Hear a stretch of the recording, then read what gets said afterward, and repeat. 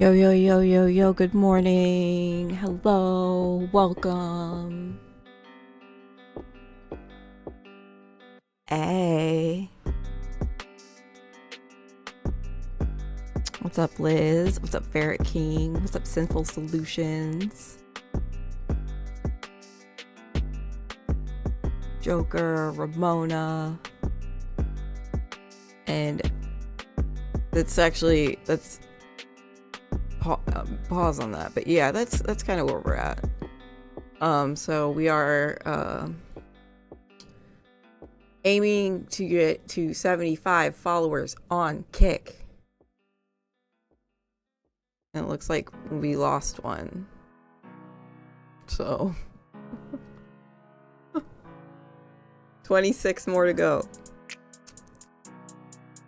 So if you have a Kick account, I need you to come over to my new Kick account and drop a follow, because the one I was using is now demonetized. So that is our big goal for today. Thank you guys in advance. Thank you, VOD watchers. Link is in the description. All right.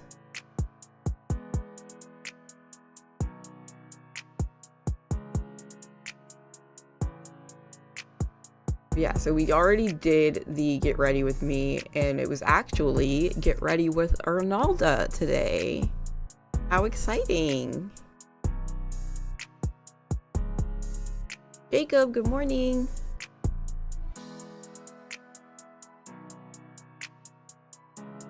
All right.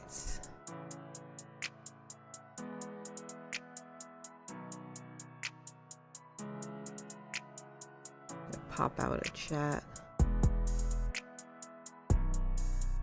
Oops. Yes, Sinful Solutions, you are on the correct account. If you see me live over on Kick, you are at the right spot.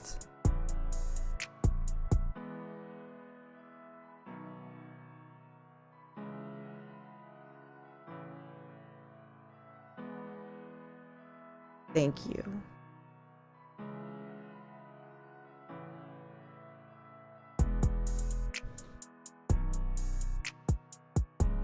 Now give me just a second to get my shit together.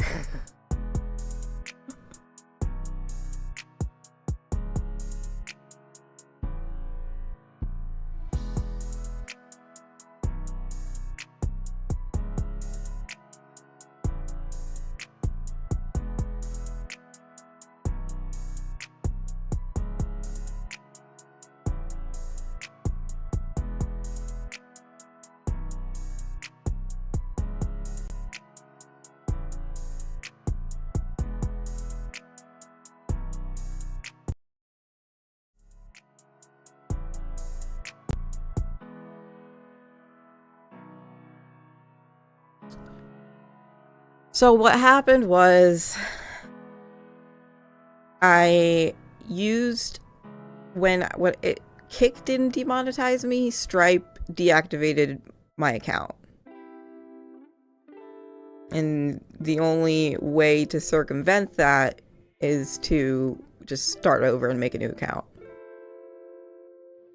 I didn't break any of Kick's violations. Kick didn't do anything to me. But what happened was when I set up my Stripe, like I had attempted to set up one before, I guess, but never finished the process. And so it had a name that I don't use for everyday streaming already as my business name. And I was just like, okay, sure. I didn't think anything of it. And then they researched that person, and that person may or may not do content that breaks their regulations.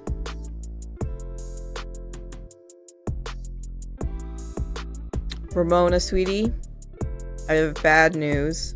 Good news and bad news. Scout works, but only on YouTube. YouTube chat gets to play with Scout. I don't have a way yet.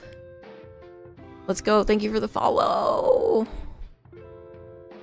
I don't have a way yet to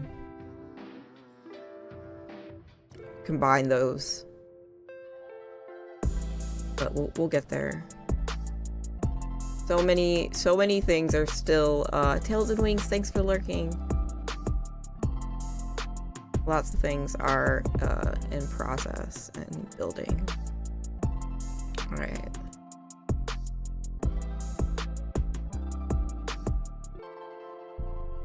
Alright, that looks cool. Oh, so yeah, starting over on Kick so we can have subs over here again, and also trying to get to 500 subscribers on YouTube. So if you're watching this later and you're not subscribed, hit subscribe. It's free. Also, it's free to follow me over on Kick. These things are free. It can help a struggling disabled person. Would be so kind.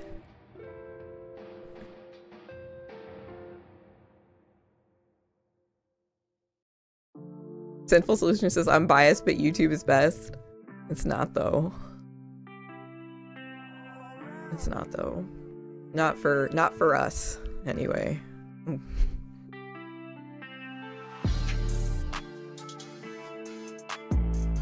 Stripe is the payment service that Kick uses to process its payments.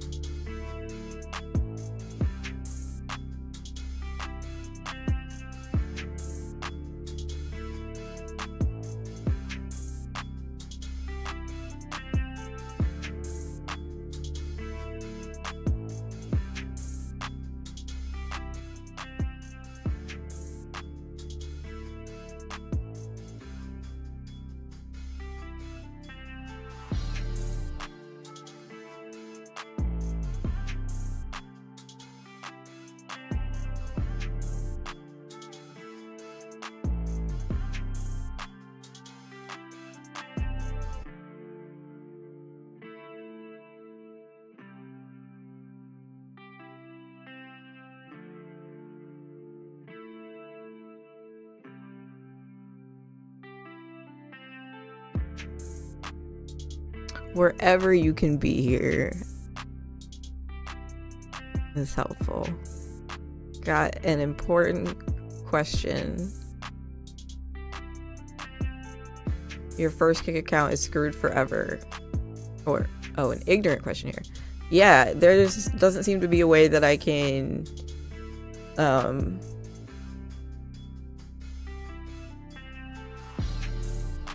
get, yeah. I mean, I don't think I can remonetize it. Like, I could still use it. You know, it's still a channel that has, like, almost 200 followers, but, like,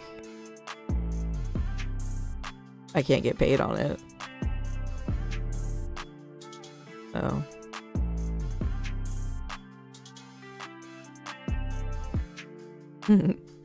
Yes, Kick Chat has emotes and games, as Joey is playing slots and just won 100 points. Let's go.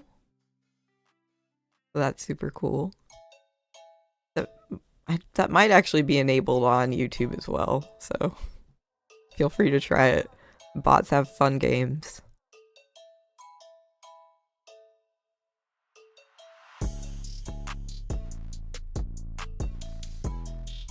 I mean, I usually have good luck at casinos, but I also don't go often.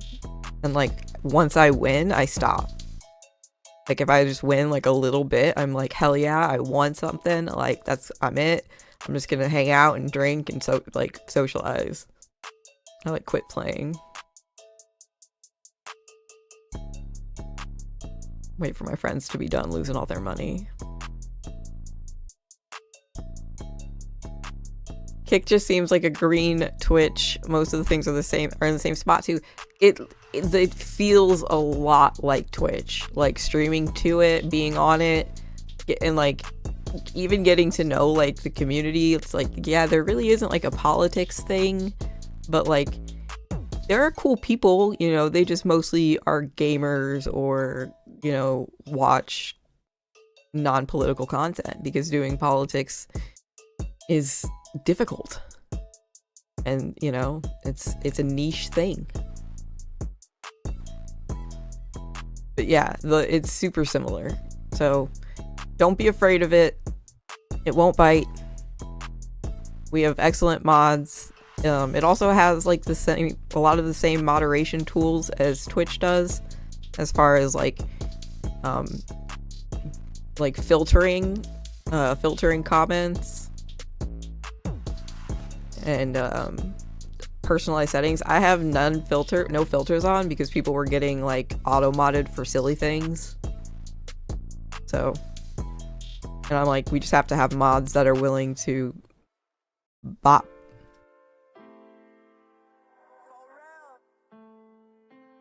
Whoa, way to go, Ramona!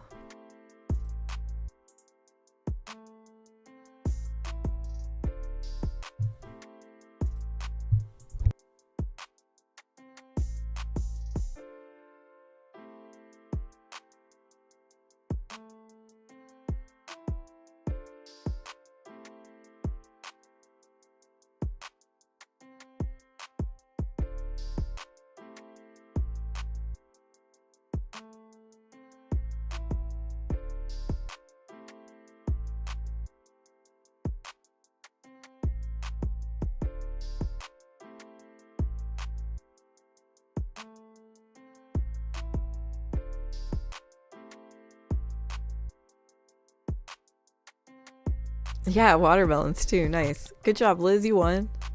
Joker. 3 out of 3 losses. Sounds like your luck, to be fair.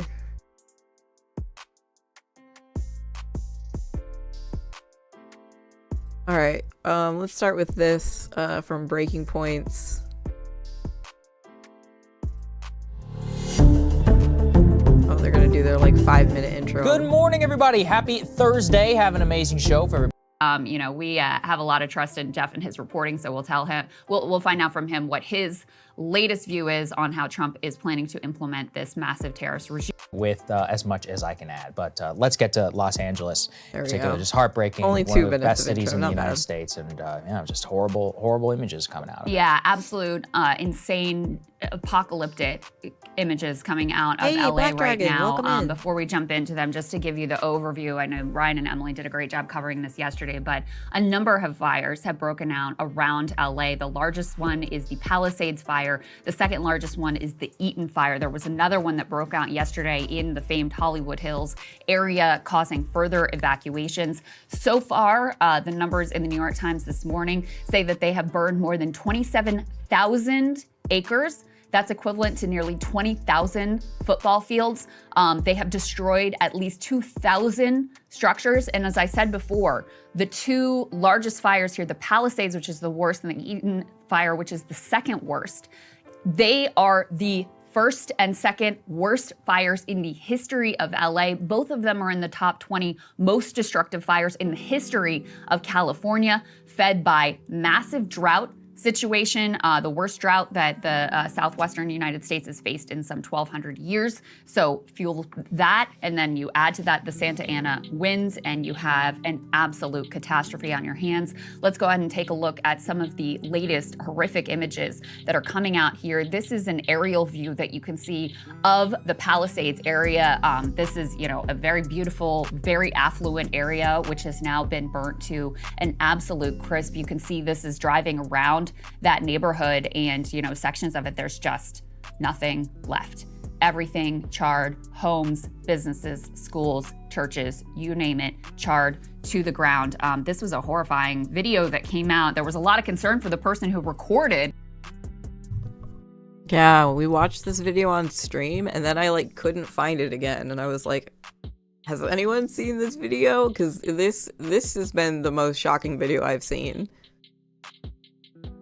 This video, but we've since learned that the individual recorded that is thankfully safe and sound, but an aerial view that you can see charred to the ground. This was a horrifying video that came out. There was a lot of concern for the person who recorded this video, but we've since learned that the individual recorded that is thankfully safe and sound, but you could see the fire lapping at their home. This is another view. This is, I believe, a former Starbucks that we saw there, a relatively famous Starbucks in LA. This is a school that is ablaze in the same area. And I think the last image we have is of this blood red sunrise, again, dystopian and apocalyptic. I mean, you can hardly, that looks fake, right? It doesn't even look real. So these are just some of the scenes of devastations that are coming out. And, you know, there's the larger picture, which is, you know, this climate change fueled disaster. And then there's also basically everything. So we that had could to make go a second Kick account. So it's Adrienne Vixen with 3 X's. And we need to update those commands as well. But yeah, there should be a link in the video description, in the stream description.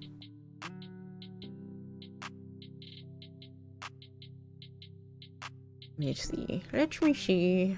Sometimes they change it, but I did do the thing where I can get approved to put links in my stream description again, and we can get live redirects so people can rate in.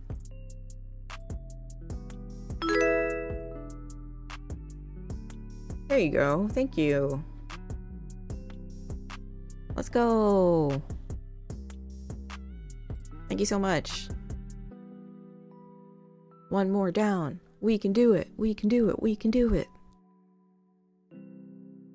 Yeah, the first one I was using, my payment thing got deactivated and it won't let me do a new one. This is the fastest way to get me making money again, is just to make a new account and stream from it. And yeah, like, I was like, it won't take me that long to get affiliated on Kick. It's only 75 followers and 5 stream hours. So, and yeah, I have it set to a minute follow limit just so like trolls will probably are less likely to chat, and then also just to boost the follows.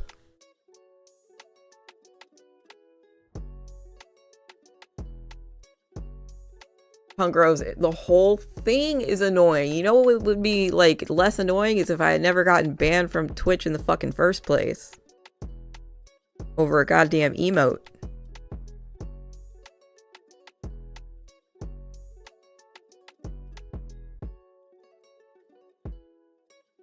That would, you know, the whole thing sucks. And then it's just been like one blow after another.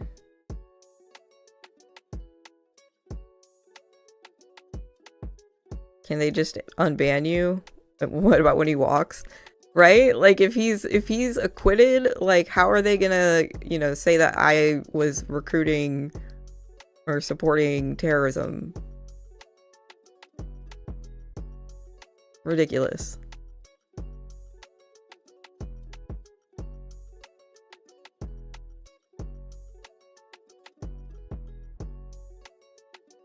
Thank you, Joker. Joker's the best.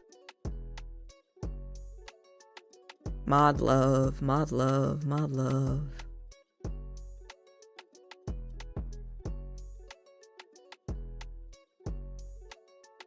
But yeah, I mean, screw Twitch. 50-50 is a ridiculous split. Like, that is just criminal. You know, so I encourage people who are streamers to come over and stream on Kick. You know, the platform, the space is what you make it. Yeah, there are some assholes who stream here. There are some assholes who stream on Twitch, too. A lot of them.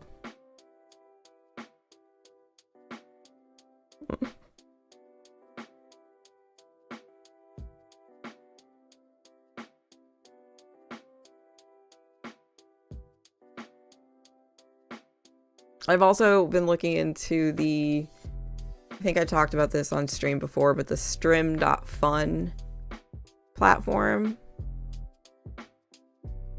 That's like ran by like LGBTQIA plus folk and is like super inclusive and like, you know, is pretty cool. They have a nice setup. They just don't have any like people on there yet.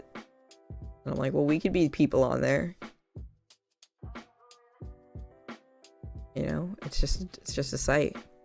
But I know for mobile that might be difficult for some of you guys because I doubt they have mobile set up yet.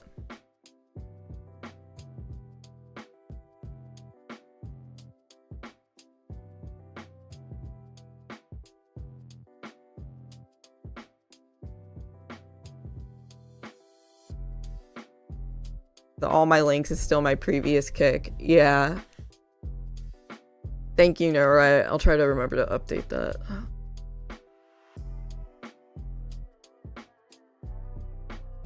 Lots of updates. All right, let's get back into this dystopia. Thanks for letting me vent.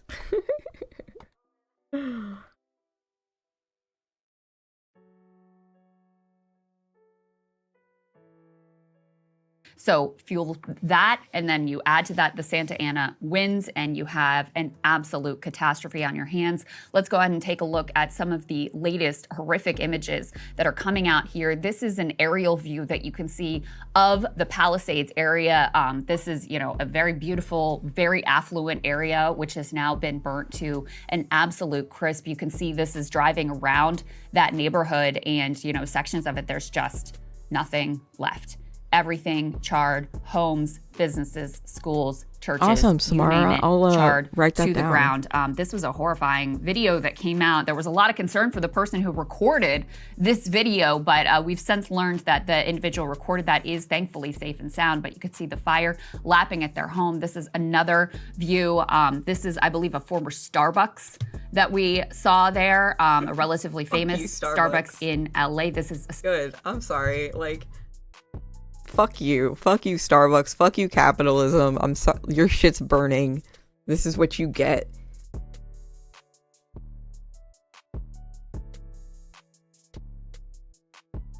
Like, fuck you, America.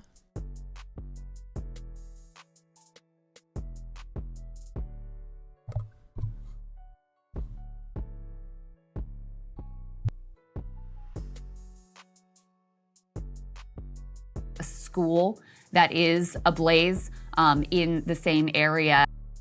Okay, well, schools are okay. I'm sorry. I'm sorry about the schools. You know. But, like...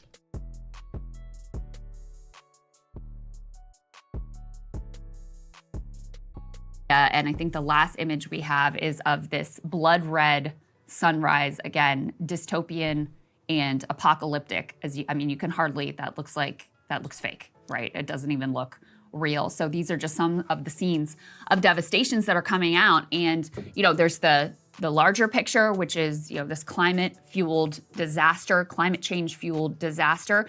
And then there's also basically everything that could go wrong seems to be going wrong. The city, led by Mayor Karen Bass, that we're going to talk more about in a moment, has just recently cut the budget by millions of dollars for the firefighting department, which, you know, when you're talking about a city where there's always been a risk of wildfires and that risk has only escalated in this time of extreme climate events, seems like the wrong direction to go in. And sure enough, it turns out officials are saying, we don't have enough firefighters to fight this blaze. Let's take a listen to a little bit of what they had to say. Thank you for the question. So I'll start at the end and work back. No, LA County and all 29 fire departments in our county are not prepared for this type of widespread disaster. There are not enough firefighters in LA County to address four separate fires of this magnitude. We were prepared. What are you all doing? We did get state pre-position resources that came from Northern California that were up in the Santa Clarita Valley. We did hire additional firefighters from the LA County Fire Department and pre-positioned them in the Santa Monica Mountains, the LA County Fire Department was prepared for 1 or 2 major brush fires, but not 4, especially given these sustained winds and low humidities. Like our Director of Emergency Management said, this is not a normal red flag alert. And Sagar, one of the things that people have been focused on is, as I mentioned before, that fire department funding was just cut by $23 million in an era when obviously, the Joey, risks I hear your continue confession. to escalate. And in addition to this, Mayor Karen Bass has been out of the country, was in Ghana. Which, mayor's travel, you could say, okay, this came out of nowhere. No one could have predicted the extent of the fires here and just how destructive and damaging they would be. However, the Santa Ana winds are predictable. The drought was known. The, tinderbox conditions were certainly known. And as we're about to get to, but I'll get to. What's up, Lennon? No, so my kick got, Stripe demonetized me. Right? So I made a new Kick account with a new email. We live.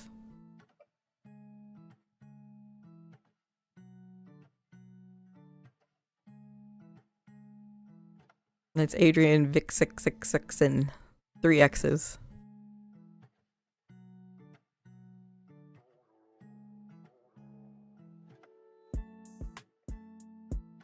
I'll get your reaction first. She did herself no favors in terms of her lack of response to some very basic questions about her own leadership failures. Yeah, then this is one of those where people look to the person in charge and they need to have confidence that their government is looking out for them. If you live in Los Angeles and if you think about these areas, Pacific Palisades, we're talking about an area where I believe the average home price is like several $1 million, which means that the residents there are paying astronomical property taxes.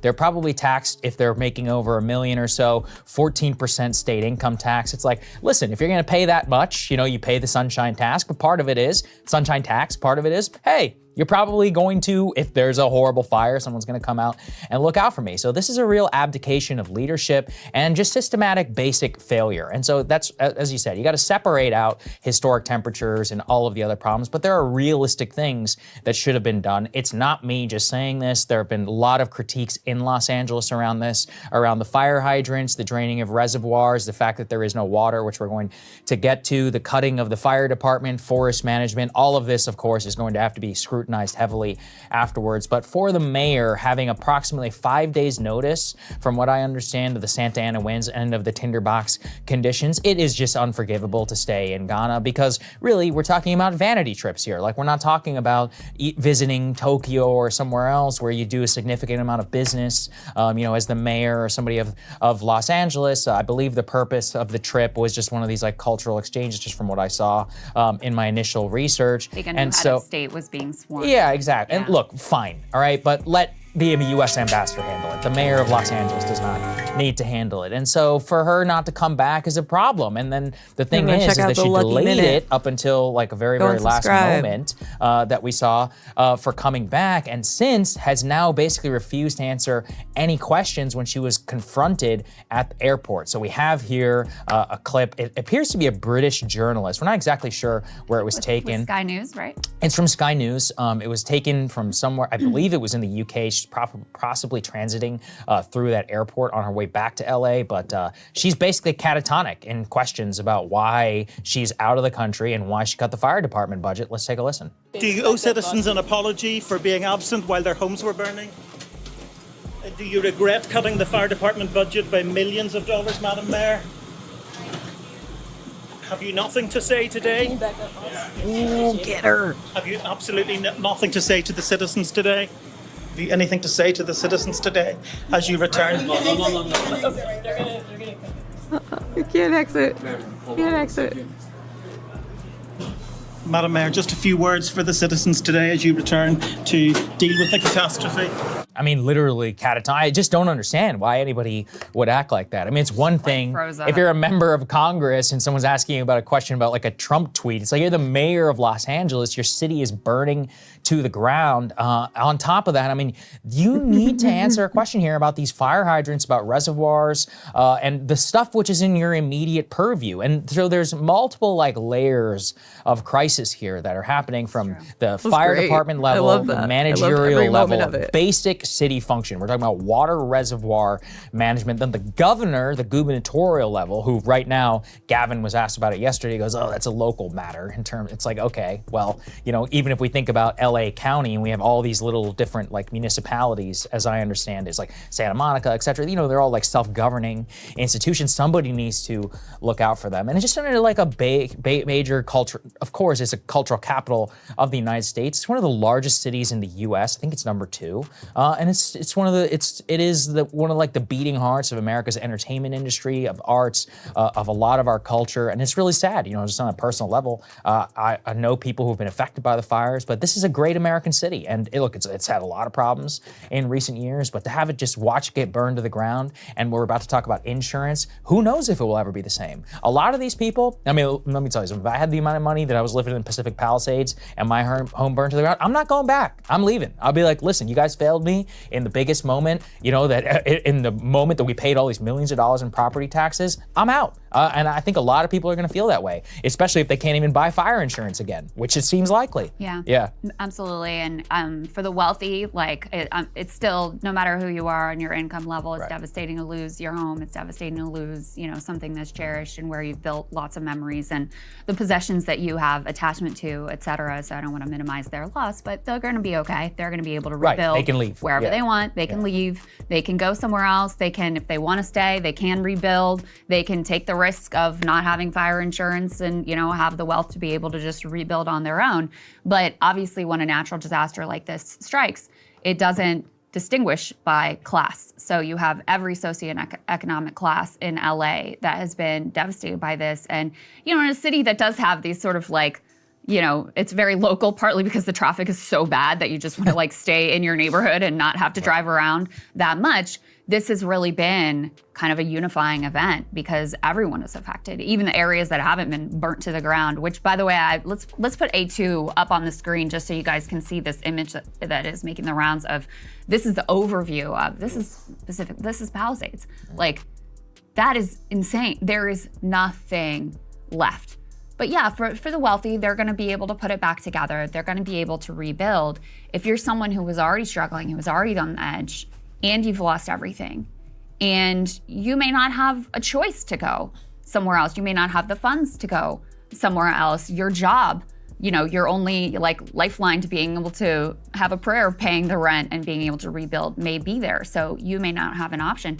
You know, just to go back to Karen Bass, and I mean, that clip is one of the most politically catastrophic clips I have ever seen. Yeah. And to just freeze up, very obvious basic questions here. How hard would it be to say, as soon as I saw the fires break out, I did everything I could to get back as soon as I could, and, you know, here's what we're doing, and here's our action plan, and we're gonna make sure everybody's okay, and now's the time to come down, like whatever political, but like say something. To have no answers in that moment is truly astonishing. And what I would say is for Karen Bass and every mayor, every elected official around the country, you better get really good at mitigation. You better get really good at thinking about how your budget can be leveraged to try to protect people from these extreme climate events. Because, you know, these are the worst fires in LA history. We just saw, and again, fueled by a worst in 1,200-year drought. The temperature, the average temperature in California has risen by a full degree Celsius, which is about 2.5 degrees Fahrenheit, just since 1980. We saw the devastating hurricanes that ravaged Western North Carolina and other areas with, you know, flooding. These are areas that never really thought. I mean, people had moved to those areas because they thought they were escaping the worst of extreme climate events. Like, this is the era that we live in now. And I think there was, a time when it was open to question whether we and the rest of the world would get our act together and use the technology available to us and curb some of the lifestyle and the bottom line of the ultra wealthy in order to get climate change under control and try to limit the damage. And, I look at this and we're effectively beyond that. The wealthy, and especially the actors that led fossil fuel companies, that led a political cover-up for years and years, who knew for 50 years the impact they were causing on the climate. They're sort of the worst villains here, but there's all kinds of characters that are complicit. But this is the era we're in now.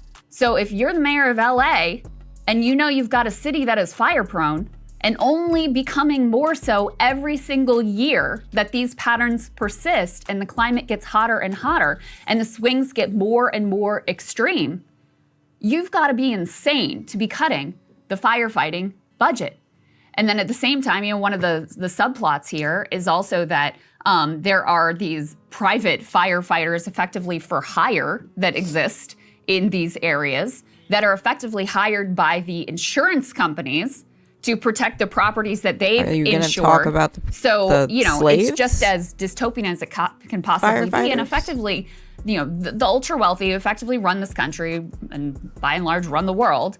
They've decided rather than trying to deal with the core of the issue, they're going to try to mitigate for themselves and limit the catastrophic damage for themselves and let her rip. And that's effectively where we are. To get back to the micro level here, as Sagar was mentioning, in addition to the... On most takes, is that she's like almost getting it. But and I genuinely think she's still learning. She seems to be a nuanced and receptive individual, as opposed to people who are closed off in their views, like Anna Kasparian and everyone at TYT. But she seems to be receptive to changing information. But yeah, her and Kyle both are too lived up Americana for my personal views. But I still think they do an okay job at reporting from a leftist perspective. Or a left-leaning, I should say.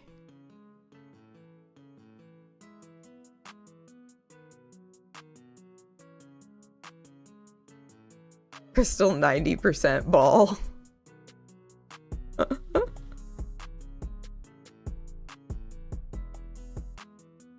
Alright, let's get through this.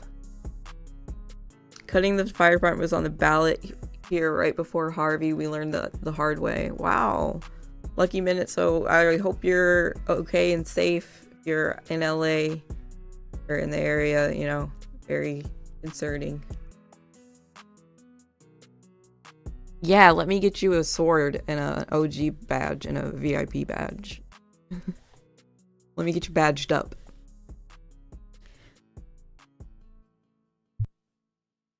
The fact that Karen Bass was gone, in addition to the fact that the fire chief is saying we just literally do not have enough firefighters to fight this blaze.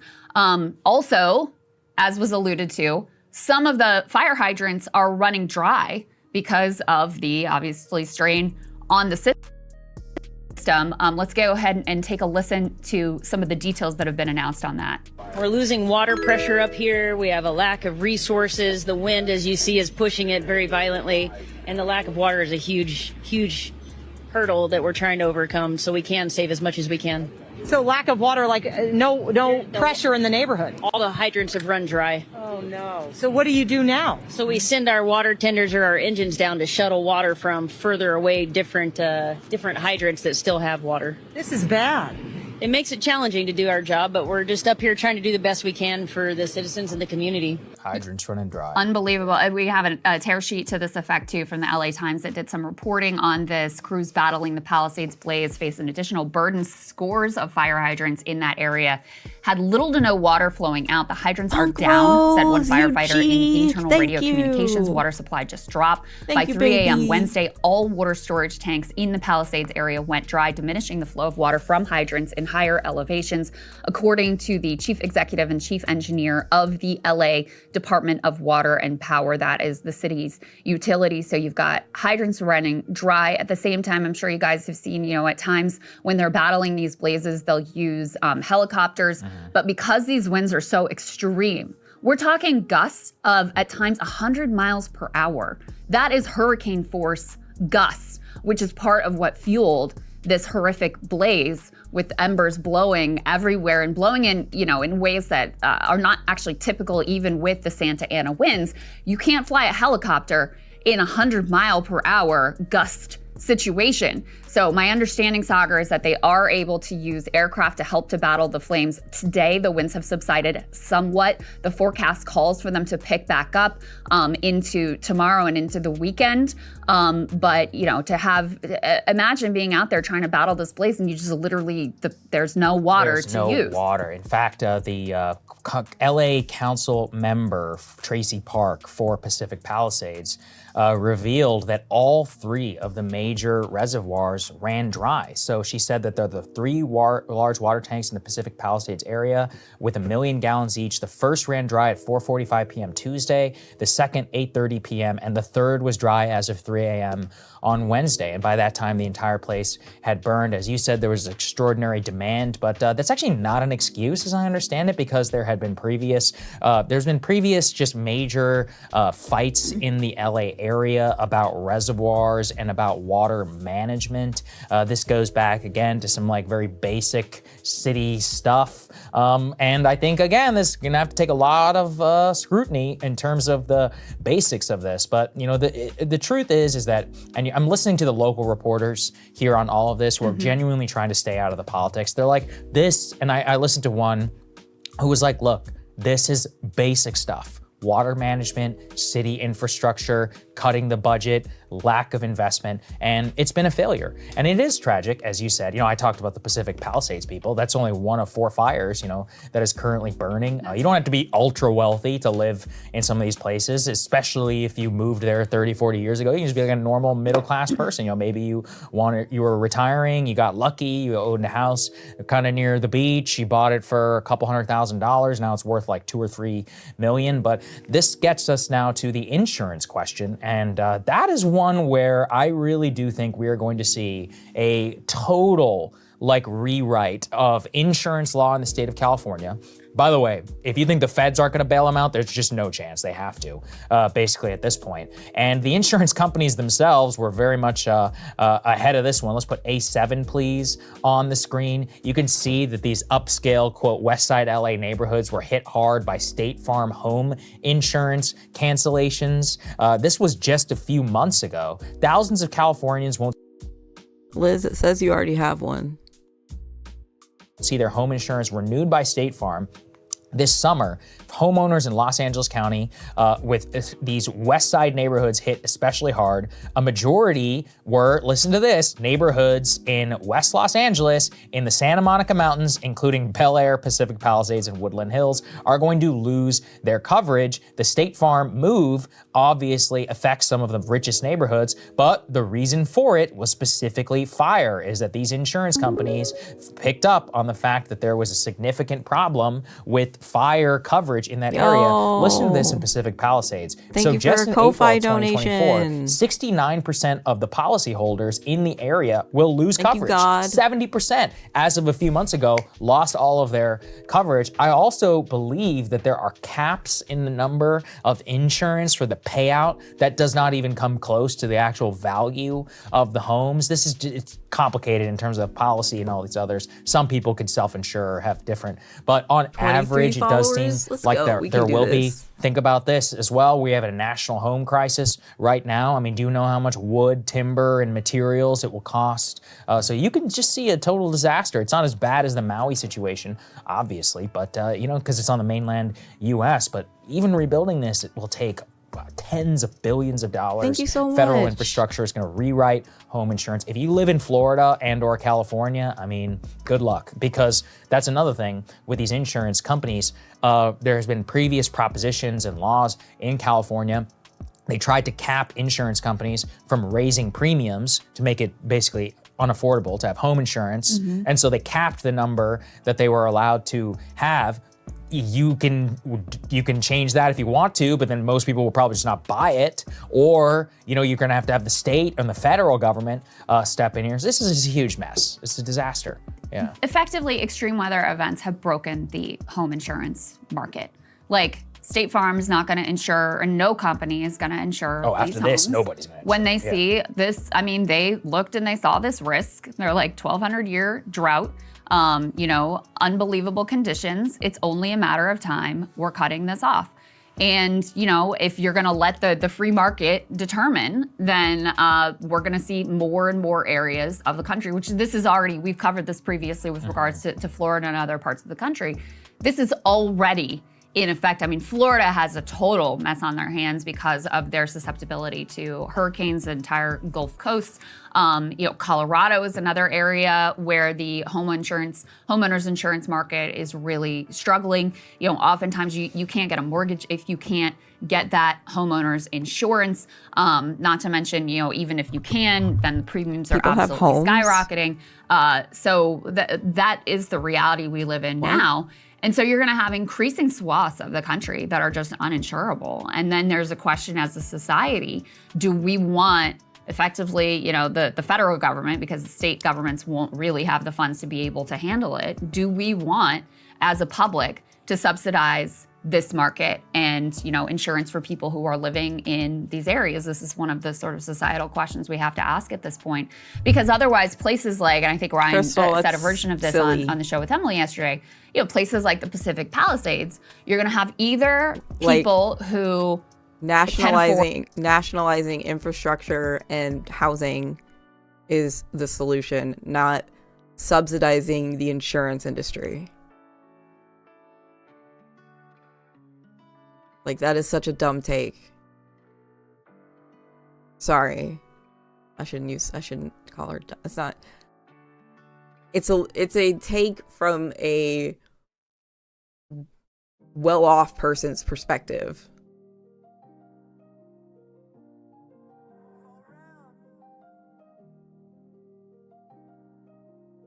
afford to just roll the dice, and if their property is burned to the ground and they have to rebuild, they've got the funds to be able to comfortably do that, and they're willing to live with that risk. Or people who can't afford to go anywhere else and are forced into the position of effectively having to roll the dice. So, that is the era we live in, and that is where we are right now. The last piece of this, just to give the backstory here, why Karen Bass was in Africa while all of this was breaking out. We could put this tear sheet up on the screen. This is what I was referencing before. This is there we go. Why was Mayor Karen Bass in Africa during the LA fires? She was apparently there to celebrate the inauguration of the new Ghanaian president, and would meet with the country's first female vice president. Wow. As well. During a press conference, her deputy chief of staff said she would be on the ground shortly. And, was never going to be great for her being out of the country for this, especially when there was some ability to predict that there could be a problem. Again, no one could have known the extent that this would be the worst fire in the history of LA, including loss of life, including thousands of structures that are completely destroyed. But there was a high risk. Maybe that was overcomable. Just from a political perspective, that clip of her stone-faced, no answers, I think is, like I said before, one of the most devastating political clips that I've ever seen. And every elected official around the country needs to be taking notes of what not to do, and they all need to get really smart about thinking about the risks to their area and what they can possibly do to mitigate it, because I think it's pretty clear at this point we're not getting our shit together to be able to actually deal with the underlying issue. And the challenge, like the impacts are already here. So even if we got serious tomorrow, the impacts have already arrived. I think that this should be a wake-up call to the governor or the mayor of every major city in America, especially in these places. You know, this is an existential, actually, event, I think, for California. That may seem crazy to say, but look, California, New York, in particular, have a system which is heavily reliant on the ultra wealthy, where they pay almost 50% of the tax and a lot of the property tax, right? Well, when you have that model, it only works if they don't leave. Now, 130,000 people or so left the state of California, I think, just last year. It's one of those places with net loss migration. But if the disproportionate number of those people are, let's say, ultra wealthy, it's a huge dent to the tax base. So like I said, if the Pacific Palisades, I just looked it up, $4.5 million median home list price, yeah, that's a lot of property tax. And if, let's say 20% of them don't come back, that's boom, wiped out. So now you have way less money. I mean, a lot of these folks, I've already seen billionaires on my timeline. They're like, that's it, I'm moving to Nevada. They're like, I'm done. And you know, they can afford that. But the point is that they are so heavily relied on by the state to pay for all of this other stuff for the entire California, Los Angeles. I mean, this is like the bedrock of how the entire city functions. So if they do not get their act together,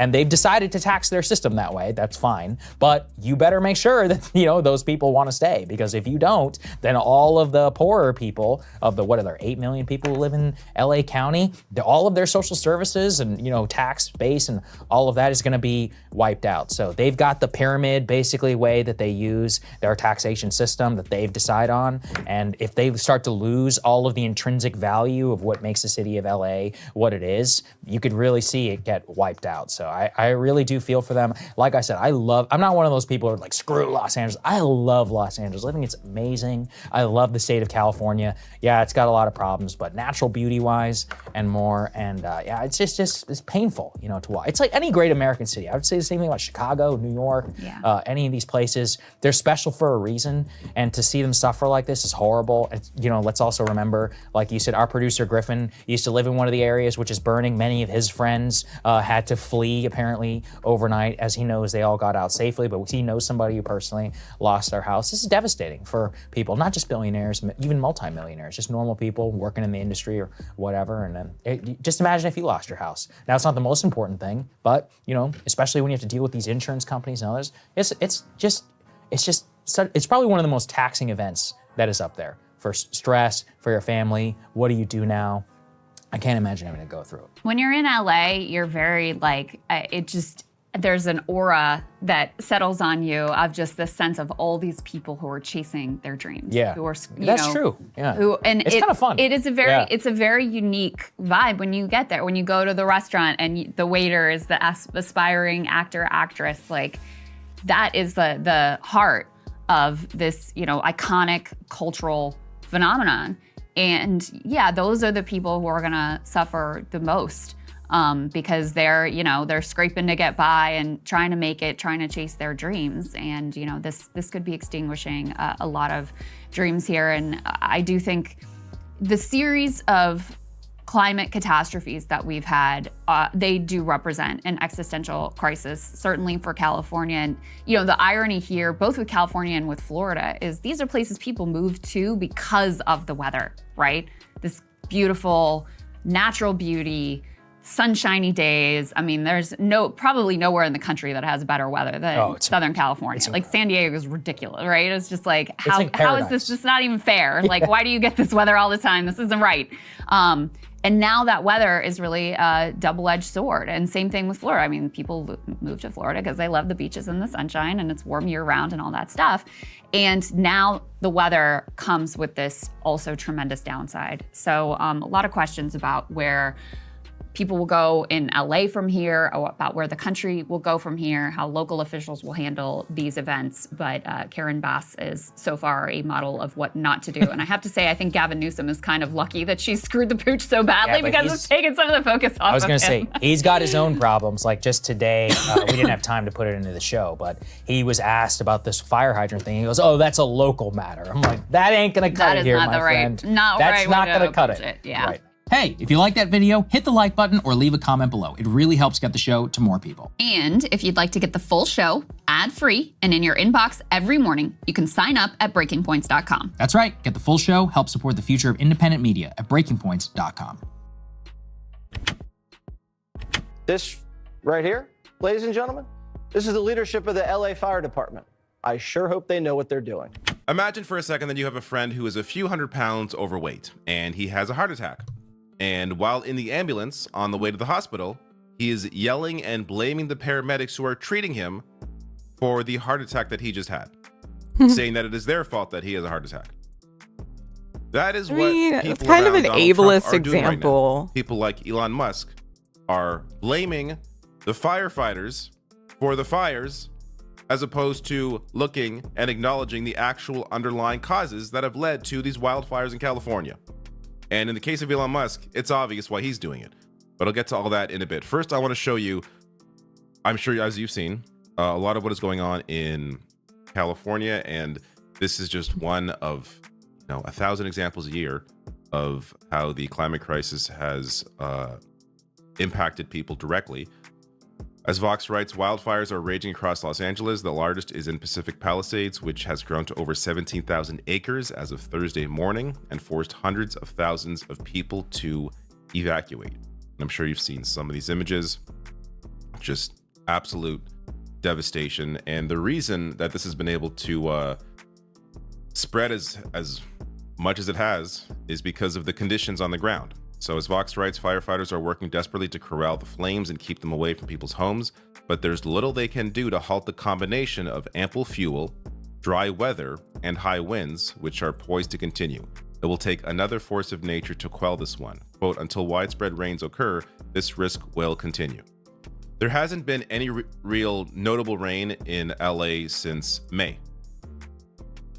Now, this, of course, has to do with the underlying cause, which is the climate crisis. As The Guardian writes here, the short answer is that the greenhouse gases humans continue to emit are fueling the climate crisis and making big fires more common in California. As the atmosphere warms, hotter air evaporates water and can intensify drought more quickly. Melting Arctic ice creates changes in the jet stream's behavior that make wind-driven large wildfires in California more likely. Recent studies have found that Santa Ana winds could get less frequent, but perhaps more intense in the winter months due to the climate crisis. So you may remember about a year ago, the opposite happened in LA. There was a record-breaking storm with tons of rain, causing even mudslides. And since then, there has been almost no rain. So this oscillating back and forth has led to a more intense impact. So these swings between extreme rainfall and drought have been dubbed weather whiplash, and climate scientists expect these shifts to become more common along the West Coast, and that could increase the threat of major blazes. Swain co-authored a paper published this week that reports that whiplash scenarios are increasing not just in California, but around the world due to climate change. So again, this is the problem here. But instead, there are morons on television claiming that forget the climate crisis, forget the role of capitalism and all of that. No, let's ignore all of that. The real issue is that the fire department is headed up by a lesbian woman. Yes, this is the problem, apparently. Check out this interaction on CNN with their token dipshit. And luckily, there was some pushback as well by a Democratic representative. You might have recall a news story from last year. There was some interest in the fire departments and the firefighters in California. And the interest was that there were too many white men who were firefighters. And we need to have a program in California to make sure we don't have enough white men as firefighters. So we have DEI, so we have DEI, we have budget cuts, and yet I'm wondering now, if your house is burning down, how much do you care what color the firefighters you are? can respond and then Listen, I am so tired. You know what? There was an article that just came out that said that actually the most educated demographic in this country right now is black women. So let me be clear. Because you are a woman, or because I know that some of the right has been sharing these photos of the fact that I believe that the fire chief may be a woman or something, that has nothing to do with it. We are looking at qualifications. What diversity, equity, and inclusion has always been about is saying, you know what? Open this up. Don't just look at the white men. Open it up and recognize that other people can be qualified. By allowing these sorts of mega dipshits to take up a spot on a CNN panel consistently, this is their usual guy, Scott Jennings, who's on there, you are impacting the ability to have any actual real conversations about the actual problems. So Scott Jennings is taking his marching orders from the rest of the mega morons. As Wired has a great piece here breaking a lot of it down, mega is blaming DEI for the California wildfires. Rather than months without rain or the effects of climate change, figures like Elon Musk and Donald Trump Jr. are pointing to a familiar scapegoat as entire neighborhoods burn. Going on to write, DEI means people die, quote unquote, Musk wrote in one post, while multiple other posts featured criticism of Kristen Crowley, the LA Fire Department chief, a 22-year veteran of the department who was commended for saving 9 homes from total destruction during the Woolsey fire in 2018 alongside her wife. Crowley is the first woman and first member of the LGBTQ community to hold the position of fire chief in LA. So this is the shit that they have been trying to pinpoint as the problem. Libs of TikTok, one of the dumbest accounts you'll ever encounter in your entire life. Posting here, meet LA Fire Chief Kristen Crowley. She boasts about being the first female and LGBTQ fire chief in the LA Fire Department, promoting a culture of DEI as her priority. Does this make you feel safer? Blaming the paramedics for treating the patient, as opposed to looking at why the hell is there a fire to begin with? Absolute stupidity. John DeLilio replying to that, saying, the F is wrong with you. One of our biggest cities is on fire and you're picking fights with firefighters because of diversity. Literally the sickest people on the planet. If 9/11 happened today, they'd blame it on the fire department admitting too many women. It's hard to argue because you see what they do now. Absolutely, this is what they would have been doing if this level of depravity existed back then. So David Gilbert also sharing this, Alex Jones claimed the wildfires in LA were raging out of control on purpose as part of a, quote, globalist plot to wage economic warfare. In an now deleted tweet, Elon Musk responded by writing, true.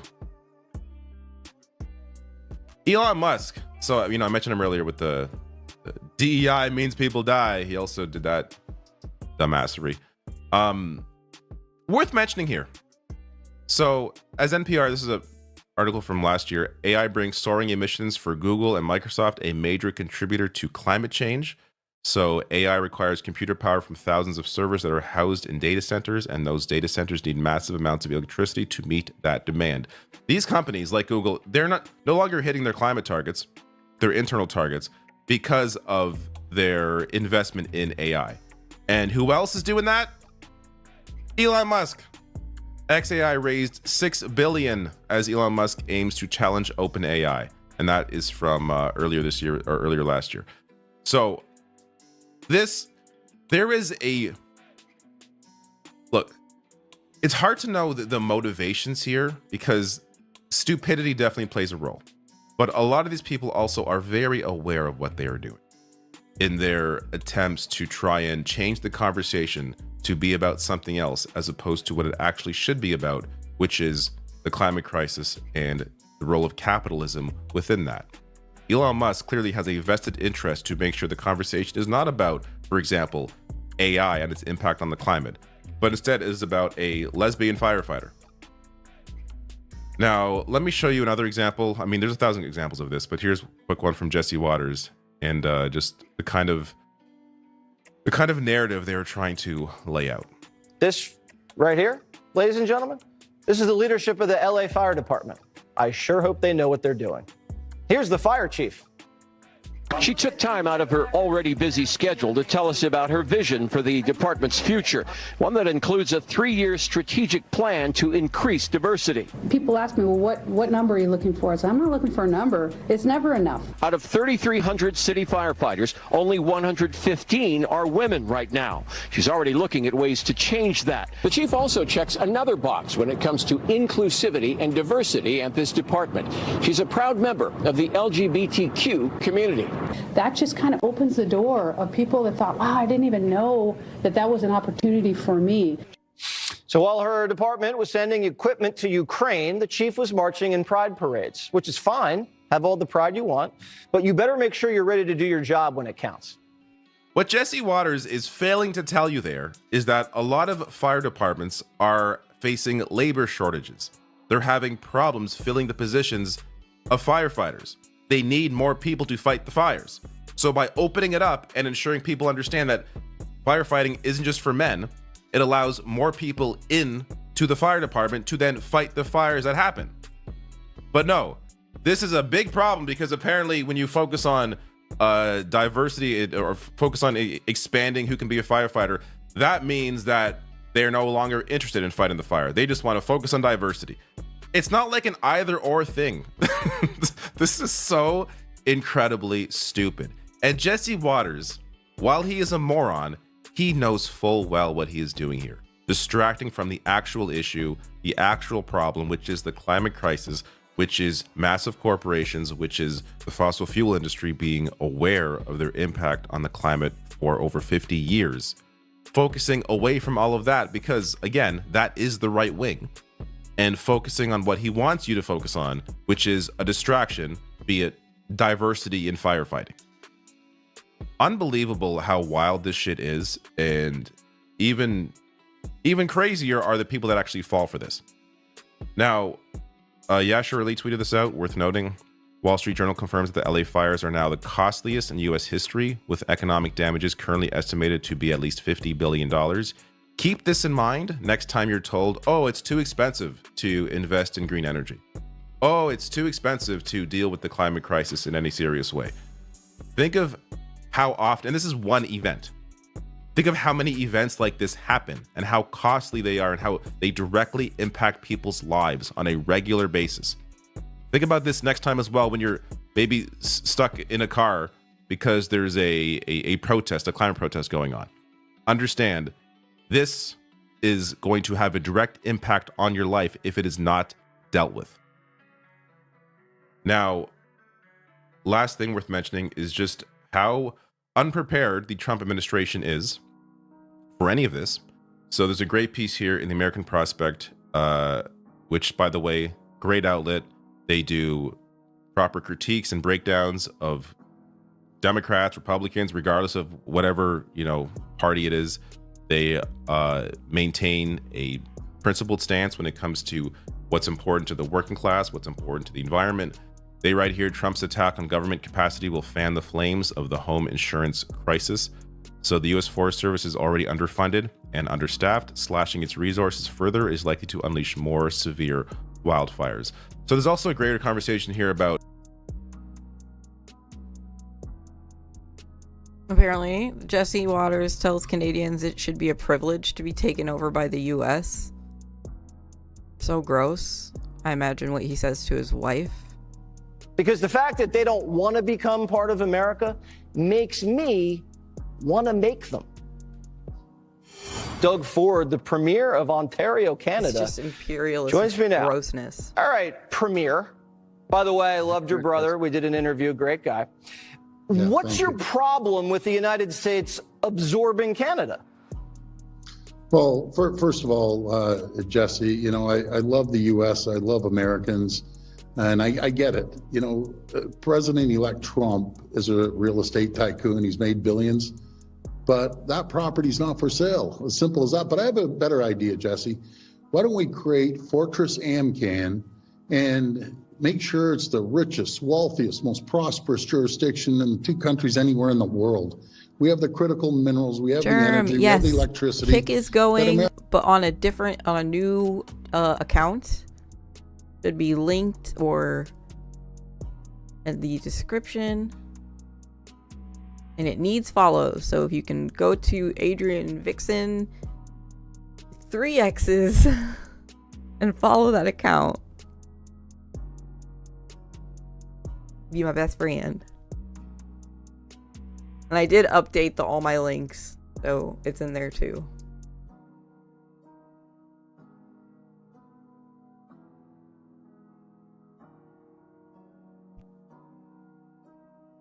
I wish the Nightbot on the MR stream worked. Rip Nightbot.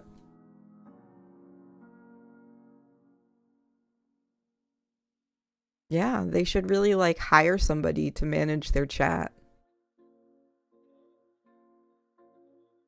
You know, somebody who has a lot of skills and knowledge in that area.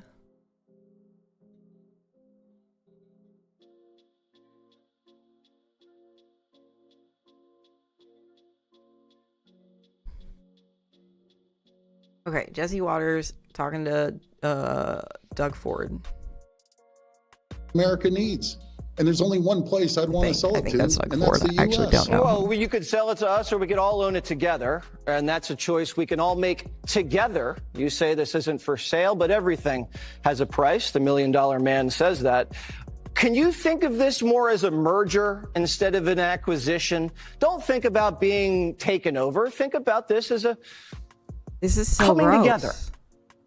Yeah, we can come together on a great trade deal. We're 2 greatest countries in the world. Do you know what the problem is? I've lived 20 years in the U.S. Matter of fact, I spent a lot of time in Philly, where you did for 7 years, and All in right, Chicago. Godcare, have a There's good not one. one Thank American you again for the that I speak dono. to I out there, really, Jesse, really appreciate it. that has a problem Thank with you so Canada. much. Do you know what the problem is? China's the problem. China's shipping in cheap parts into Mexico. China's the problem. Mexico slapping a Made in Mexico sticker on, shipping it up to Sorry the U.S. that and China's Canada, just costing better American than and you. Canadian jobs. Like, Mexico has to make a choice. Oh my God. Okay, I can't take it anymore. I'm done. Thanks, Lennon. About the insurance industry and how an insurance company in California recently dropped homeowners from their insurance, but they also discuss here in this piece the Trump plan, or lack thereof, to deal with these sorts of fires. Going on to write, the GOP is mulling cruel ways to offset the $5 trillion cost of extending Trump's 2017 tax cuts for corporations and the wealthy, from repealing clean energy programs and imposing work requirements on Medicaid recipients to slashing federal nutrition assistance.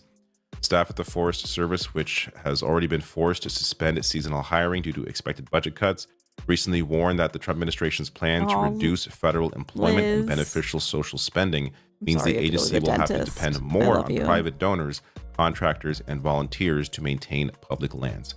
And part of that maintaining of public lands is dealing with the brush that has been the fuel to a lot of these wildfires. And they've already been underfunded, and they're likely to face more cuts under Donald Trump.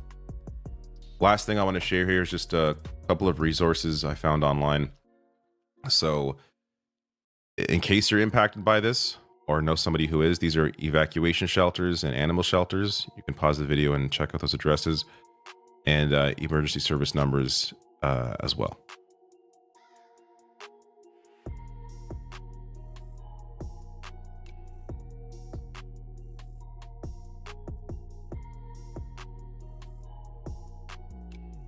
This news is funded by viewers like you. Please support our work at democracynow.org/give. We begin today's show looking at the devastating fires in Los Angeles, where at least 10 people have died. More than 10,000 homes and offices have been damaged or destroyed. Entire neighborhoods have burned down. The death toll is expected to rise. More than 35,000 acres have already burned. The fires continue to burn due to high winds and dry conditions.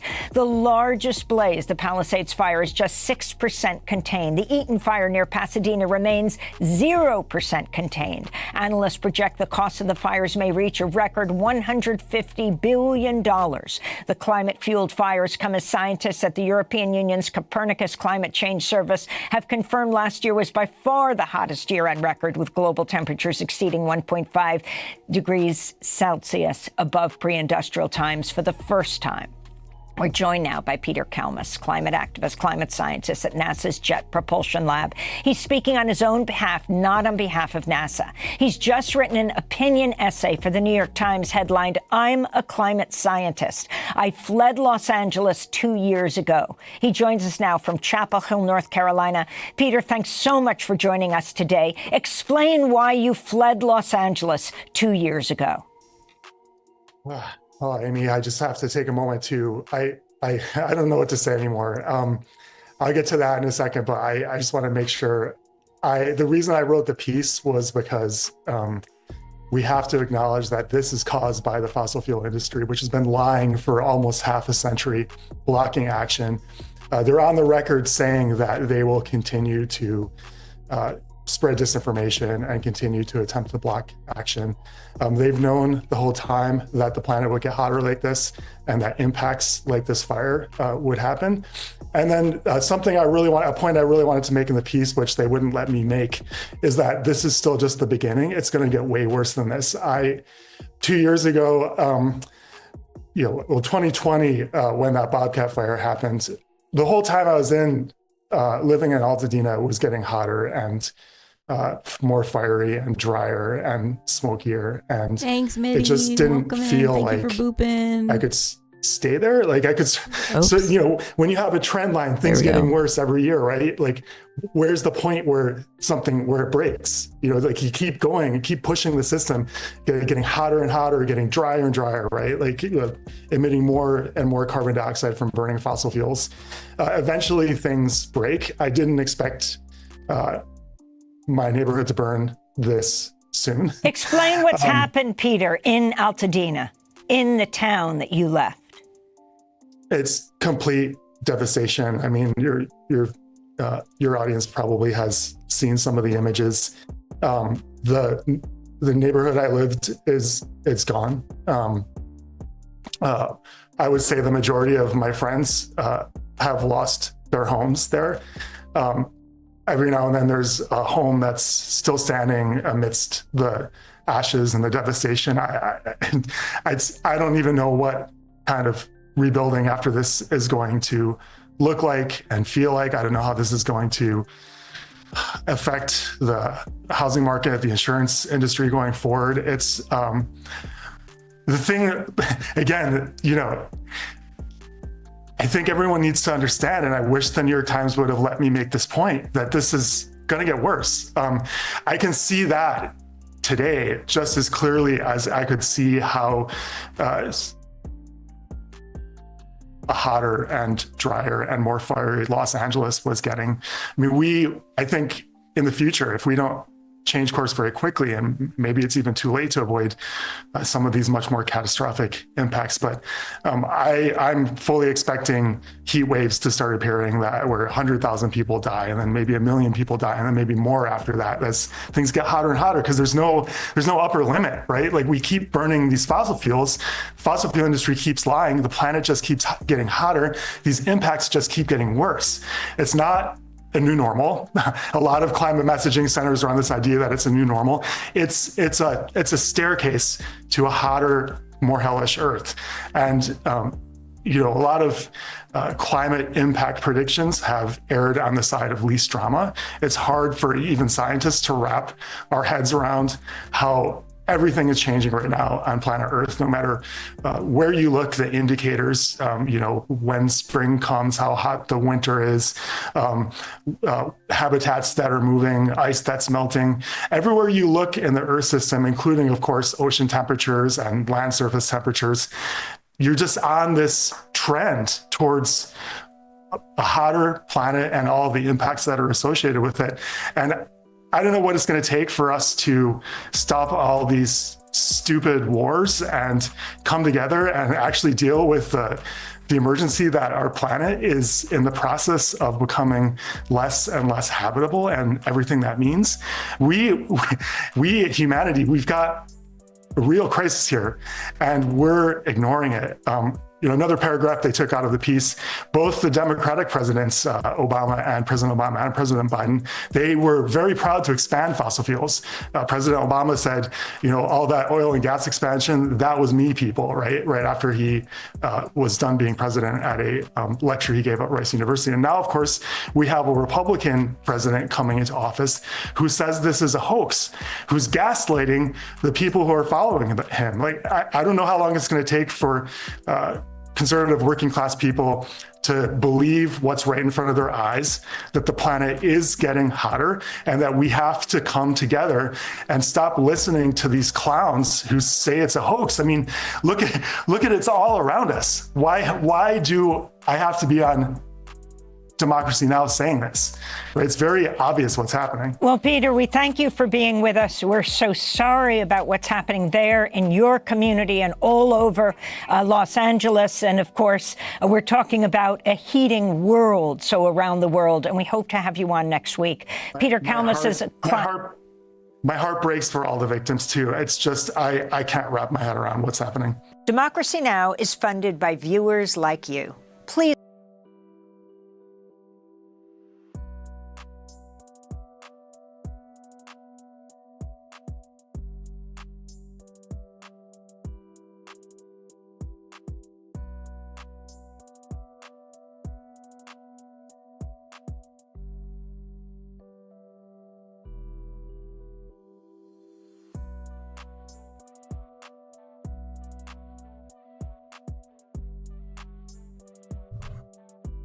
Smoko, leave me alone. I'm on Smoko. Leave me alone. And so the Fox Scout over here only works on YouTube chat for now. It's silly, I know, but we're working on it. Yeah, I could use a little smoko break. Let's chill for a sec. All right.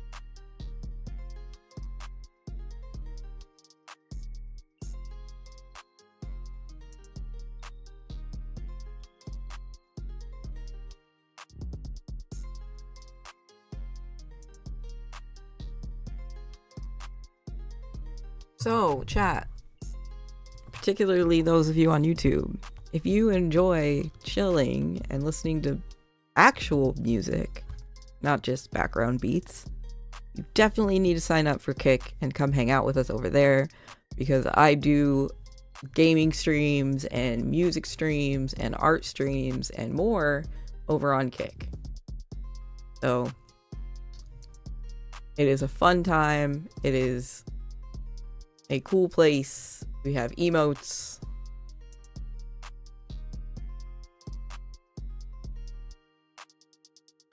Yeah, we'll be doing art. I realized that was the thing that I'm like, oh, that will do fine on Kick. You know, because it's not controversial.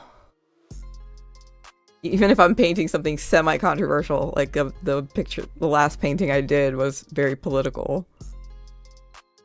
You know, it's still just, well, I'm painting. It's my artistic expression, like. So, Punk Rose did it. Punk Rose was brave.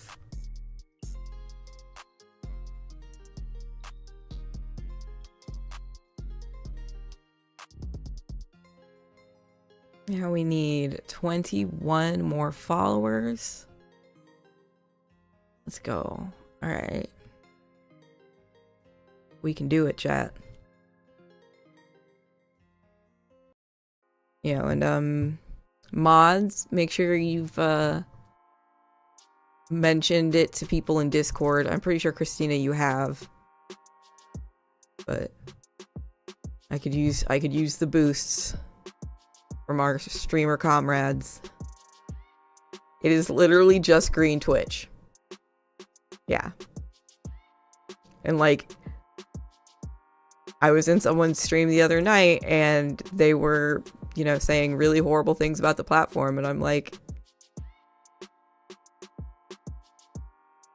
there's a huge bias against it, and I'm like, it's silly. It's a silly bias.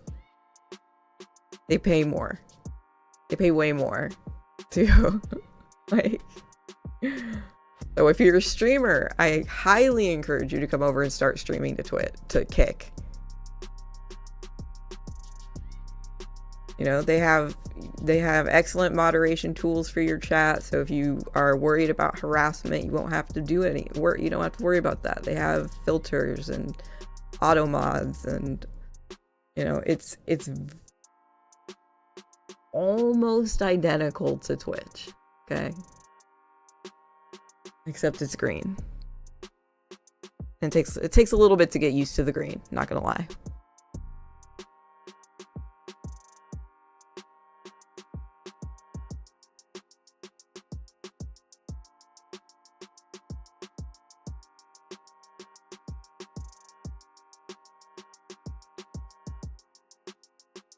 Just shout out to my entire gay AF WoW world. Thank you, Samara. Thank you.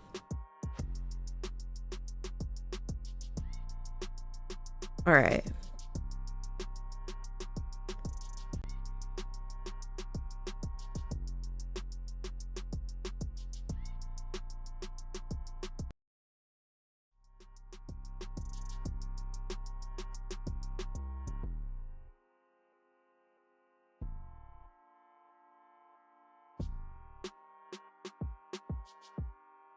Yep, you can hide gambling, you can hide the bikini sections, you can hide mature content, so if you want it to be more cozy, it will be.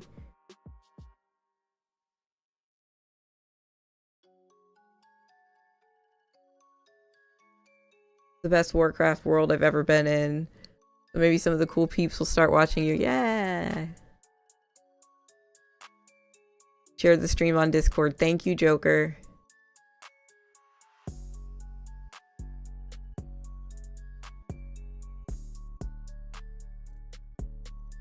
Yeah, we have channel gambling.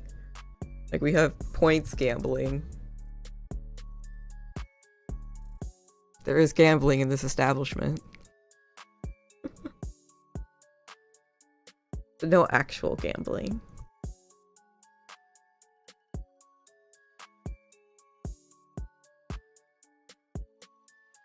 Yeah, it's like Twitch but with less restrictions and more money. So like,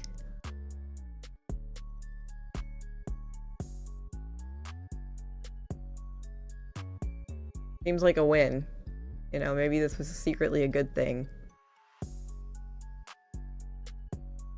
The imaginary loss still hurts though. Yeah. Way to go, Samara, you won. Hey guys, when we get back, you know, and once I get moved, we can start doing merch giveaways and stuff again. You know, we can start having more fun, but we gotta rebuild, and it's gonna be a long road.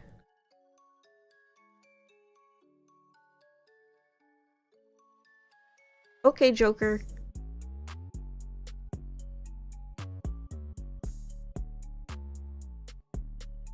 All right, let's do headlines. This news is funded by viewers like you. Please support our work at democracynow.org/give. Welcome to Democracy Now!, democracynow.org, The War and Peace Report. I'm Amy Goodman. In Southern California, firefighters are continuing to battle multiple wildfires raging around Los Angeles, which have now claimed at least 10 lives, though officials warn the death toll could continue to climb. This is LA County Sheriff Robert Luna. Based on the devastation that is clear, it looks like a bomb, an atomic bomb dropped in these areas.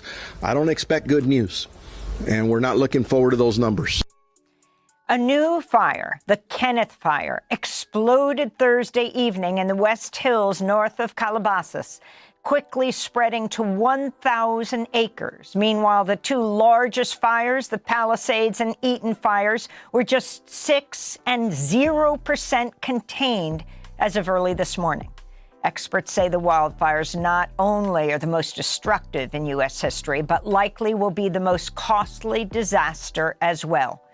Over 10,000 homes and other structures have been damaged or destroyed. At least 180,000 residents are under evacuation orders. This is Alita Johnson, lifelong Altadena resident who lost her home in the Eaton blaze. But nothing prepares you for this amount of destruction. I mean, there's no manual, there's no book. That night when we left, it was so frightening. I could barely see my hand in front of me because the visibility was so bad and the winds were whipping just ferociously. Boil water advisories have been issued in much of the affected areas, with only bottled water recommended for drinking. Meanwhile, health experts warn children, the elderly, and those with certain medical conditions are particularly vulnerable to health complications from inhaling wildfire smoke, which is filled with fine particulate matter. Red flag fire weather warnings are continuing today. Forecasters warn gusty, dry winds could return to the region as early as Sunday. President Biden linked the historic LA wildfires to the climate crisis as he vowed federal aid to cover 100% of disaster assistance costs over the next 100 days. This comes as new data from Europe's climate monitor. Yeah, many doctors. I experienced a fire when I was living with my ex, and it was devastating. You know, I was like living with him and sort of staying with my mom at the same time, so like I actually wasn't there when it happened. But you know, he got out with 1 out of 4 of the cats with him, and his ID and his wallet and his shoes. And the cat happened to be sleeping on him. He grabbed his shoes and his wallet and ran out because the fire was spreading. And then, luckily, Reggie survived. So we still have Reggie. That's why he's got some scars and rounded ears. So, and some PTSD.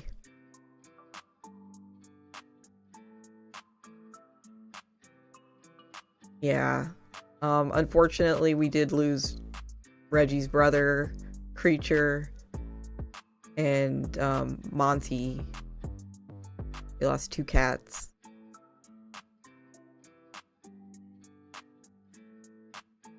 Very sad. And, you know, a lot of personal stuff, like a lot of mementos, you know. And like for him, it was like everything he owned too, you know, like I still had some of my stuff, but you know, I try to count the blessings that he made it out alive and 2 of the cats survived, and most of the things in there are replaceable.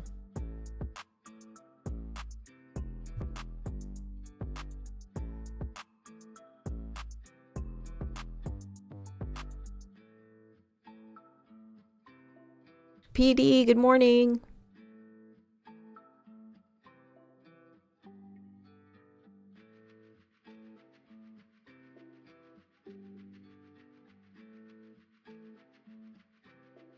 Yeah.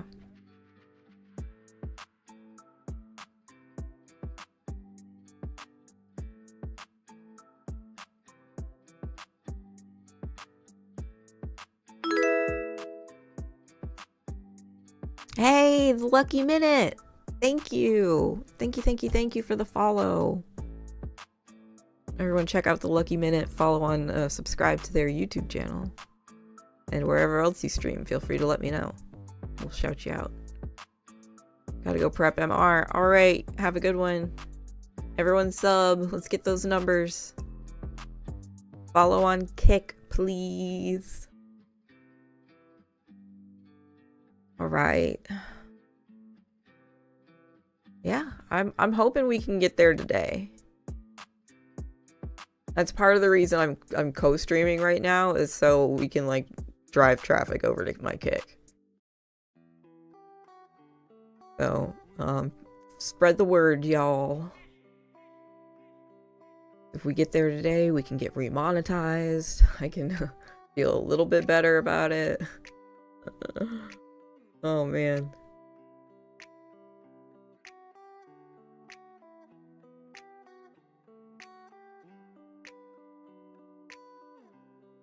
Early as Sunday, President Biden linked the historic LA wildfires to the climate crisis as he vowed federal aid to cover 100% of disaster assistance costs over the next 100 days.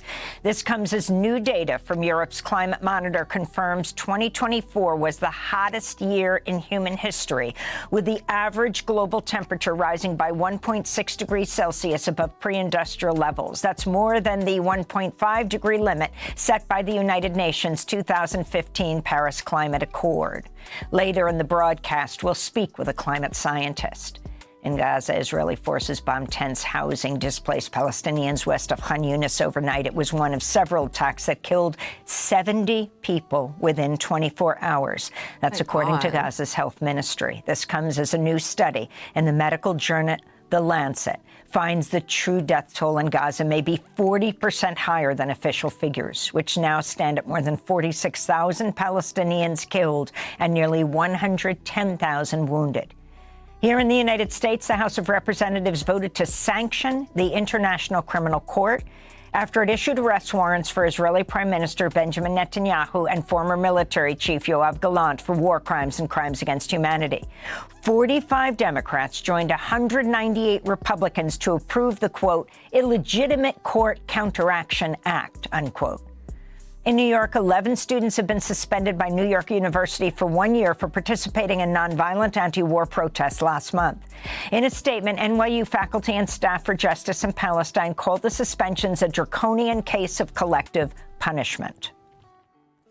Palestinian journalists in Gaza gathered for a news conference outside Al-Aqsa Martyrs Hospital in Deir al-Balah, where they decried the hypocrisy and neglect of international media organizations.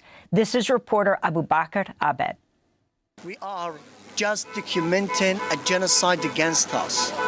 It's enough. After almost a year and a half, we want you to stand foot by foot with us, because we are like any other journalists, reporters, and media workers all across the globe, no matter the origin, the color, or the race. Journalism is not a crime. We are not a target. To see our interview with Abu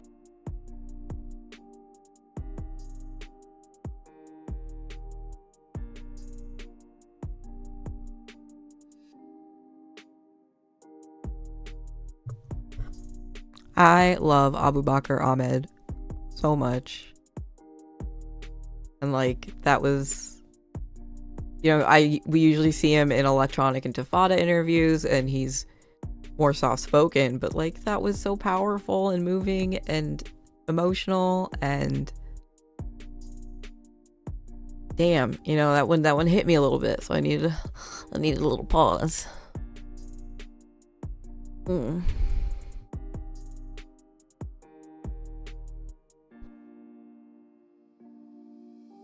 Abu Bakr Abed, go to democracynow.org. The Palestinian journalist. I will play it again. It is short. of international media organizations. This is reporter Abu Bakr Abed. We are just documenting a genocide against us. It's enough after almost a year and a half.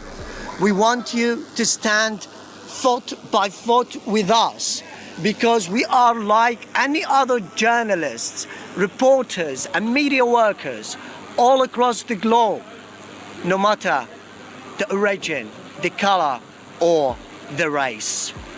Journalism is not a crime. We are not a target. To see our interview with Abu Bakr Abed, go to democracynow.org. The Palestinian Journalist Syndicate reports nearly 200 journalists have been killed in Israeli attacks since October 7, 2023. Over 400 others have been wounded or arrested. In more media news, the New York Times has come under fire after it refused to run a paid ad by the American Friends Service Committee that referred to Israel's war on Gaza as a genocide. The ad read in part, quote, "Tell Congress to stop arming Israel's genocide in Gaza now," unquote. Joyce Al-Jalouni, General Secretary of AFSC, called the move, quote, "an outrageous attempt to sidestep the truth," adding, quote, "Palestinians and allies have been silenced and marginalized in the media for decades as these institutions choose silence over accountability." The AFSC is a Quaker organization. President Jimmy Carter's state funeral was held Thursday at the National Cathedral in Washington, D.C. All 5 living presidents were there. President Biden delivered a eulogy. Throughout his life, he showed us what it means to be a practitioner of good works and a good and faithful servant of God and of the people. And today, many think he was from a bygone era. But in reality, he saw well into the future. Following the ceremony, Carter's body was returned to his hometown of Plains, Georgia, where there was a private funeral so he could be buried next to his wife of 77 years, Rosalind Carter. After headlines, we'll continue our look at the presidency and legacy of Jimmy Carter. The Democratic Republic of Congo has banned Al Jazeera after it published an interview with the leader of the M23 rebel group, which recently seized territory in mineral-rich eastern Congo. M23, which has been accused of widespread, indiscriminate violence, took control of the town of Masisi last week, which is roughly 50 miles from the city of Goma. The UN said recent fighting in the eastern DRC had displaced over 100,000 people in about a week. Rwandan President Paul Kagame, who's long been accused of backing the M23, called on Congolese officials to start negotiating with the rebel group. Planned peace talks between DRC President Felix Tshisekedi and Paul Kagame were called off last month after Congo's presidency said the Rwandan delegation refused to take part. Meanwhile, Amnesty International is calling on President Tshisekedi to immediately halt plans to execute 170 Congolese prisoners convicted of armed robbery and to abolish the death penalty. A number of European leaders are calling on the European Union to stop Elon Musk from meddling in national elections after the billionaire CEO hosted the head of Germany's far-right AfD party on his social media platform X. During Thursday's 75-minute virtual live encounter, Musk heaped praise on Alice Weidel and her far-right anti-immigrant party as it campaigns for German elections February 23rd. On Thursday, Spanish Prime Minister Pedro Sanchez made a clear reference to Musk during a speech commemorating the 50th anniversary of the death of the Spanish fascist dictator Francisco Franco. The international far right that we've been opposing in Spain for years, led in this case by the richest man on the planet, openly attacks our institutions, incites hatred, and openly supports the heirs of Nazism in Germany in the next elections to be held in the most important country in the European economy. Meanwhile, in Austria, tens of thousands of people held protests in Vienna and other Austrian cities Thursday as the ultranationalist Freedom Party and its leader, Herbert Kickl, began talks to form a coalition government. President-elect Trump is being sentenced by a New York court today over his 34-count hush money and 2016 election subversion conviction, making him the first felon who will serve as U.S. president. This comes after the Supreme Court denied Trump's request to halt today's sentencing. Meanwhile, a federal appeals court ruled Thursday the Justice Department can release part of its report on Trump's efforts to overturn the 2020 election. Trump could still ask the Supreme Court to block the report's release. And a federal judge in Kentucky threw out the Biden administration's expanded Title IX rules, handing a win to Republican-led states as they carry out more attacks on transgender youth. The Education Department had sought to expand the long-standing federal policy protecting against sex-based discrimination in schools to include LGBTQ+ and transgender students, as well as pregnant people and survivors of sexual assault. And those are some of the headlines. This is Democracy Now!, democracynow.org, The War and Peace Report. I'm Amy Goodman. Democracy Now! Is funded by viewers like you. Please give today at democracynow.org/give. Deutsche Welle operates under a reign of terror. It's absolutely clear that criticism of Israel, criticism of Israeli policy, is akin to anti-Semitism. Martin Gok, an Argentinian Jewish journalist who worked at... Okay, hold on. I have to try something. It's gonna be risky, but I think it'll work. I think it'll be fine.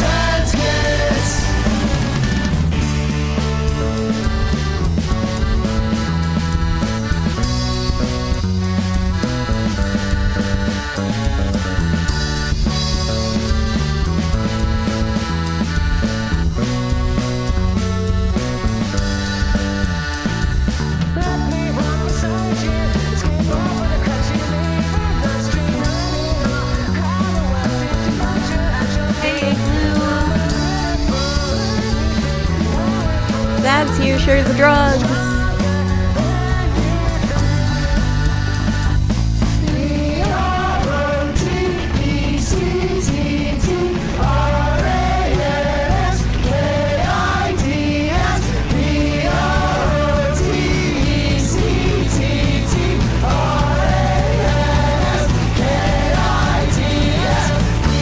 T-E-C-T-T-R-A-N-S-K-I-T-S. Protections kiss.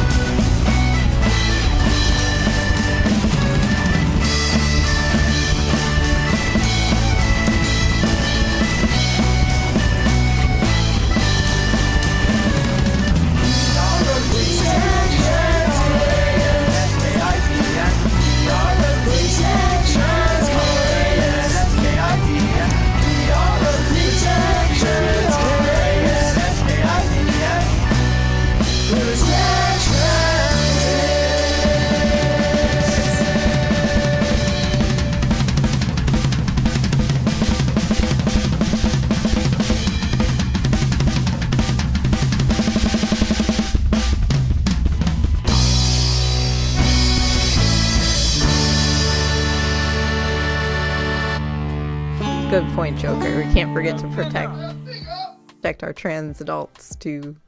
Okay, I've gotta. Actually, Sophie Hunter would probably be fine, but don't wanna risk it. You never know with YouTube. All right, I also have to pee, so and I don't want to leave you guys on the start of the heavy content without me.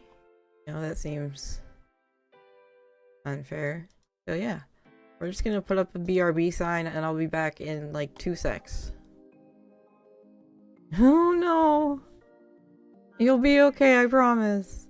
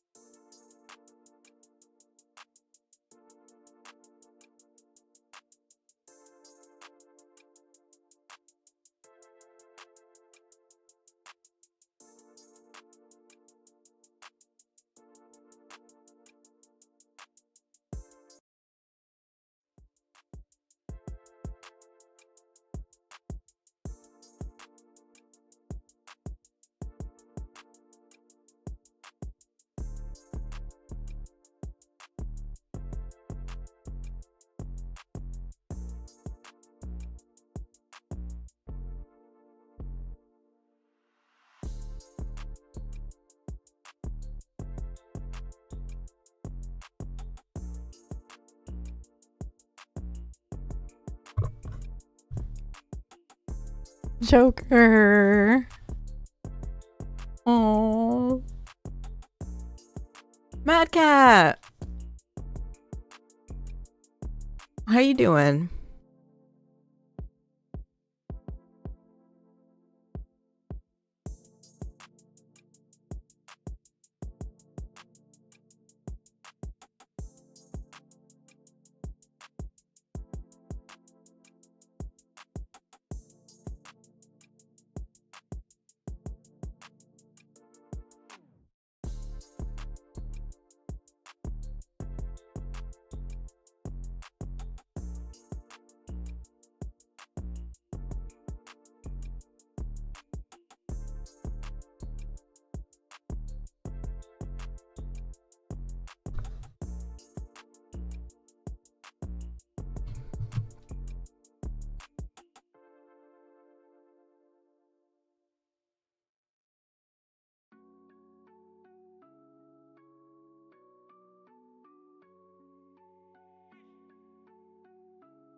Worked at Deutsche Welle. Deutsche Welle operates under a reign of terror. It's absolutely clear that criticism of Israel, criticism of Israeli policy, is akin to anti-Semitism. Martin Gach, an Argentinian Jewish journalist who worked at Deutsche Welle for 10 years, says the German state broadcaster created a workplace environment filled with fear for those reporting on Israel's genocidal war on Palestine's Gaza.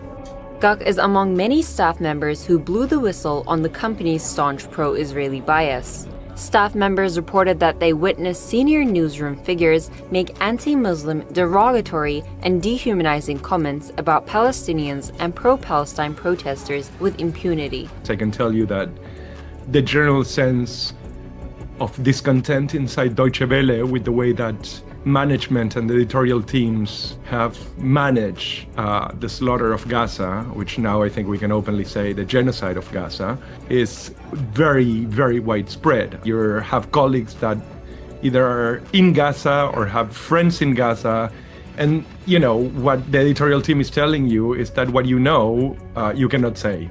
This control now extends beyond the workplace and is also influencing the personal and professional freedom of employees.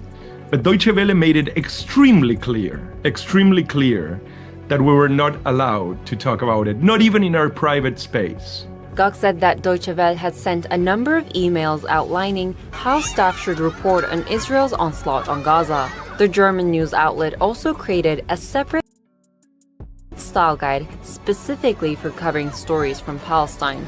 There was also now a set of emails that were sent around January of 2023 in which they made it absolutely clear that the central management was willing to actually fire people or relieve them of their functions if they made mistakes concerning Israel and Palestine. I mean, what kind of madness is it? The one in which you're in an organization, German organization in 2024, in which as a Jew, you need to go into the dark corners of the corridor to criticize Israeli policy. I was told in no uncertain terms by different people at different times that, you know, we are a German organization, so we cannot criticize Israel. Gach said that Deutsche Welle's threat of labeling him and other staff members as anti-Semitic continued even after he was fired from the company. I got a letter from Deutsche Welle. I was already fired at that point. I mean, it was 6 months after they announced that they were canceling my contract. They urged me to immediately stop, or that they would take all steps possible under German labor law. In other words, they would actually immediately put me out. So what was interesting about the letter is that it had all the language of an accusation of anti-Semitism. Deutsche Welle operates under public law and is funded by Germany's federal tax budget. Many experts agree that the country's unconditional support for Israel is deeply rooted in its post-Holocaust guilt, and Deutsche Welle's pro-Israel coverage seems to reflect this. Critiquing any of Israel's policies is tantamount to anti-Semitism in Deutsche Welle's eyes. And as the company strives to silence its former staff with threats of lawsuits, it continues to impose a strict ideological conformity on the stories published by its current employees. You know, I come from a Judaism that is essentially attached to, I would say, two principles. One is that no human suffering is foreign to me. And the second one is that whoever saves a life saves the world. This is Judaism for me. It's not allegiance to Israel. Germany is still no country for Jews. You are the Jew that the German state and its institutions want you to be, or you are de facto an anti-Semite.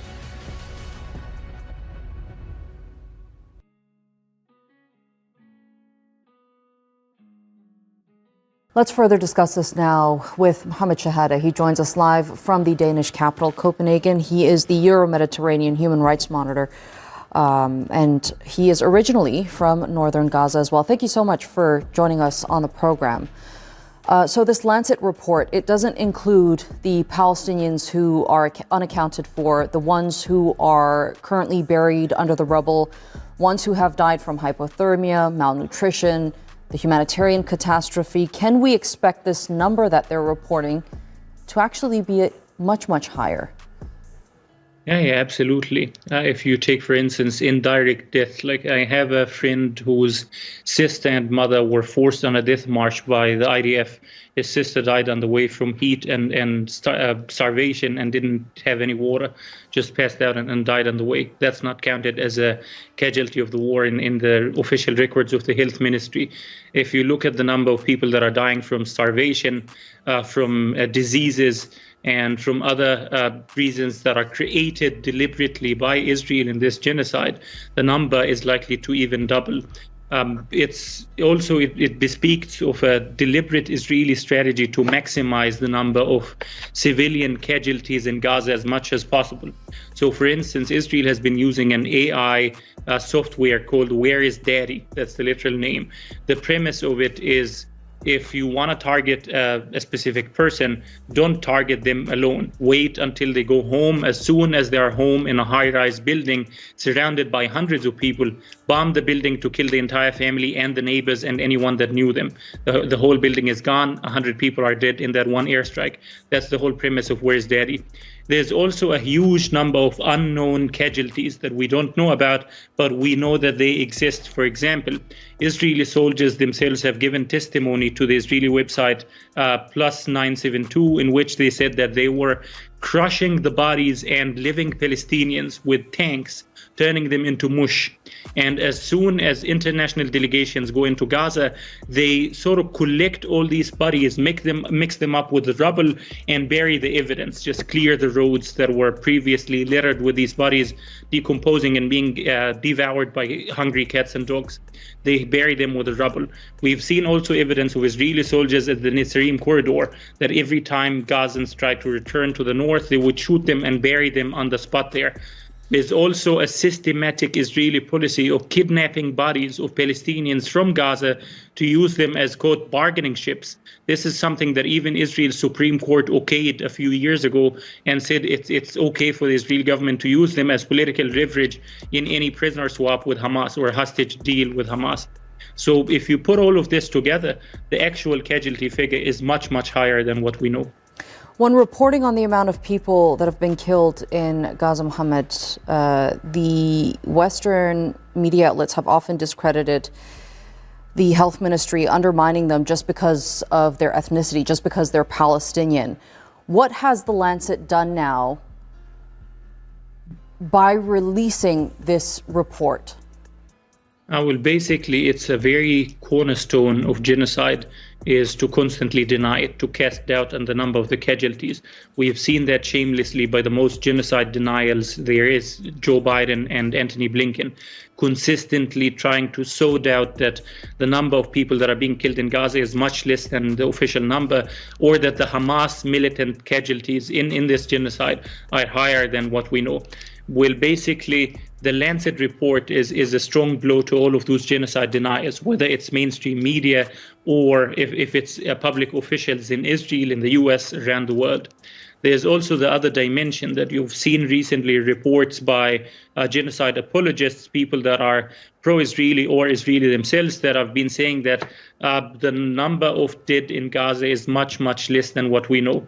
And their only evidence is basically a statistical error of less than 1% in the total casualty of women and children in the database of the Ministry of Health. There's also the other dimension that you have a number of bodies in Gaza, people that were killed by Israel, that have simply evaporated. That's something that the United Nations told recently, and it was reported in Israel's main liberal newspaper, Haaretz. They said that Israeli airstrikes on the Mawasi area led to the evaporation of bodies. When Israel uses a 2,000-pound bomb, that bomb creates a fireball of around 3,500 degrees Fahrenheit, which can melt and evaporate bodies upon immediate impact. So it's absolutely insane and shameless to see that level of genocide denialism and genocide apology in the face of a mounting evidence that what the actual casualties or victims of Israel's genocide is much, much higher than what the Ministry of Health has been reporting. And of course, if there's no ceasefire, the death toll will continue to rise. In fact, experts say that if a ceasefire is put into effect today, the death toll will still continue to rise due to the impact the humanitarian catastrophe is having on the population there. As a Palestinian from Gaza, do you have hope left at all that this will end eventually through pressure from the international community? Absolutely not, to be honest. I had hope early on. I was more hopeful around the turn of last year than this one. In January 2024, I thought something will come around. The world is waking up. There's pressure. There are demonstrations. Biden might eventually tell Israel to back off. Hi everyone, this is Bisan. I am still alive and talking to you.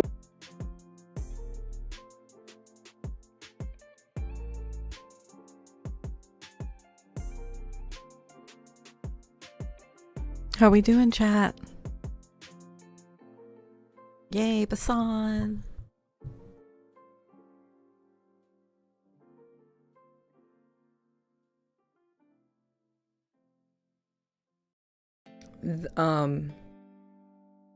We have several rough segments ahead.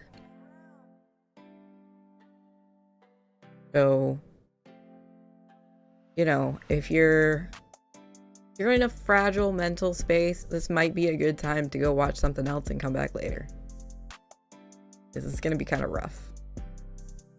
So here's a content warning, a trigger warning. I want everyone to be comfortable.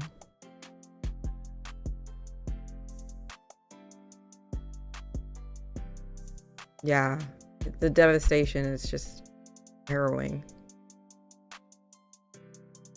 Hey, Inky! I've missed you. Welcome.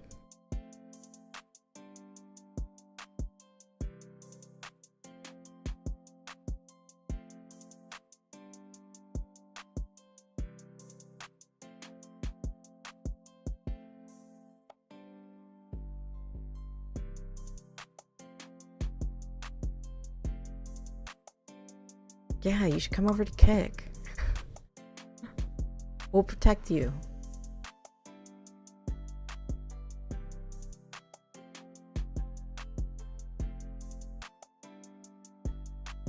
Alright. I'm still alive and talking to you from Gaza Strip, where more than 70% of the residential buildings were destroyed in a 1 year of ongoing genocide. But the question now is, where can the people who used to live in these neighborhoods and survived the destruction and the genocide live after all of this? After returning back to their neighborhoods in Khan Yunis, for example, finding their homes and their whole streets rubble like this. تعالوا تعالوا تعالوا تعالوا ايش بتزحلقوا وين بتزحلقوا اشوف Come here. What are you sliding on? Where do you live? What happened to your home? It was burned out to the home burn. A part was burned, another fell, another part is still good. Our home was entirely bombed. Here it is. So where do you live? Us? Yes. We are here, living in the half that remains in our home. You live in half your home? Yes. Israel has damaged more than 250,000 structures. Oh, 245,000, excuse me. Housing units during its genocide. After the Israeli army withdrew from Khan Yunis in August, residents returned to ruins. That's my house. That's my house in front of you. My house consisted of 6 floors. All the hard work I put in, 70 years of my life, educating my children,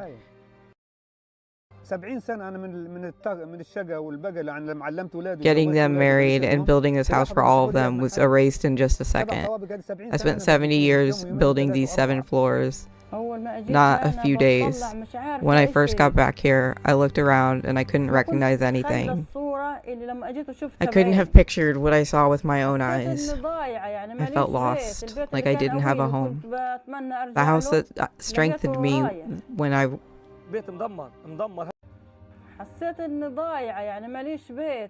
The house that strengthened me, I wish I could go back to, was gone. My house is destroyed. It's destroyed. This is what's left of it. The whole house is gone. There's no door. There's nothing. Despite that, you're staying here. Where can I live? I don't have money to pay rent. I have nothing. Where should I go? I made stairs here. I worked 3 days to create an entrance. And I made this.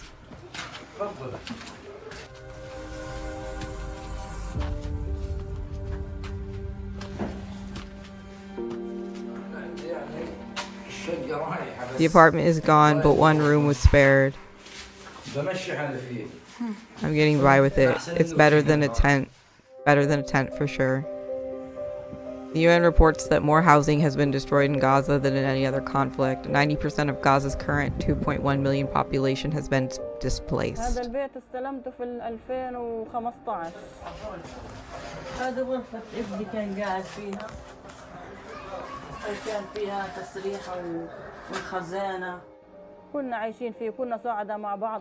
was living happily with my children and husband. We were comfortable. Thank God. The war came and all our dreams and lives were destroyed. How and where do you live now? I live in a tent. I suffer day and night from the sun, the flies, the sand. Who lives in the house now? My husband, Abadia, and my 2 sons. The house is exposed. We women can't live in the house. Our clothes are still under the rubble. We can't take them out. These mountains of rubble you see, underneath them are our clothes and blankets, our belongings. Everything is still under the rubble. The war has produced 39 million tons of debris, equal to 10 Great Pyramids of Giza.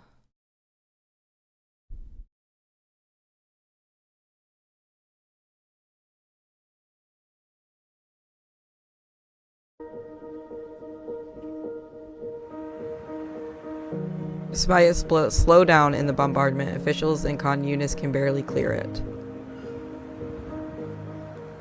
The municipality is focusing its efforts now on opening the roads as much as possible, because there are many obstacles to it, like coordinating. We're not talking about clearing. Oh, you're talking fast. Coordinating, we're not talking about clearing all the rubble due to the municipality's limited resources and modest capabilities. All efforts to rebuild with machines must be coordinated with the Israeli military. What would happen if you didn't coordinate? So, for example, if machinery enters without coordinating, it would be exposed to great danger. It could be targeted and bombed. Drones can target crews. Clearing Gaza's debris could take up to 15 years, even with the adequate heavy equipment. You couldn't retrieve anything? I couldn't get anything.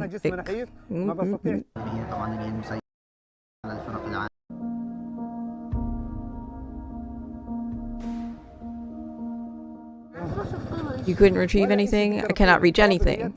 The collapsed floors don't permit it. I am slim, yet I cannot get through. I am staying here now. I live in this tent. There are too many problems by the sea. We couldn't live by the sea. I'm trying to fix a place for my wife and my children to live here. I started and then it rained. So I found this spot and I'm staying here until I can build a tent for me and my children. On the rubble of the house? Yes, on the rubble. We would rather live on the rubble, he says.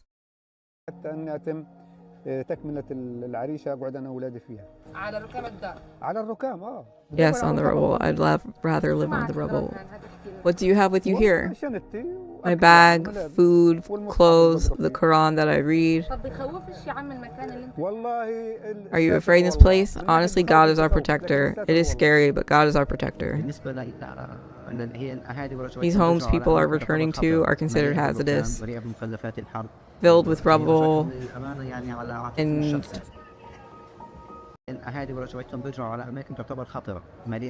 filled with rubble and the remnants of war. They are returning at their own risk. Some debris contain undetonated explosives, asbestos, and hazardous substances endangering public health. As you can see here, people, because of the lack of the options, we don't have any places to go to. And Mawasi area is not enough. Building tents is not so practical, you know. You can't live in a tent or in the same tent for more than 6 months or 7 months. So people now are returning back to their homes and trying to rebuild anything, like any wall. Let me show you this neighbor. Look there. This neighbor, for example, is trying to build a room using the blocks of his destroyed home. مقطوع فصل الشتاء، الموسم اللي هي الأمطار، هذا ممكن يؤدي لانهيارات كبيرة في موضوع الأبنية اللي هي أصلا ممتلئة وصعب إنه الأهل يرجعوا يعيدوها من ثاني إلا بمعاينة لها بالكامل عشان نضمن سلامة هذه المنشآت وعودة الناس إلها.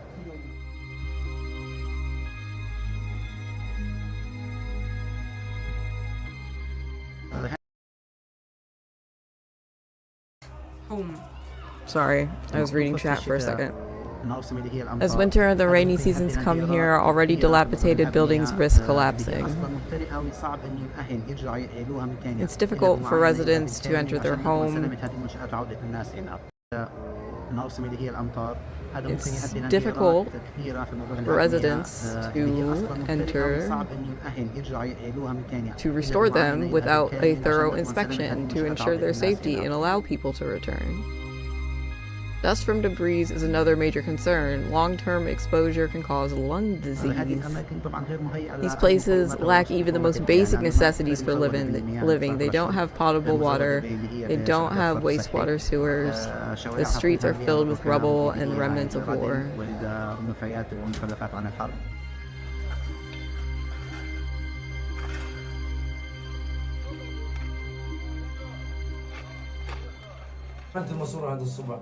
I installed the pipe this morning. I'm going to put 6 down, 6 rows here, then finish up with a blanket. I can make it work. One needs to cope. You have to manage. I'm still working on it. Today is the first day I've come to the apartment. What I've done is already quite a lot. Each time I come to this place or to random places in Khan Yunis, I just got fascinated from the amount of bravery and resilience that the people have. Here behind me is a home. The first floor is destroyed and there is no entrance for the home. So people put a stairs here, opened a door into the wall of the next floor and kept their plants alive. مين صاحب فكرة الدرج هذا؟ I came up with the idea of the stairs. My father built it. Do you think it's right to come back here? احنا كنا قاعدين عند الناس. مين صاحب فكرة الدرج هذا؟ أبوي اللي عمل. طيب شايف إنه I think it's right to come back here even if there is destruction. Yes, it's better. We're staying with people. Staying at home is better. But it's destroyed. Our house is better than anywhere else. Leaving one's home strips ما احنا كنا قاعدين عند الناس قبلها وفي الدار احسن. طب ما هي مدمرة. دارنا احسن من اي مكان. Leaving one's home strips away dignity and pride. I prefer the rubble to a palace because it's my own home. No one orders me to leave. I don't pay rent or anything. What made me come back was humiliation and exhaustion. I was humiliated and exhausted. A room in my home was better than a palace or anywhere else for me. What happened in Gaza was massive. It doesn't matter what they did. It's no big deal. Homes will return. They will be rebuilt. While I was filming, I saw people over there rebuilding. We will rebuild it in spite of them. We will rebuild it twice, once, 10 times more. We will continue to rebuild forever. We are staying here. We are staying here. ونعيش بأمن وسلام زي ما باقي كل الدول عايشة. ليش إحنا ملناش حق إحنا زي الناس؟ إحنا بدنا حقنا بس نعيش زي الناس. بس بدنا تنبني. وأنا بصور شفت هناك ناس بيعمروا. والله غصب عنكم أنا غصب عنهم هنعمرها مرة ومرتين وعشرة. عندنا نعمر فيها اليوم. We will continue to rebuild it forever. We are staying here. We are staying here. I wish they would rebuild our homes as they were and live in peace and security and the way other people do. We just want to live like other people. We don't want anything else. احكوا لي شو بتعملوا هنا شو؟ Tell me, what are you doing here? We're sliding. Are you having fun? Yes. Aren't you afraid? There's a hole there. We go to the other side. No one warned you not to slide on a place with rubble? Is it dangerous or not? It's dangerous. But why are you sliding? Because there are no swings. There are no swings. Okay, I see. Bye, thank you. Tacoma Blues, thank you for the follow. Welcome in. بتقدرش ترد عليه بيحكي لك فيش مراجيح فبتزحلق على ركام البيت. He says there are no swings, so he's sliding on the rubble of his house.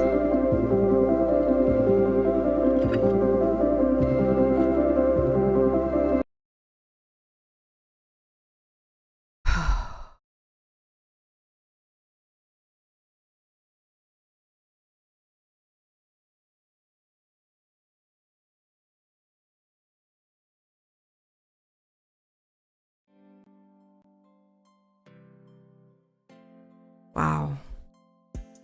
I can't even imagine. It was a lot.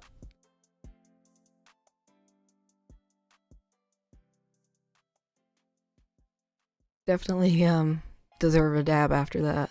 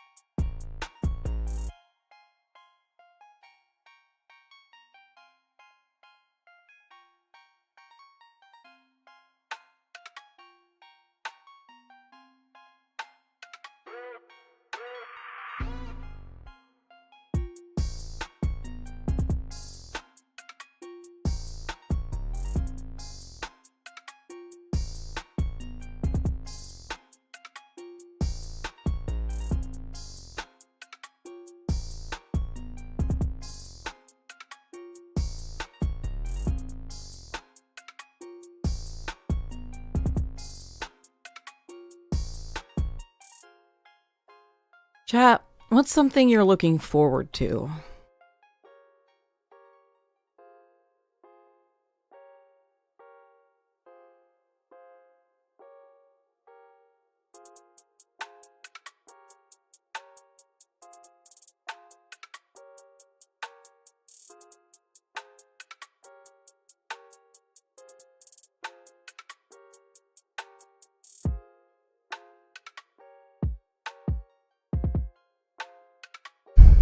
Like, I would be looking forward to spring, but I'm not looking forward to my birthday, and this is the first one that I'm not looking forward to ever. And I guess in my mind I've decided that I'm turning old. I don't know.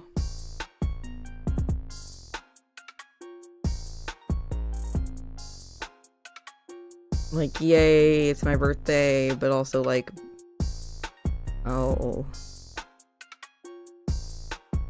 I'm like aging out of like coolness. Looking forward to getting my meds. Oh, I'm sorry that your meds are stuck behind evil snow. That sucks. I hope you get them soon.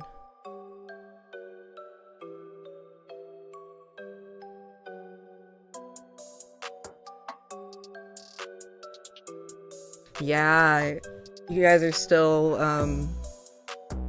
not in your apartment. That's got to be rough. You're not sure.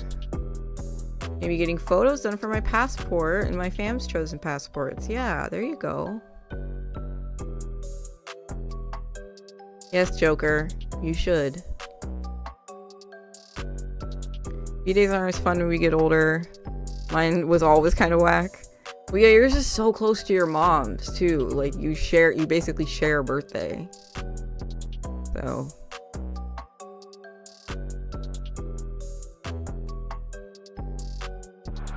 Oh my gosh. Okay, we just need. I can math. Was that 18? 18 more follows. Hey. Make it 17. Let's go. Thank you. Thank you. Thank you. Thank you. Follow hype. Follow hype. Follow hype. Will bounce for follows.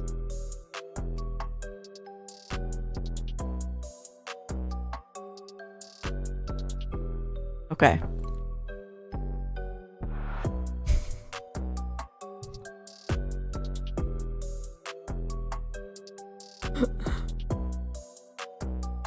Gonna get put in the wrong category again.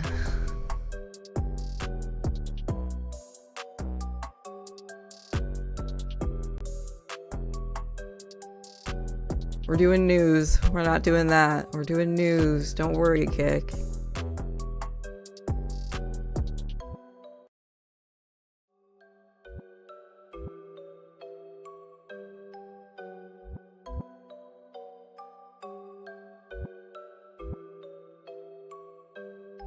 Oh, yeah, that classic Doom stream that I'm totally gonna do.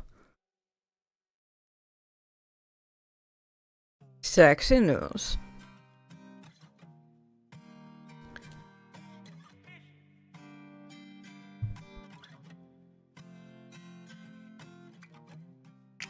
Like, that's kind of what I want to do. Like, I wish I could just, like, do my stream and, like, wear my lingerie, like, all the time. But, like, I still can't really do that on Kick and not be, like, a bikini streamer. So...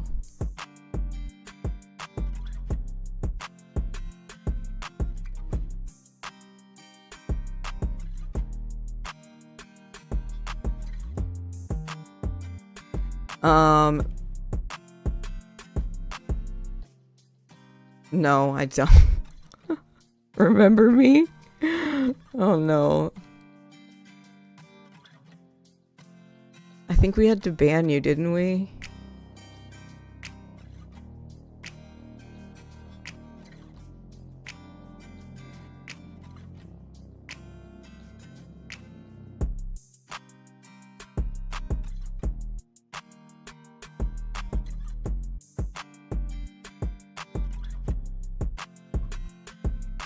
Yeah, yesterday's you banned me.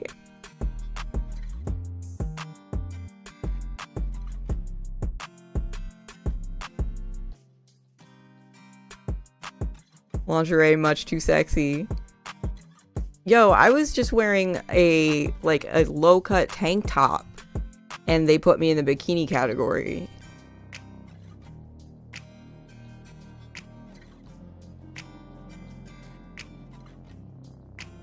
Just be chill. If you can behave, you can stay.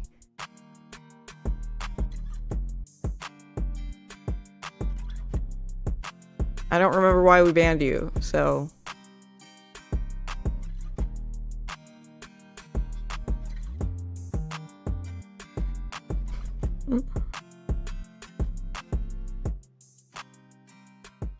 Alright.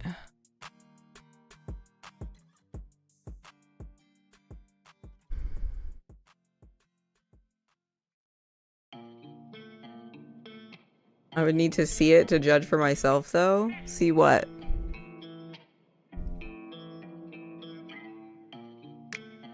The low-cut top that I was wearing that was too racy for kick. I deleted the VOD. But I was like, if this one's gonna, mark me. Because, like, I had no idea that they would move me into the bikini category. And I was like, just... all of a sudden getting like a lot more views and a lot more chatters, and I'm like, this is cool. But they were all very thirsty and I didn't understand why. And then somebody told me and I was like, oh, it's not their fault. I'm in the wrong place.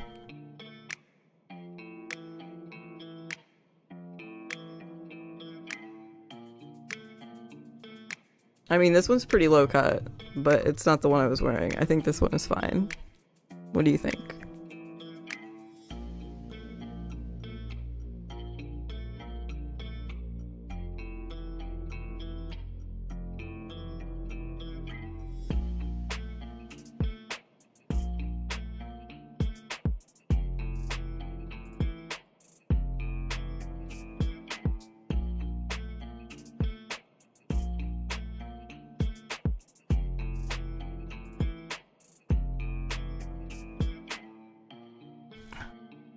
It's not my fault I have a body that people enjoy looking at. Like, that shouldn't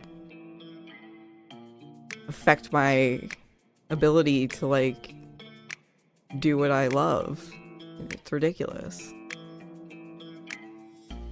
Like, what do I have to do? Wear turtlenecks?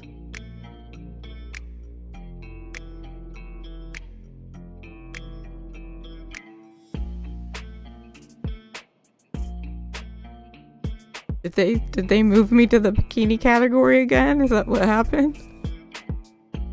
Are they heavy? They are. They hurt my back.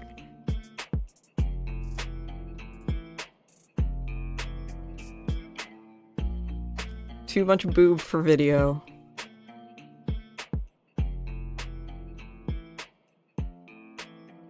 Yeah, big titty discrimination.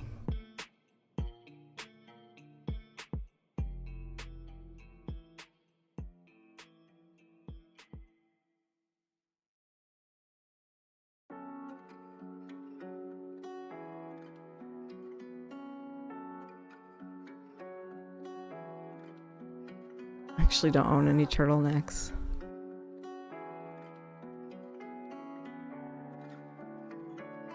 All right, enough about me.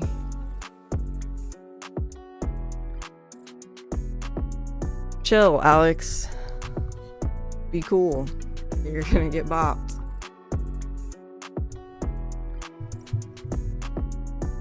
Be respectful. Keep it classy.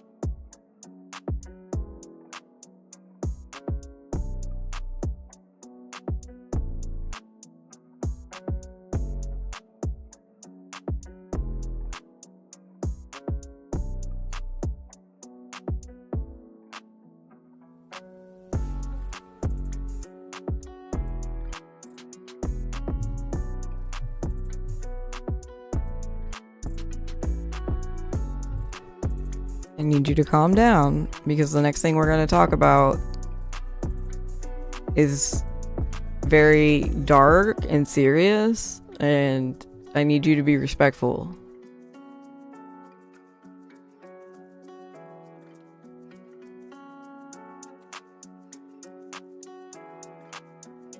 Thank you.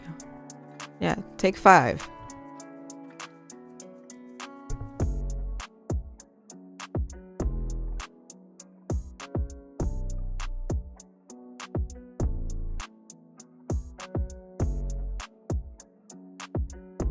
I love you, mods.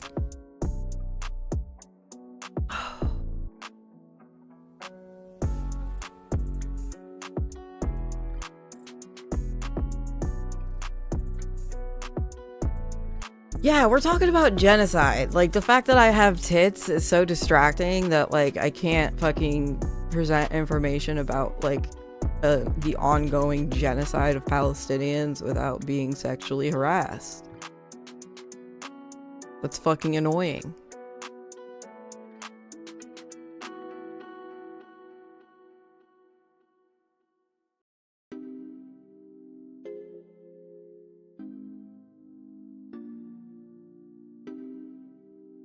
Yay, look at Scout. Good job. Thanks, Mad Cat. Oh.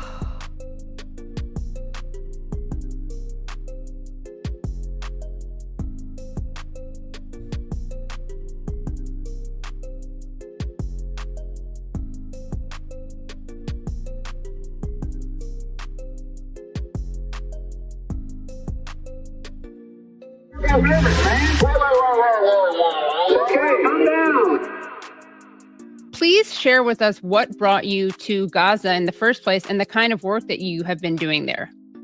Well, I mean, I can start because I'm a Palestinian American. And so, you know, my family's from a suburb of Jerusalem, but our last name suggests that we probably 150 years ago were in Gaza. And so for a very long time, I've been involved in global health and humanitarian relief. But something that I think is really tragic about the story of Palestine is that my grandparents, all of whom are not alive anymore, have never been to Gaza. They've only ever been in the West Bank and Jerusalem. And so many people in Gaza have never been to the West Bank. So many people in Gaza have never been to Jerusalem.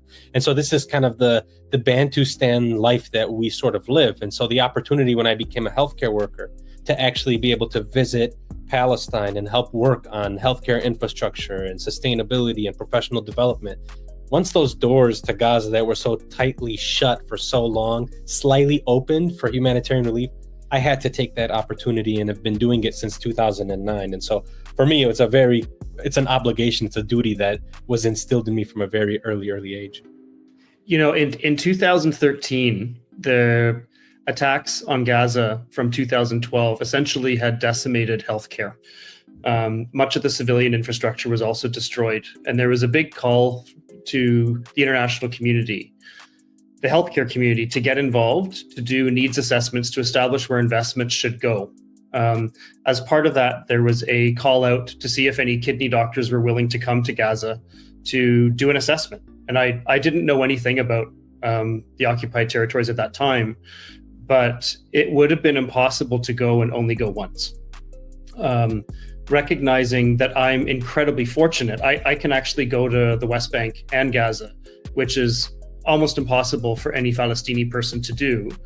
And I was able to go recognize that the report that I provided to the WHO and to the health authorities after I left with 60 recommendations essentially did nothing. It accomplished nothing. And really what was accomplished was going back multiple times, teaching in the medical school every year, setting up a program to advance training within the occupied territories of Palestine. So I've been going a couple times a year since 2013 to do that, in conjunction with some other work that I've done in some other humanitarian areas. But there's a special place in my heart for Gaza and West Bank, in large part because I know that it's an area that has largely been neglected and not talked about. And especially over the last 450 plus days of genocide, I've felt so obligated to speak up about an area that's been historically neglected.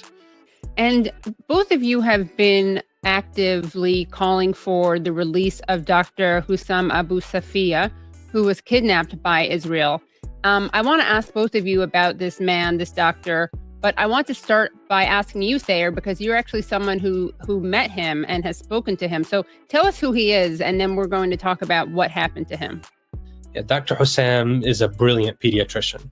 And he's somebody who Kamal Adwan Hospital 5 or 6 years ago didn't look anything like it currently looks right now. He was somebody who studied in Kazakhstan, got married in Kazakhstan, had 6 children, and decided to take his training and come back to Gaza and support his local community. And, you know, Kamal Adwan Hospital is nestled in the north. It's right next to that Jabalia camp where there's so much fierce fighting happening right now and a lot of bombing by the Israelis, just totally decimating the entire area there. And Dr. Hussam forever was somebody who decided he wanted to expand the services, expand pediatric services. He wanted a newborn nursery, a NICU. So he's somebody that has really invested a lot of time and effort into Gaza and specifically its healthcare capabilities. So he's this really brilliant pediatrician, and he's somebody who I would say is really principled in his approach. And I say that just to kind of mention what's happened to him. This is not the first time that Kamal Adwan was attacked. If you, CNN even talks about a report in 2023 of December, so over a year ago, where Kamal Adwan got raided by the Israeli military and it was being shut down. And they arrested the director then. Dr. Hussam was not the director at the time. And Dr. Hussam was held and questioned. And he was released by the Israeli military because, to nobody's surprise, he's just a healthcare worker. He's just a pediatrician. And so from that moment, he sort of took on the role of the director. He started to obviously call for international community protection for the hospital and the healthcare workers, as workers there were being killed over the last 3 months, as the hospital was being damaged, as the water supply for it and the electricity or the generator was being hit, as his son, who was in his teenage years, was killed by an Israeli missile, and he had to bury him in the courtyard of the hospital, as he himself was injured and struck in the left thigh, as somebody who watched the Israeli tanks surround the hospital and still was advocating for his patients, saying, where will they go? Where can they be treated? And so this is who Dr. Hussam is. You know, he's somebody who has had multiple opportunities to leave Gaza, to leave all of Gaza. He's a dual citizen. He could have taken his entire family to safety, and he refused to leave. And he had many opportunities to go to the south when they were really barreling down on the north, and he refused to leave. And he's somebody who sat there and would not abandon his post because he knew 2 things. First, he knew how important Kamal Adwan was for the people that it was serving. And second, he knew what the implications were if Kamal Adwan was shut down and all the doctors and nurses had to leave and the patients that were unable to go to other hospitals would die. Other people would leave too. And so, I mean, it's so tragic what's happened to him. And the last thing I'll say before I have, I want to hear what Ben has to say, is to me what absolutely killed me as he was walking up towards the Israeli tank, that famous video that we all had to watch, is they were talking to him as if they were friends, and they shook his hand. I mean, this is the same military that killed his son 2 months ago, and we had to watch him grieve on air when he was talking to all of the different international media outlets. I can't imagine what was going through his head, and I can't imagine what's happening to him right now.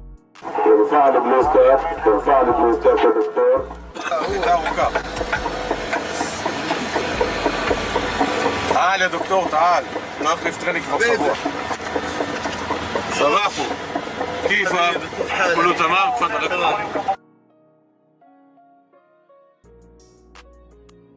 It's incredibly infuriating to watch that video for, a variety of reasons. Dr. Hussam's abduction, he's one of hundreds of healthcare providers that have been abducted in what is essentially a targeted, systematic attempt to decapitate the healthcare system.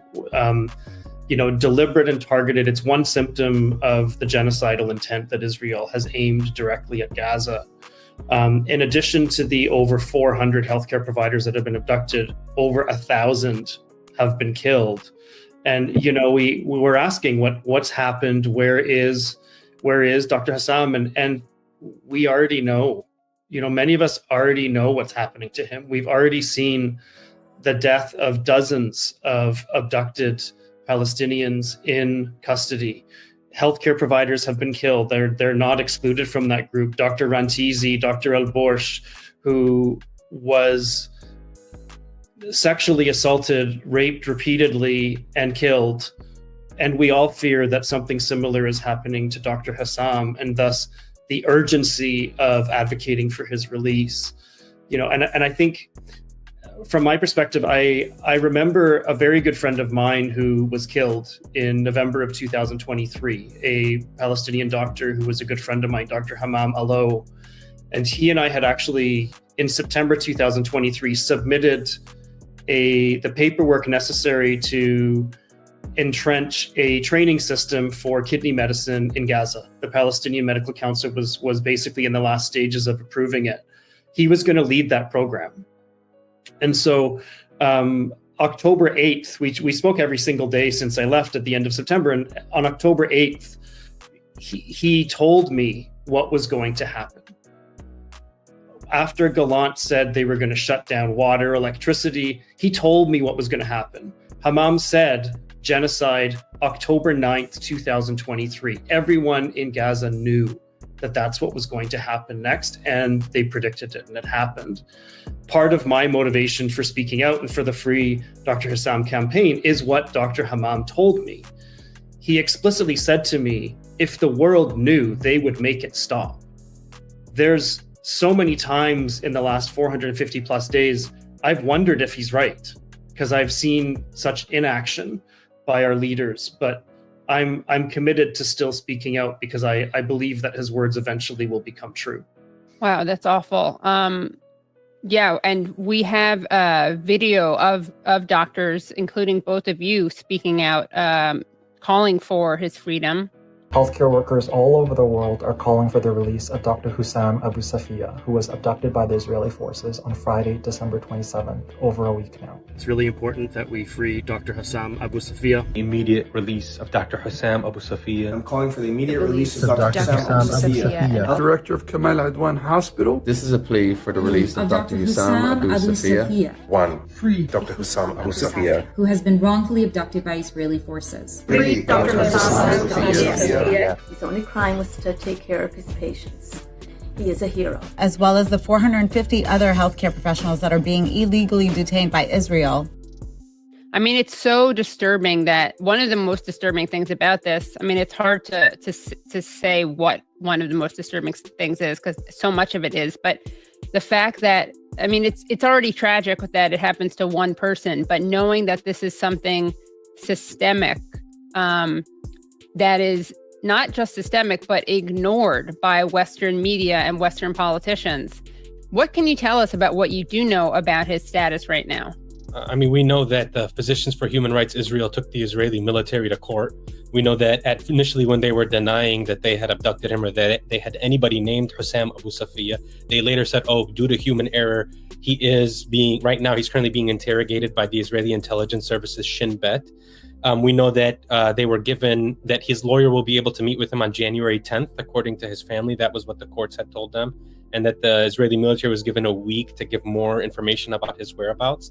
And I do have to shout out like Naji Abbas, the prisoners director at Physicians for Human Rights Israel, for really getting after this, because there are tons of prisoners in these Israeli dungeons that you just can't figure out what's going on, where they're at. Are there any charges against them? Will they be able to visit with a lawyer? And so that's the reality in terms of dealing with these abductions that are taking place. There's so much mystery. I mean, it's been a miserable thing since October 7th. Long before that, we know how the Israeli systems work with respect to military courts and trying to abduct Palestinians, but it's become particularly brutal. Just kind of how Ben mentioned with what's happened to Dr. Adnan Bush, we know that that's like a systemic problem that's taking place right now. Yeah, and again, I mean, we should just say this plainly. I mean, he essentially was raped to death. Oh my God. What a horrible time to interrupt. Yeah. I had to make a new Kick account, so thank you.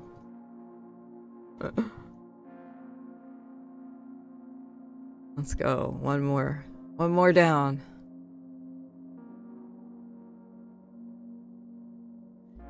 Which is I mean, it's such a horrific thing to say and see happen. And also knowing that so much of the Western media, from, Dana Bash to Jake Tapper, so many Western politicians, from Kamala Harris to Hillary Clinton, and people like Sheryl Sandberg, have talked about this mass rape campaign that has not been proven, that has actually been debunked. And we'll get into that a bit later. But knowing that these people talk about those stories and ignore stories that have been covered by the Israeli media, I mean, there's no way they haven't heard about this. So it's just a conscious choice to say we care about, maybe we don't even care about sexual violence. We will use sexual violence as a tool to whitewash Israel's crimes, and we will not bring up the documented sexual violence that's been covered, that Israel has admitted to, that Israeli media, ranging from not just Haaretz, but all the way to right-wing media, has reported on.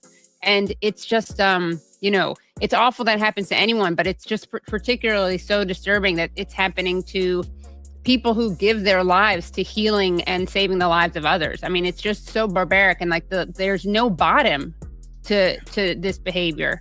And I just want to say again, it's so, I'm so inspired by what both of you do and moved by it. And it's no small thing to go there and risk your lives to do what you're doing. So we know that that's what happened to Adnan al-Bursh, that he was raped to death. We have not heard any single Western media person mention it. We also know that there were right to rape rally protests basically broke out after Israeli police did start detaining some soldiers. We know that a Knesset member said out loud that it was legitimate to insert sticks into people's rectums. And we know all of this, and we know that Israel can't be, I was going to say Israel can't be shamed, but that's not really true. They could just be defunded. But we know that the West won't do that to them. So it's just such a scary combination of realities and factors, knowing that all of this stuff has happened to people before, and obviously could be happening to this doctor as we speak.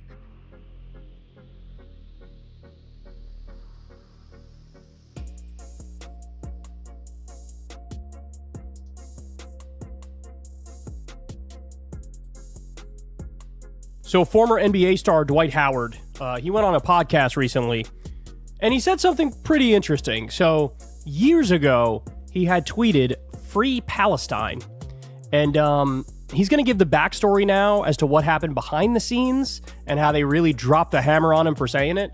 So let's take a listen. He's also currently beefing with Shaq again. Shaq and him have been going at it for over a decade now, but we're not going to discuss the Shaq part. We're going to talk about the political part. So here we go. I find this amazing. When you're in the NBA,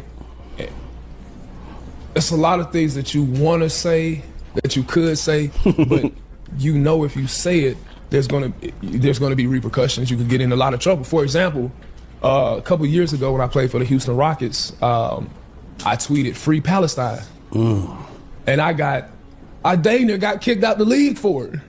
And I'm trying to figure out why, you know what I'm saying? I didn't, obviously, before that, the conversation happened with some Palestinians, and they were telling me, I actually went to the movies one day. I was in the movies in Houston, a whole bunch of Palestinians was like, "Hey man, we're big fans of you. Can we watch movies with y'all?" So I'm like, cool, man. Yeah. When I was in Houston, in Orlando, and a lot of cities I played in, I would take fans to movies. I would take them to main event, do big events at David Buster's and stuff like that. So we go to the movies. After the movies, I'm taking pictures with all the fans and stuff like that. And they asked me to just bring some awareness to what's going on in their country. So me having a big heart, I'm like, the Christian thing to do. Yes, I'm like, you know what? I want people to know the struggles y'all having. I don't think it's wrong. So I tweet "Free Palestine." Less than 10 minutes after I tweet that, I get a call from the commissioner of the NBA. Stop it.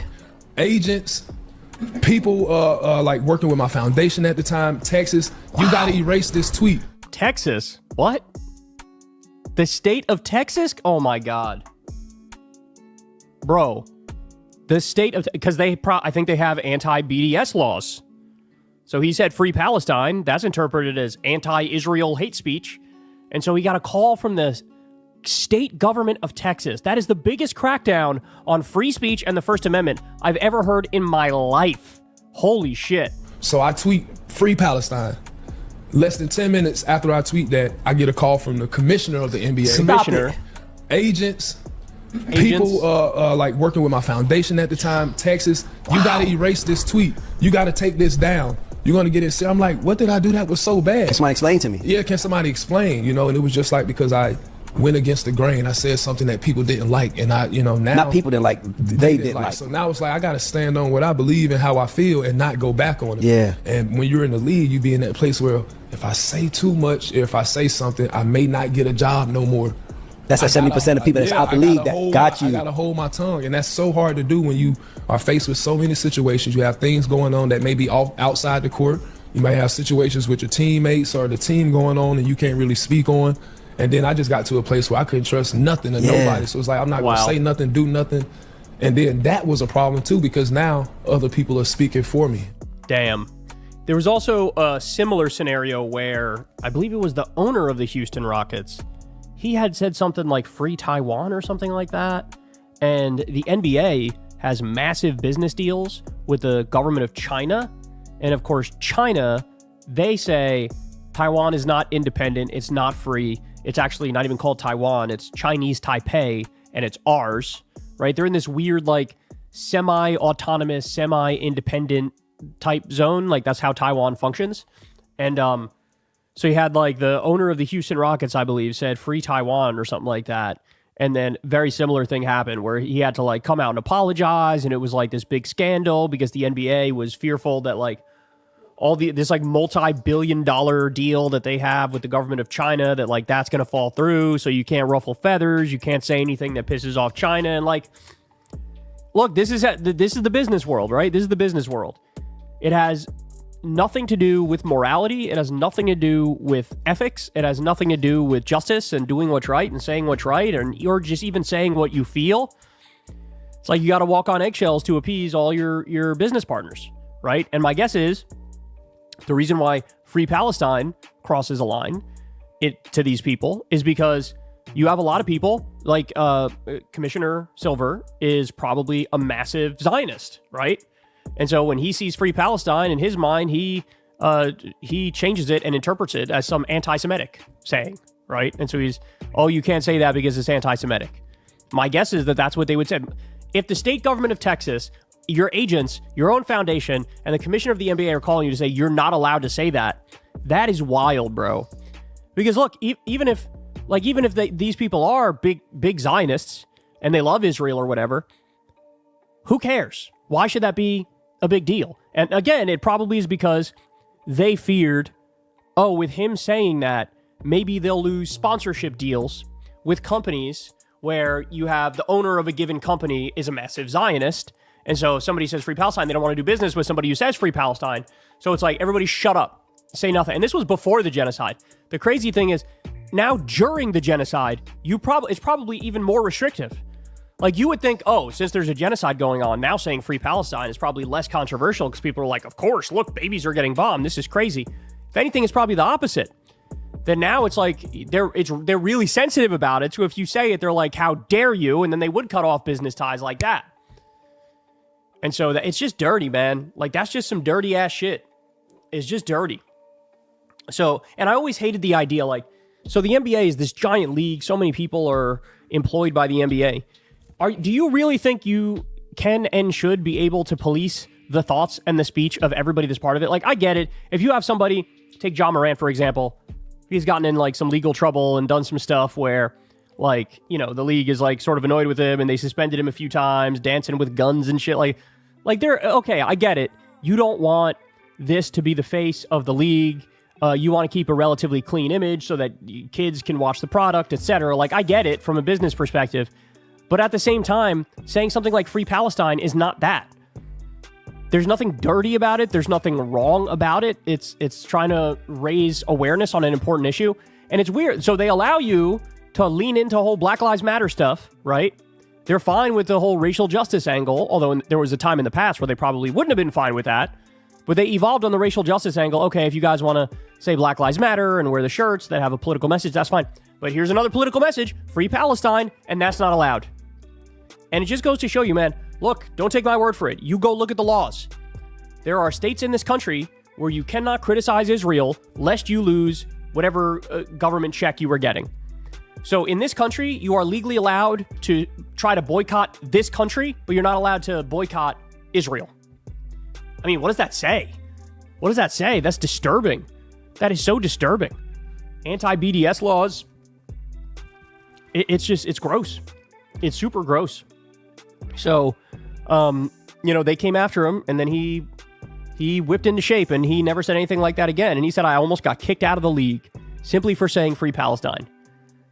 God, man. The thought now, the age I am, doing what I've been doing for so long, the thought of having like a single boss above me who's trying to control what I say, oh my God, I just wouldn't be able to do it. I wouldn't be able to do it. I mean, technically, since I'm on YouTube and YouTube is part of Google, there are technically bosses, but I don't know them. I've never talked to them, never heard from them, etc. But to have an actual boss over your head saying, hey, you can't say that. Hey, you can't do that. Hey, that's unfair. Hey, you cross a line. It's like, who the fuck are you? Who the fuck are you? It goes back to what Chomsky said about how capitalism functions. Capitalism is talked about as if it brings freedom to everybody. It's actually the exact opposite. Under capitalism, if you have an individual company or corporation, that individual company or corporation is effectively a dictatorship. And you have no rights underneath the executive, and they have no rights underneath the owner, and what the owner says goes.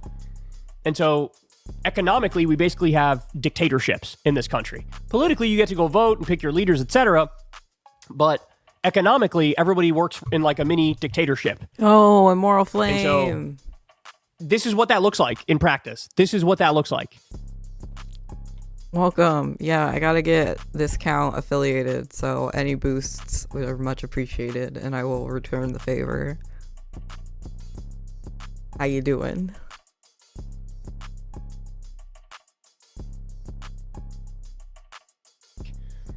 An NBA superstar saying free Palestine and then almost getting kicked out of the league and causing a massive scandal.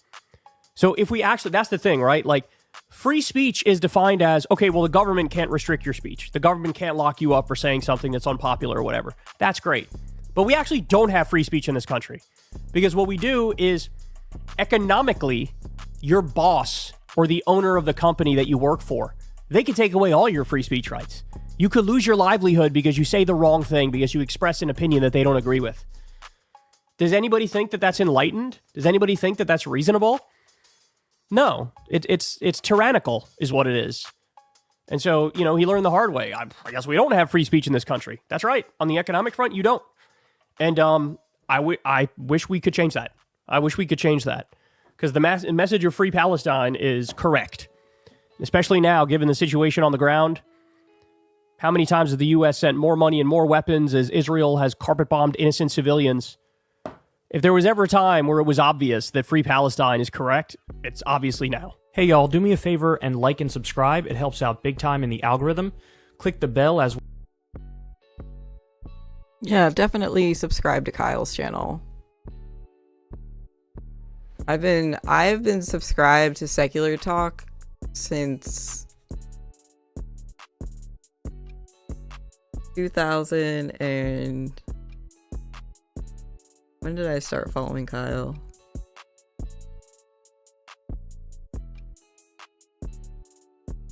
When did I move? 2014 maybe? So 10 years? Yeah, at least 10 years. I remember recommending him to somebody who was really into Ben Shapiro, and I was like, you should check out Kyle Kulinski. Have you ever heard of Secular Talk? You'll like this guy. He talks fast too.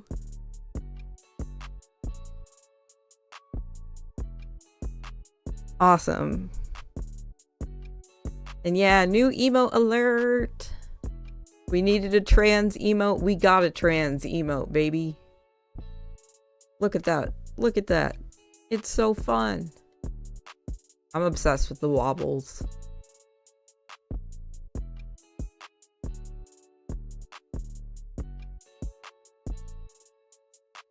Oh, and I found this Abu Bakr's speech, the full thing. So we'll do that. Then we're gonna go back to electronic intifada, how activists are fighting terror charges. Something kind of relevant to me. Not that I'm being charged criminally, but enough that I lost my job. So, and it wasn't support for Palestine. It's interesting. That's not the one they cared about. But revolution against the rich, that's what they care about. Kick does have an app, sweetie. Kick is like YouTube, but black and green instead of black and purple. Did I say YouTube? I meant Twitch. It's like the same thing. They're designed very, very similarly. Okay.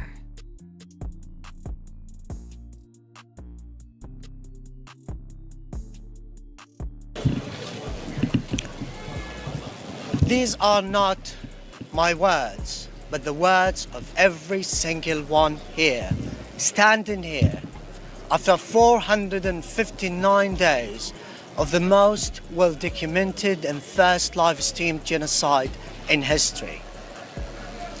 For these days, we've been reporting tirelessly, extensively, and thoroughly on this genocide. It's indeed a genocide against us, which we've been documenting in makeshift tented camps and workplaces. They are really the places we've taken shelter since day one. You've seen us shedding tears over our loved ones, colleagues, friends, and family members. You've seen us killed in every possible way. We've been immolated, incinerated, dismembered, and disemboweled. And recently, we've been freezing to death. What more ways should you be seeing us killed in so that you can move and act and stop the hell inflicted upon us? There are no words to describe what we've been going through, because you've seen our bodies, how they've become fragile, skinny, and fatigued. But we never stopped. We never stopped to tell you the truth, to narrate our stories, and to tell you that we are being genocided, to move your dead consciences, to help a population that has seen every sort of torture and tasted every type of death. Today, we're all standing here after Israel's impunity against us. And we don't know how many journalists should be killed so you can really act and stop Israel's impunity against us. Our message is very clear. We are journalists, and we are Palestinian journalists. We have been let down by the international community, particularly the international media organizations. We haven't seen any sort of support, a single word of support. Even the press vests we're wearing right now mark us as a target. They do not protect us at all. But yes, because we are Palestinians, maybe if we were Ukrainians or of any other citizenship with blonde hair and blue eyes, the word would rage and rant for us. But because we are Palestinians, we have only one right, which is to die and be maimed. Finally, we are just documenting a genocide against us. It's enough after almost a year and a half. We want you to stand foot by foot with us, because we are like any other journalists, reporters, and media workers all across the globe, no matter the origin, the color, or the race. Journalism is not a crime. We are not a target. Just over a year ago, anti-terrorism police turned up at the home of Tony Greenstein in the English seaside town of Brighton and questioned him over a tweet he had posted saying he supports the Palestinian resistance group Hamas against the Israeli army. He was arrested and released on restrictive bail conditions, but he was not charged at the time. But just a few weeks ago, the Crown Prosecution Service charged Greenstein under the notoriously repressive and anti-democratic Terrorism Act 2000, accusing him of expressing an opinion or belief that is supportive of a prescribed organization. This serious charge could result in a prison sentence of up to 14 years. And of course, Tony Greenstein is not the only activist and journalist in the UK to face home raids, police investigations, arrest, or charges connected with their work or opinions related to Palestine. Tony Greenstein is a socialist and a Jewish anti-Zionist and anti-racist campaigner. As well as publishing articles at his own website, Tony will be familiar to readers of the Electronic Intifada for the articles he has contributed to us over many years. A veteran campaigner for Palestinian rights, Tony is the author of the book Zionism During the Holocaust, the Weaponization of Memory in the Service of State and Nation. He joined the Electronic Intifada podcast to talk about that book after it was published in 2022, and you can find that interview on the website and on the Electronic Intifada YouTube channel. But before you go off and look for that, we're delighted to have Tony join us live now on the Electronic Intifada live stream. Welcome, Tony. Yeah, hello. Thank you for inviting me. Yeah, it's good. It's good to see you, and may I say happy birthday? All right, thank you very much. A young 71. Oh, you're just a baby. I'm listening to Nora. The news is, of course, extremely depressing. What stood out for me, given what I've written, is the fact that they are writing numbers on the prisoners that they take. Because, of course, this is what the Nazis did at Auschwitz. And for the Zionists now to be imitating what the Nazis did says really everything about their campaign in Gaza. They are, if you like, the reflective image of the historic persecutors of the Jews. And it really reminds me of what Primo Levi was reputed to have said, which is that the Palestinians are the Jews of the Israelis. Well, thank you very much for that, Tony. And we'll have a few minutes to come back to some of those very unfortunate historic parallels. But let's first talk about your own case, and then we'll talk about the bigger picture as well. You appeared at a hearing on the 19th of December at Westminster Magistrates Court in London. Mm. Tell us what happened in that hearing and what is happening next with your case and how you're planning to fight it. Okay, well, I was summoned by the police on, I think it was the 22nd of November, to be told they would be pressing charges. And then my first hearing was at the Magistrates Court at Westminster, which is an anti-terrorist court. It's the only magistrates court, I think, in England, which deals with so-called terrorism. And I was formally charged, and then I was bailed with the same restrictions I've been under, which is I've got to notify the police if I don't sleep at my house, and I'm not supposed to comment or mention Hamas on Twitter. I've been banned actually from Twitter, so that doesn't really apply.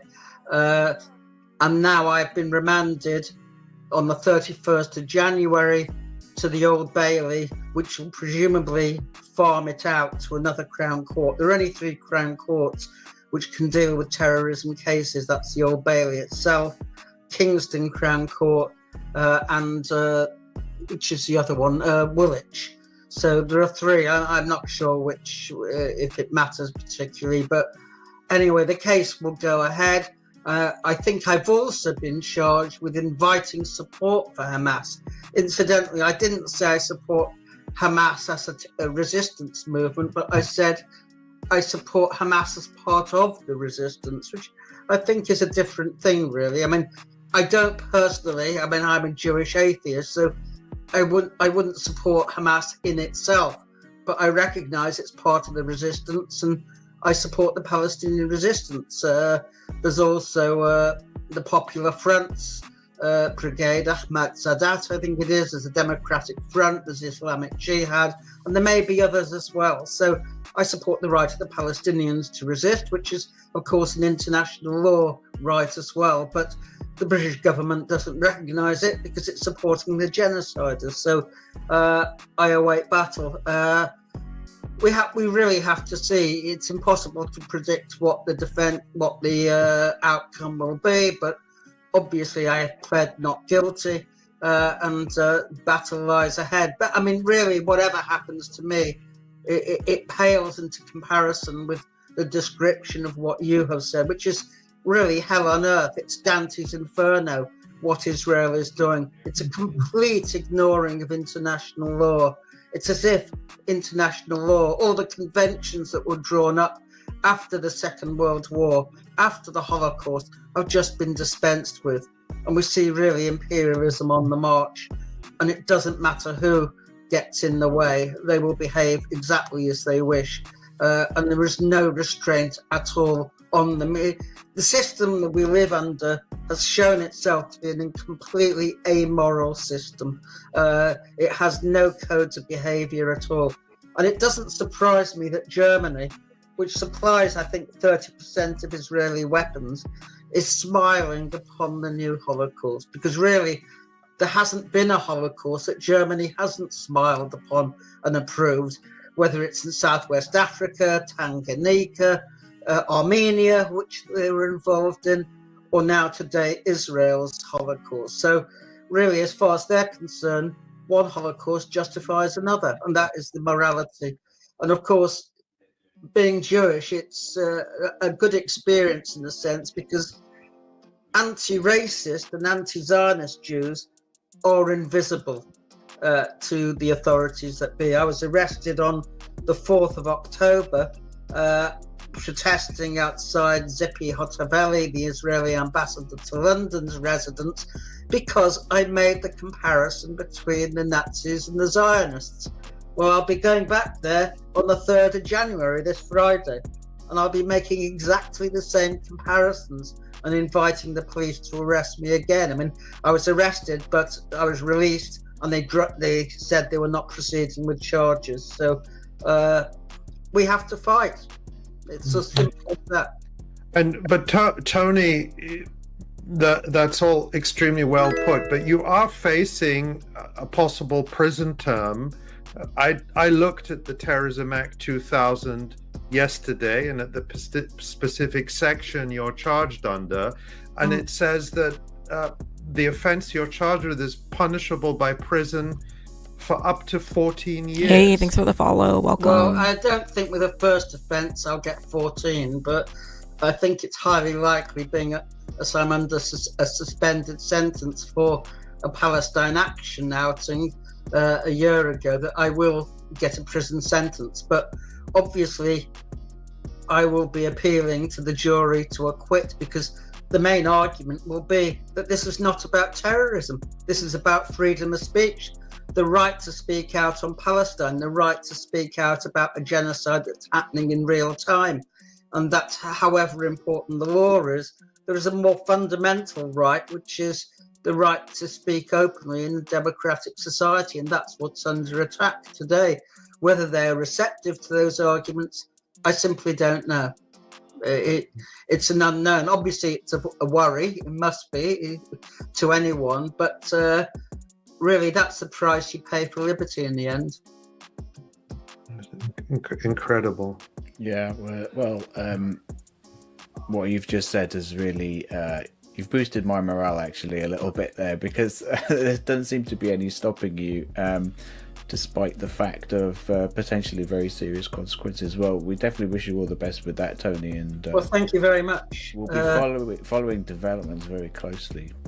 I mean, there was a good demonstration outside the Westminster Court, about 100 people. They made a lot of noise and so on. And I'll be calling for a demonstration on the 31st, Friday, I think it is, the 31st of January. And I'll be seeking to build a kind of defence campaign and have public meetings. And to make the most of this, we can't allow the state to get away with secretly locking up people after trials where the judge will rule out defences, no doubt. And that's, if you like, a battle that lies ahead. But we have to make the most of it and show what the system is when it comes down to it. Democratic rights are really for sale to the highest bidder. That we don't really live in a democracy. Those with power and influence preside, and we have a very limited democratic rights, but we have to fight for them. They're not given. They've been fought for by past generations, and we cannot take them for granted. It's as simple as that. Right, so Friday the 31st of January in the morning is when anyone who wants to support you before your trial at the Old Bailey in London, anyone who can turn out for that, please do. Let's talk about the broader context of the prosecution you're facing.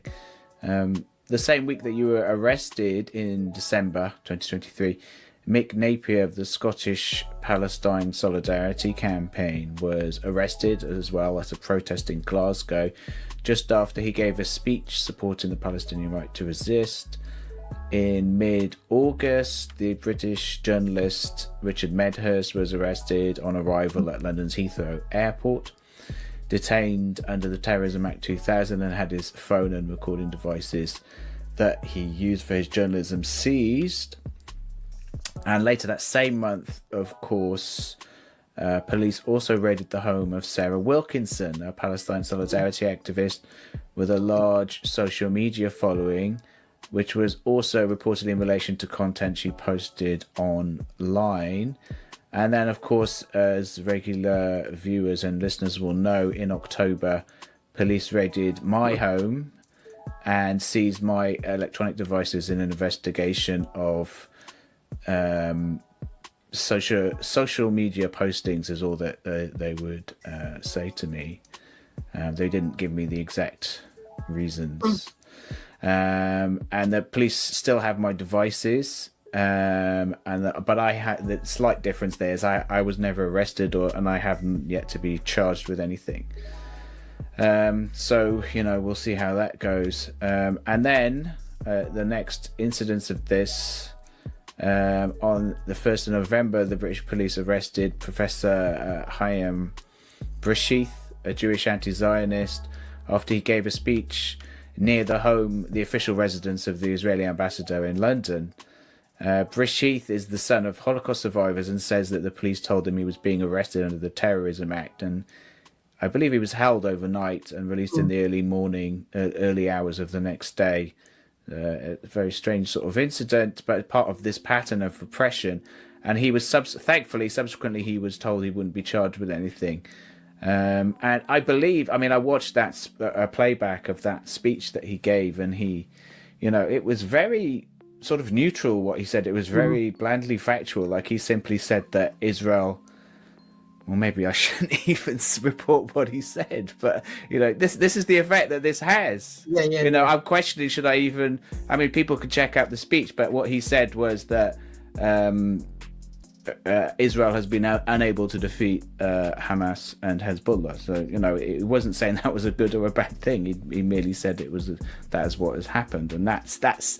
It seemed to be that's what they picked up on, but you never really know for sure. But in any case, Tony, do we know how many people are facing this kind of oppression? And because obviously, where some of the more public-facing cases of this, how many people do you think are facing this kind of oppression? And what do you think the British authorities are trying to achieve? And is it working? It's impossible to know because only the DPP will have those statistics. I imagine between and that's the official prosecutors, the DPP, yeah, the Director of Public Prosecutions. Only they and the police will know, but I imagine it's at least 20 to 30. It may be more. It's really difficult to tell. I mean, I have been contacted by some people who are not public names. So what is their purpose? I think it's to control the narrative. I mean, they have the mainstream, of course, press, the liberal so-called Guardian and the rabid Tory press on their side, but they know, thanks to social media and the internet, that an alternative message has been getting out, because there are still massive demonstrations every month on the streets of London and demonstrations everywhere around Britain. And they cause problems for the authorities. We know that 5 independent MPs were elected in general election with a mass disaffection, especially amongst Muslim voters, but not just Muslim voters. So I think it really is trying to control what is being said. And what they do, of course, is use this bogus allegation of terrorism, because, of course, it's got nothing whatsoever to do with terrorism. We know that Hamas has never planted a bomb in England or anywhere else outside Palestine. It's engaged in armed resistance. And so when you classify it as terrorist, you're doing really no different from what the Nazis did when they classified the French resistance as terrorist. The one man's freedom fighter is another man's terrorist, as Lord Carrington said.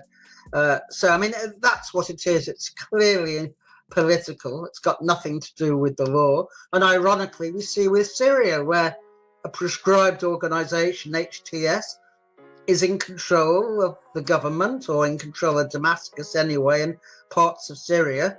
There have been all sorts of comments in media about how they've changed, how they're no longer like Al-Qaeda was, and so on, which are clearly supportive, including by the ex-MI5 chief. I think it's John, I can't remember his name, but all sorts of people, including the BBC.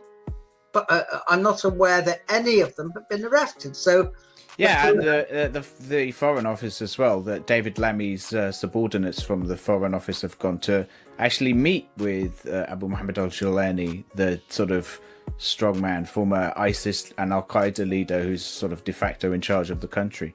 Well, maybe when they come back to Britain, they'll be greeted at the airport by the anti-terror police and held, and their devices will be seized, and they will be told they've got to give their PIN numbers and all sorts. I mean, we live in hope, but of course we know that won't happen because they exercise their discretion as to where and at whom they direct these charges. But I mean, that's what we're living in. We are sleepwalking into a police state, and it's up to us to resist it, to awaken, if you like, from our slumbers.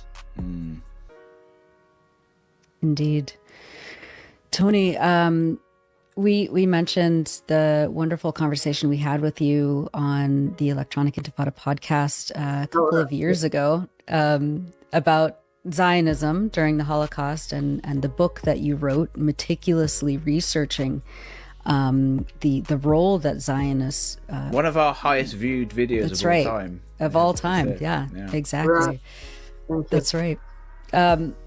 For those of you, and you know, feel free to kind of contextualize this into what we're seeing now. As you mentioned, you know, these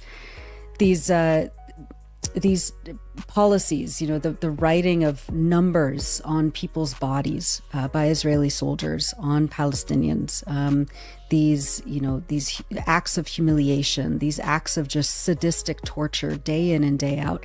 They're not aberrations. They're very much, you know, following this pattern of what Zionism is and what it has always been. Can you know, for those of our audience who are new to the topic, can you give us an overview of the historical relationship between the Zionist movement and the Nazis, and why you think it's important to keep talking about this today as we're seeing what's unfolding in Gaza? Yes, for sure. I mean, in that the Zionists in Germany were just 2% of the German Jewish population, and they alone never fought the Nazis before they came to power. And as soon as they came to power, the Zionist leadership, and I don't talk about the mass of their supporters in New York who are completely oblivious as to what the nature of their own movement was, but the Zionist leadership welcomed the Nazis to power. They saw in it a golden opportunity, to quote Bill Katznelson, for their own movement, because they knew in times of peace they could not move the Jewish masses to support Zionism. Zionism everywhere was a minority movement. But the advent of Hitler presented them with those golden opportunities. It stimulated the emigration of Jews from Nazi Germany, and 50,000 of them went to Palestine. And of course, the anti-Semitism in other places like Poland did similarly. So Zionism and anti-Semitism were twins of a kind. They went together. Without anti-Semitism, there is no Zionism. And so when the mass of Jews boycotted everything German without exception, and there was a massive consequence. There was a weakening of the Nazis. I mean, there was speculation they wouldn't last the winter of 1933. And the Zionists were horror-stricken because that's the last thing that they wanted. So they agreed to a transfer agreement called Havara in August 1933, which broke the boycott of Nazi Germany, because what they were doing was selling the German goods in Palestine and then elsewhere as well. They became the marketing agents for Nazi Germany. And 60% of the foreign investment in the Zionist economy between 1933 and 39 came from Nazi Germany. So, I mean, in a sense, I mean, I said, I mean, it was an off-the-cuff remark in a Palestine Expo meeting 5 years ago, that Israel was Hitler's bastard offspring, which of course the Jewish Chronicle leaped upon, I mean, as if to say notorious anti-Semite or notorious anti-Zionist has once again gone and made these outrageous remarks. But it's true. I mean, Zionism never had any quarrel with the Nazis or with anti-Semitism. I mean, Rabbi Kashtiel is of the Eli pre-military yeshiva in Israel, blurted out a few years ago, it's a Jerusalem Post headline, that Hitler was right. But then he said, but he got the wrong target. But of course, there were no Palestinians in Nazi Germany, so they had to make do with Jews. And that is the Zionist attitude, that fundamentally, there was nothing wrong with targeting a particular minority in Germany. I mean, Jacob Klatskin said, if we object to anti-Semitism, then we must object to our own nationalism. I mean, the Zionists believed that it was quite understandable that the Jews, who they said were homeless, they were an alien element, that the host nations objected to them. And so Zionism has taken on board that, if you like, ideology. So when people say that, well, Israel is behaving like it does because of Holocaust trauma, I say, well, that's nonsense. Israel does what it does because it's a settler colonial state. And it started off with ethnic cleansing, just like the Nazis did. The Nazis didn't start off with extermination. That wasn't in their program at all. But the one leads to the other, an ethnic cleansing. If you can't do it, it leads to genocide. And that's what we're seeing in Gaza, a combination of ethnic cleansing and genocide. You know, I mean, when Palestinians used to call Israel's behavior a Holocaust, I used to say, no, let's not exaggerate. Let's not indulge in hyperbole. But today, it is true. It is a Holocaust. What else can you call it? Exactly. And of course, now, you know, when you see that context, which you've done so much to educate people about in your writing and in your interviews and discussions, including that incredible people who are looking for more detail and more in depth, please go to our 2022 discussion with Tony Greenstein. But what we see now is that the German government's support for this Zionist Holocaust in Palestine is not a discontinuity. It is a continuation of the Nazi Zionist alliance, effectively, that goes right back to the beginning. And it's something that, of course, Zionists hate people talking about. They hate it when you talk about it. They hate it when people know it. But it's incredibly important history with real resonance today.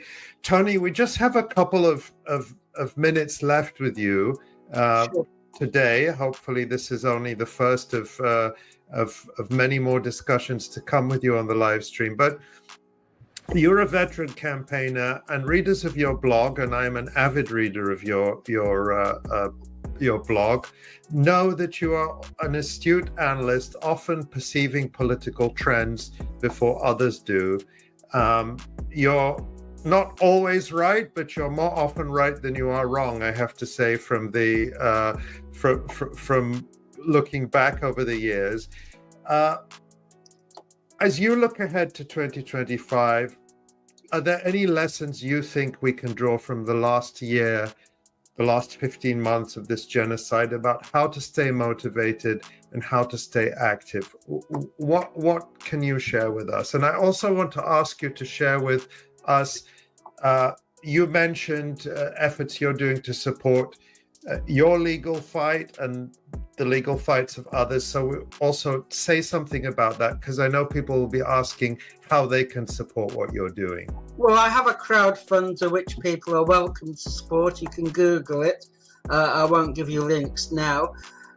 I think in terms of what we can do, given the experience of the last 15 months, I just have to say really that we have to continue doing what we're doing and increase it. There is no magical solution, but I think in terms of what is happening in the Middle East, I think we do need to draw some lessons. It is clear that the so-called axis of evil, or axis of resistance, I'm using Netanyahu's language there, has not been a success. In a sense, you cannot rely on any of the Arab regimes in order to build support for the Palestinians. It has to rely, in the end, on the Arab masses, the Arab street. And what Israel has been able to do is reinforce a whole network of repressive Arab regimes. And tragically, that has included the Palestinian Authority, which is doing so much to prove itself to Israel and to Trump today. So we have to adopt a particular perspective. And I have to say that it's important to understand that the struggle is a secular one. It's not a religious one. Zionism paints what it does in religious colours. And I do think, and I know I've been accused of being a Hamas supporter, but I do think it's a mistake to portray it as an Islamic struggle for a whole number of reasons I don't have time to go into. The struggle is one for national liberation, but it's also for Arab national liberation. And we have to see it in terms of the overthrow of the Saudi, the Egyptian, and all the other repressive Gulf regimes that dot the Arab world. I mean, there's only really one bright exception, and that is the Houthis in Yemen. And what they have done has been magnificent, but they are the exception to the rule. So, I mean, I think we have to cast our net wider. The Palestinians will continue. I mean, I don't think there's any doubt about that. Israel will still find it hard, but there is a war taking place in the West Bank that we haven't seen ever since the occupation, really. I know because I work closely with a children's centre in Jenin. It is now a war, and outrageously, the Palestinian Authority are now continuing that war. Words really don't describe the treachery of Abbas and the Palestinian Authority. And I have to say, I expect Palestine Solidarity Campaign, both in Britain and elsewhere, to completely dissociate themselves from Israel's military subcontractor. There is no longer any justification disqualification for not speaking out about Abbas and his quisling administration. And just yesterday, of course, Palestinians have been mourning the journalist Shada Sabah, who was killed by a Palestinian Authority gunman, according to the reports, in Jenin refugee camp. A truly horrific incident that underscores the role the Palestinian Authority is playing on behalf of Israel. Tony, you raised a lot of intriguing points there that are rich for a discussion, and I hope we'll have you back to talk about them more. And I know that I'll continue reading your thoughts and your articles, and we'll be watching this trial closely. And we send you all our support and thanks for standing up courageously and really showing us the way in terms of your unwillingness to be bowed and cowed into submission by the repression of the British state. Well, thank you very much for inviting me.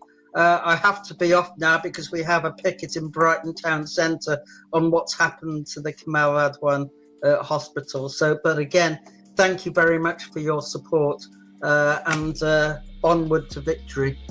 Thank you so much, Tony. Thanks, Good Tony. luck to you, and keep up the great work.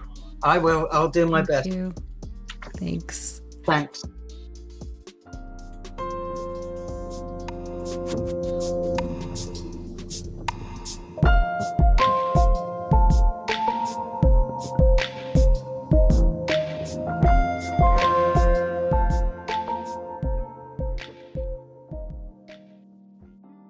I'm Jeremy Scahill, coming to you from Dropsite News. Dropsite. Palestine is more than what we've been seeing just on the news. It is a beautiful culture with an incredibly diverse cuisine. So today, I have teamed up with Asma, Kutaiba, and Asma to teach us more about what this cuisine is made up of.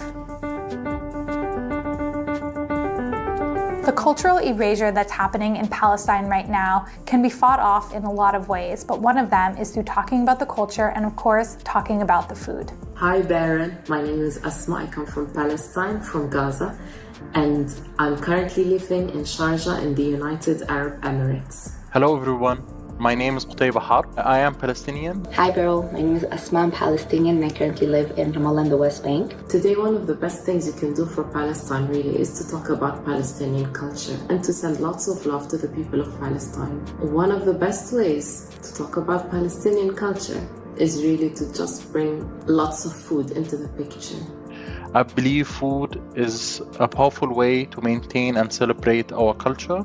Sharing Palestinian recipes and raising awareness about the Palestinian culture is very important, mainly during these challenging times. It's a way of maintaining our sense of continuity and it's a form of resistance. I think you should definitely start your meal with za'atar rosette. Za'atar rosette is the essence of any Palestinian meal. It's basically served dip style, and you have to roll up your bread like a cigarette and dip it in lots and lots of olive oil and then dip it in za'atar and just enjoy the magic. So we're starting with za'atar and olive oil. Palestine is known for its amazing olive oil. Asma said that I need to roll up my bread. So I'm breaking it up a little bit here. Rolling it up. I'm gonna dip it in the olive oil and then dip it in the za'atar. So I have my little za'atar popsicle. Za'atar is amazing. Za'atar is definitely not something that is only limited to Palestine. You will find it all across the Levant. However, the Palestinian olive oil, I think, is what makes this dish really special. If you've never had za'atar before, it is salty and savory. There are tons of dried herbs in there. It is a flavor all of its own and something that lightens and brightens anything that it touches. You must have salata tahina. If you see that on a table, you know you're in a Palestinian family home. This is just the most basic salad that we have even for breakfast or with our lunch or with our dinner. And it's usually made out of the harvest of our garden with like this delicious tahina sauce. I personally like to tear up some Arabic bread and throw it in there as well. It's super, super delicious. This salad is really one of the trademarks of a Palestinian table, so I would love if you can try it. We have our salad with the tahini dressing, which smells really good. Asma told me to break off some pieces of bread and put it in there, so I will do as she says. Bread in the salad. It's full of cucumbers and tomatoes and fresh herbs.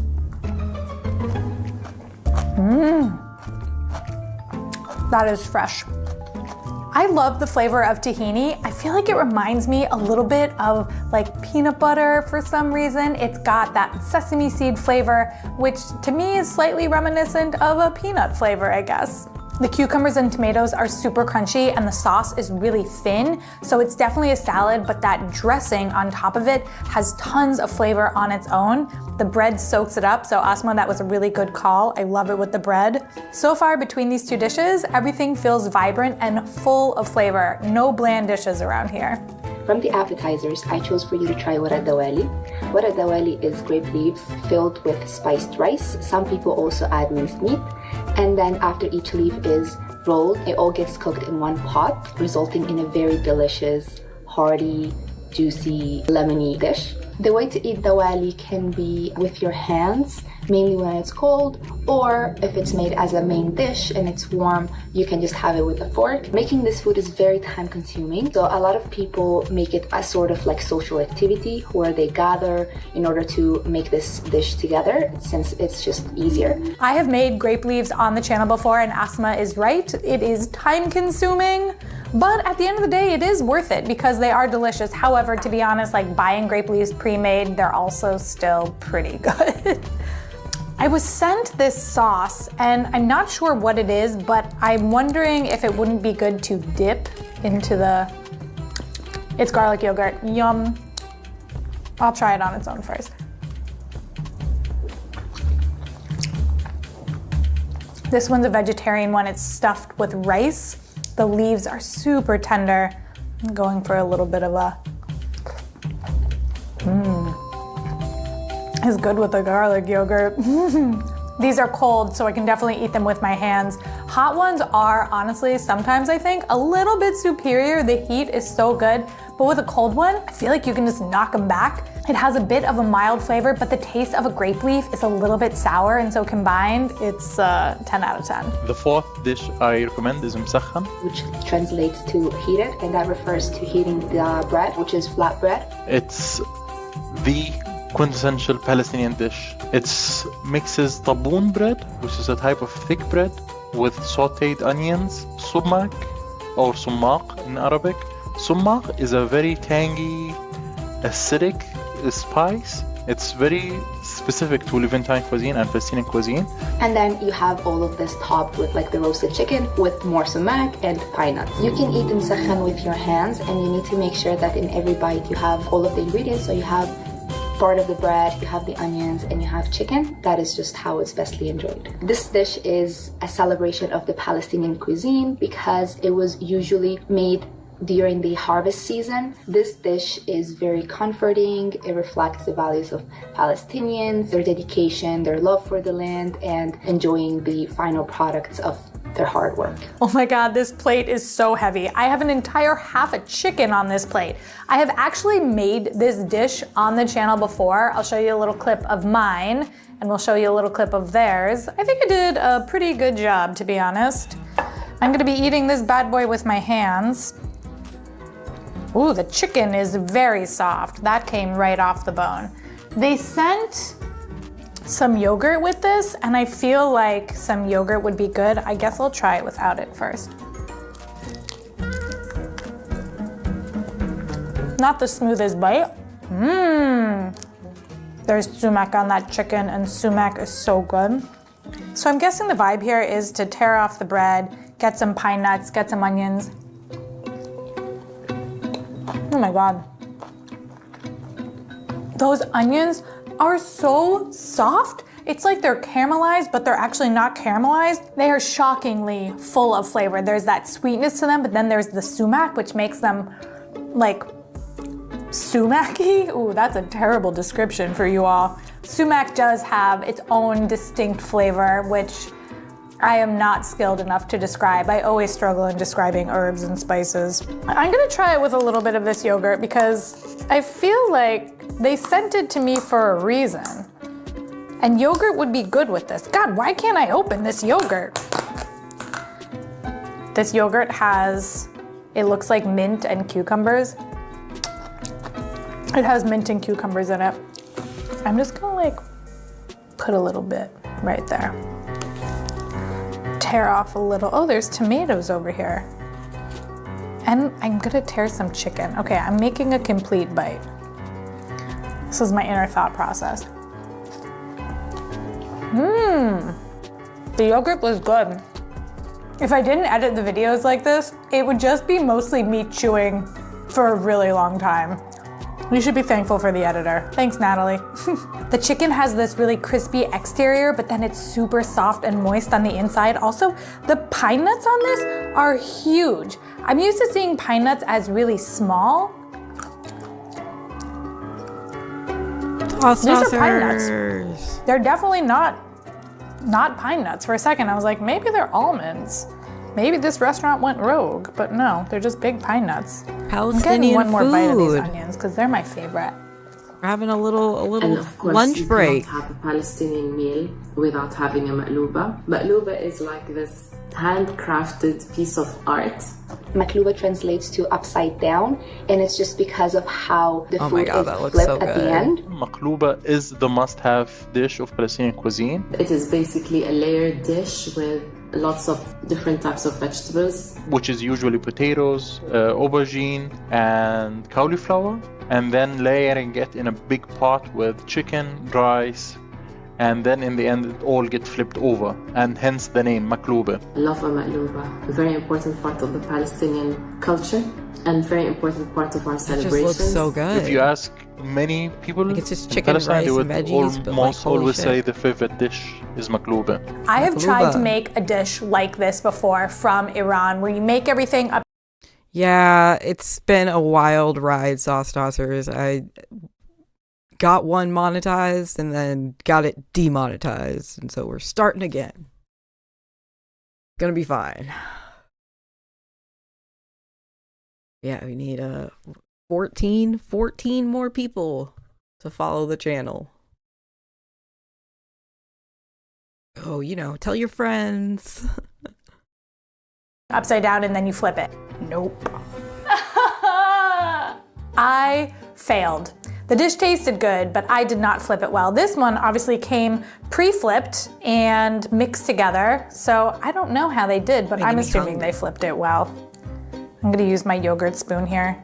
I want some of this potato, because this potato looks really flippin' good. There is so much flavor in this rice. This is maybe some of the best tasting rice I've ever had. And it's loose. For the life of me, I cannot make loose rice. Every time I eat it, I'm so jealous that the chef knows how to do it. There is also roasted cauliflower in this. It's so soft. It is spiced so well. None of this food is spicy by any sense of the word, but it is all spiced really, really beautifully. Like, bland is not in the vocabulary of Palestinian cuisine. Good chicken. Chicken and rice is a classic combo. We just did a whole chicken and rice episode. If you're interested, I will link it in the description. I actually like this chicken a little bit more. It's skinless, and even though crunchy skin is really good, skinless chicken, especially when it's chicken thighs, I just think like it's so juicy and like so easy to eat. I'll just like down a thigh. Anyway. Oh, there's eggplant. Eggplant. I love all the different vegetables in this. This is a beautiful dish. I would love to see this dish being turned upside down. I think that would just be such an amazing experience, but when you order delivery, you're not getting that kind of experience. But maybe if you go to a restaurant, you can ask to go into the kitchen and see them do it. Don't and do that. For dessert, Don't do that. I chose knafa for you. I was impressed by the menu from this restaurant as they Leave the feature chefs alone. imported Akawi cheese. Don't go into the Akawi cheese kitchen. is a squeezy type of cheese made usually in Nablus in the West Bank. Sweets are made from this cheese. This usually features like a semolina type dough, Yeah, that's which terrible is fine, advice. which is put first into You can tell this woman has like never worked in a restaurant. the plate. Then it gets topped with the cheese. So only the dough sees the heat from the pan. Then it's drenched in syrup. It's a Oh my quintessential gosh. Palestinian sweet. Kanafi holds a Dessert. special place in my heart. This is a dish that you can also definitely find around the Levant. I had this in Syria. This one looks like the most beautiful bird's nest. The pistachios are so vibrant and beautiful. The vermicelli, I love that it's soaked in syrup. I love a lot of things about it. When you get it fresh, the cheese is stretchy. This one obviously is not probably gonna have stretchy cheese because it was delivered, but you Cheese never and know. dessert is like, I'm like, what? Yes. No, cheese is not stretchy, but like, look at this. This is just like a slice of cheese with some vermicelli on top.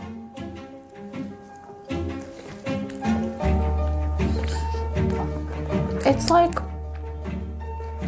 heaven if heaven was a piece of cheese with vermicelli on top. The syrup that's soaked on top of it is definitely not too sweet, and the pistachios add a really nice crunch because the cheese is soft. The vermicelli noodles, I think they're fried because they're very crunchy. And I just love all the different textures that go on with this. The cheese is actually really delicate. It's not a cheesy cheese, it's more like a squeaky cheese, which has that more balanced and soft flavor. So it goes really well with a sweet syrup. When I think about cheese desserts, I'm very limited in what I think about, like cheesecake, cannolis. There's gotta be others out there. Let me know in the comments. But this cheese dessert is high up there. I think it's one of the better ones and better than a cannoli, and I love a cannoli, but I love this one more. I'm just gonna have one more cheeky little bite of this, even though I've had my fair share of food already. Aces. I hope you all learned something new about Palestine aside from what we see in the news and more about their beautiful cuisine. All of the dishes that I ordered are linked in the description, as well as everything else that everybody recommended. If there is a Palestinian restaurant nearby where you live, I would highly recommend you checking it out and getting these dishes fresh, because fresh is always best. And now I'm going to go digest.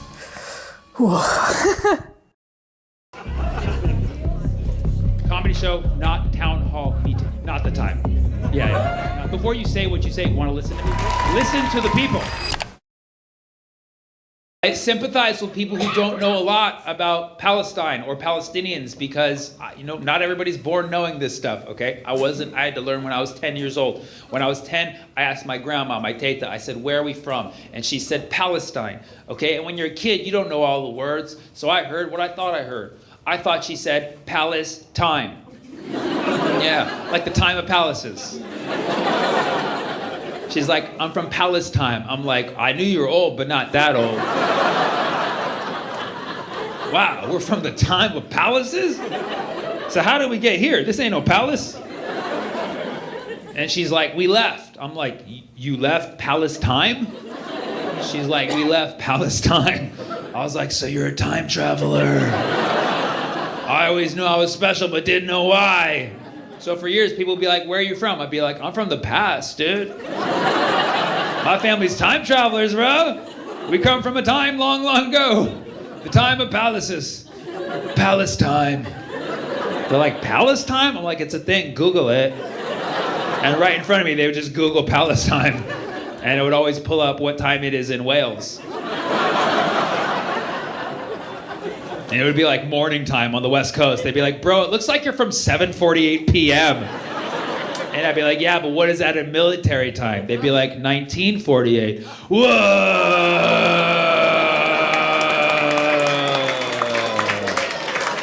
If you don't get that joke, don't worry, it's because it's from the future. It was written by a time traveler. I think we should drop the name Palestine. It's a colonial name. And I think we should go with Palestine, okay? Palestine is the indigenous way of saying it. It's the Arab way of saying it.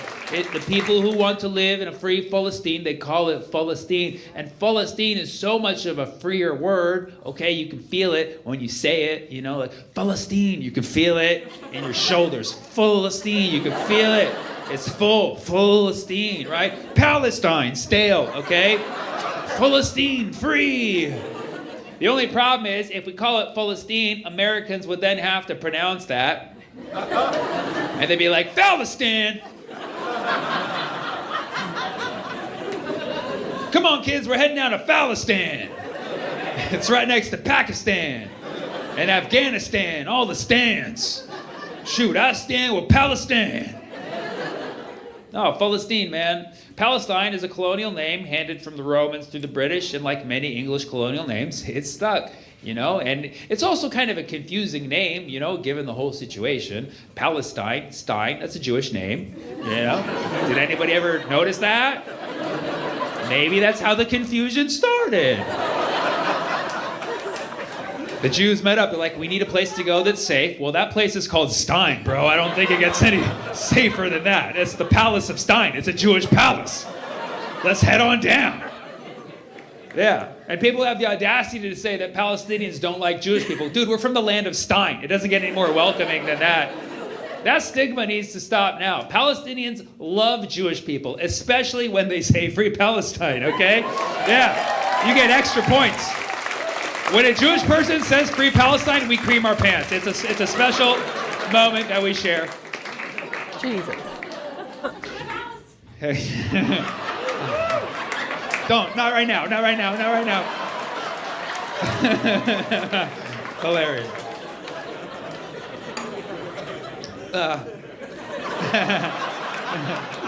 I can feel it.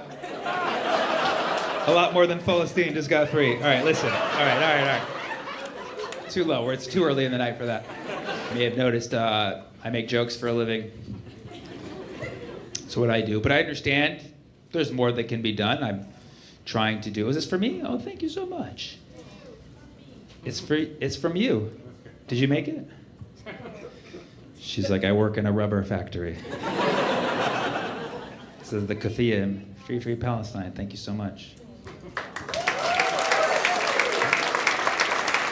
I want to give her one of my sweaters. Yeah. Yes. We have a question. Christina, Yes, are you what's still up? here? Or did you dip? Yes.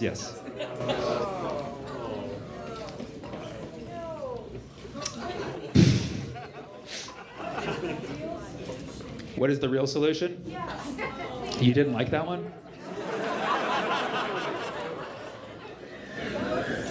What is the real solution here? Okay. Well, thank you. Okay, I get it. Thanks for the wristband. It got me VIP into this Q&A. Got VIP access into my own Q&A. Okay.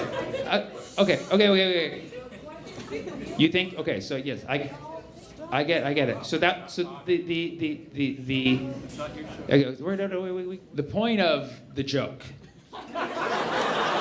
okay, is the irony that nobody knows the solution. Nobody's actually put forth an actual plan that will work. We can all talk and theoretically talk about at the end of the day. Okay. All right. Well, I wasn't at Oslo personally. Okay, I wasn't there. I was alive, but I wasn't there. Okay, I was 9 years old. Okay, but if they had invited me, I would have gone. And I would have let them know. I would have said, you know, I am from Palestine. I am a time traveler. Okay, and I have been to 2024. I was in Boston on 28th, 2024, where it was asked finally, once and for all, by a crowd member, what is the actual solution? And I said that to Bill Clinton at Oslo in 1993. And here we are, fast forward. But it's actually, you guys went forward in time, I went back, because you know what I mean? That's about to happen. Because I still have to go back and do that. Yeah. Does that make it any clearer?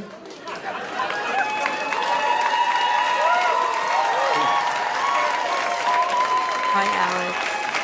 Yeah. You're basically the sound of the crowd means your intentions are good, but not the time. Yeah, not the time. Not the time. You can say something to me after the show. It's just keep in mind, comedy show, not town hall meeting. Keep in mind, okay? Okay, yes.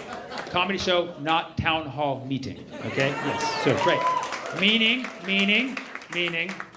okay? See, there's a more irony for you, okay?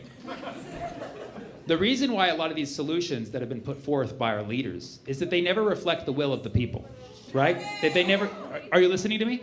Before you say what you say, want to listen to me first? The irony that the fact that the solutions never have worked or never do tend to work is because the leadership that we have in this world, the many governments we have, they never reflect the will of the people because they don't properly listen to the people. Listen to the people. Listen to the people. All right, so back to. All right.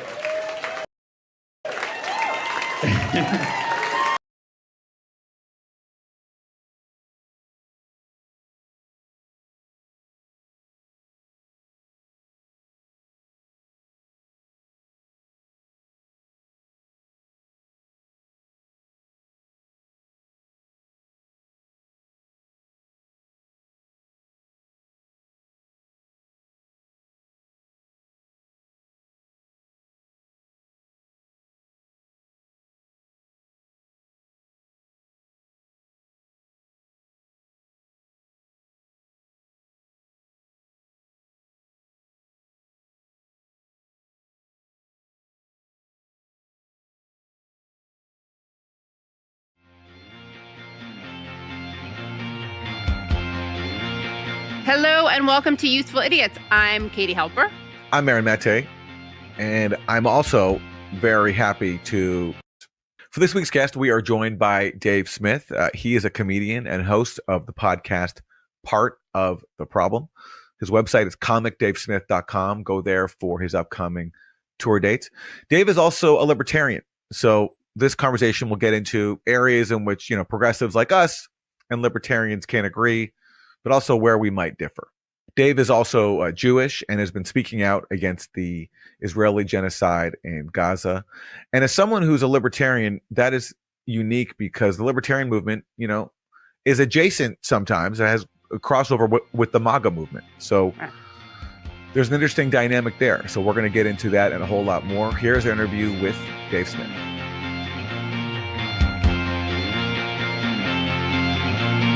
Dave Smith, thanks so much for joining us. Oh, thank you so much for having me. I want to start with this latest footage out of Washington, D.C. At the funeral for Jimmy Carter. Obama has been pictured hamming it up with Hitler.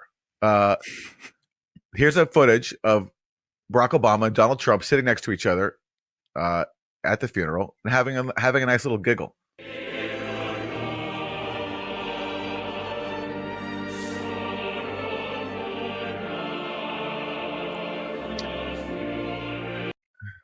And there are the Bushes, of course, next to them.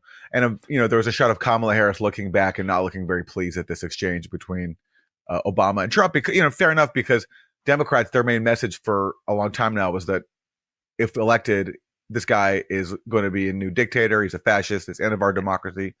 And then all of a sudden, he gets elected, and we just had his vote certified with Kamala Harris presiding over the certification. And now he's having a nice giggle with Barack Obama. Yeah, it's like it's the old that old great George Carlin bit. It's a big club and you ain't in it. It's like if that had to just be conveyed in a 5-second video, it couldn't be more perfect than that. And I think this is it's something that it's almost easy just to fall into sounding like a Trump supporter when you kind of talk about how all of them, they all call him Hitler, but then they're good friends with him, and it does reveal the charade. But then another part of that is that it's almost like nobody actually talked about what the real issue with a Donald Trump presidency is going to be, because it would kind of indict all of them also, right? So like if you were going to talk, like I think probably we'd all agree that the worst thing about Donald Trump winning the presidency is that he's even 2 clicks to the more insane, devoted to the Israeli cause than the Biden administration was. But of course, no one's going to talk about that because that would condemn everyone in that room. But so this whole, instead, the corporate media who really wanted to get this guy, there was nothing of substance that they could go after, even though there's so many things of substance to go after Trump from any perspective, from a libertarian perspective like mine, or, Donald Trump's, the size of government exploded under Donald Trump's watch. For anyone who wasn't a maniac during COVID, he was a disaster during the whole thing. Obviously his foreign policy, and particularly in Yemen, in Israel, in Saudi Arabia, in Syria, it's just a disaster. The problem is, if you point at any of those things, it also implicates Obama and Bush and Clinton and the whole gang. And so they're all they had was to make up stuff. And Aaron, I think you were like debatably the best reporter in the country on Russiagate. But so like all they had was to make up nonsense. The democracy is on the ballot. One of the things that's really interesting too is that in all of the corporate media's like postmortems about the election, where they're going over what happened, if you listen to any of them, they're all talking about what they have to do next time. And it's like, oh wait, I thought that was the whole thing. I thought there wasn't a next time. They're all implicitly admitting that, like, well, in 4 years we are going to have another one of these presidential election things. And to the extent that we have democracy in America, which is all kind of an illusion anyway, that the democratic processes of America are not going anywhere, and everybody knew this the whole time. And it's interesting because, of course, they are also coming around to solutions that Bernie Sanders has been suggesting during 2 electoral rounds that they pilloried him for. But I think now that he's not an actual presidential threat, now they're able to not only embrace some of his ideas, but also credit them to him. Yeah, well, I mean, Bernie Sanders certainly was unacceptable to the powers that be, and when he was look, I mean, Bernie Sanders had a real movement. There are not that many politicians that have a real movement. I mean, I think Donald Trump is one, Bernie Sanders is one, Barack Obama, at least in 2008, was one. But Bernie Sanders had a real movement, and the general spirit of the thing was that we are furious and against big banks and billionaires. And, right. As it turns out, big banks and billionaires have a wee bit of influence over this government. And so that message was going to be unacceptable, and they would do everything they can to get rid of them. But I think now there is, at least among some parties, there's a realization that you have to have something that appeals to voters. And so like, you're like, oh, well, we did have this guy, he was appealing to voters a lot. So let's take a look at some of that messaging. But of course, they would like that messaging to come from somebody who they can, rely on to not really mean it. Right. And there's messaging and there's policy, right? So they may just want to be adopting the messaging. And as always, I mean, they never deliver on their messaging, but I guess now they're thinking of delivering or presenting a populist messaging that they can lie about, as opposed to a centrist messaging that they can. Well, I guess there's centrist messaging they stick to, but they pretend to be, even the way they pretend to be populist is a little tepid. And now I think they want to pretend more enthusiastically to be populist. There's a real look. Everybody always like kind of makes too much out of presidential elections, and there's always these like sweeping conclusions that pundits make. This party's done and they're forever done. But in this last election, really much more than any other, I can't really think of anything that's even comparable, where the Democrats simultaneously lost their propaganda apparatus, and they lost their voting base.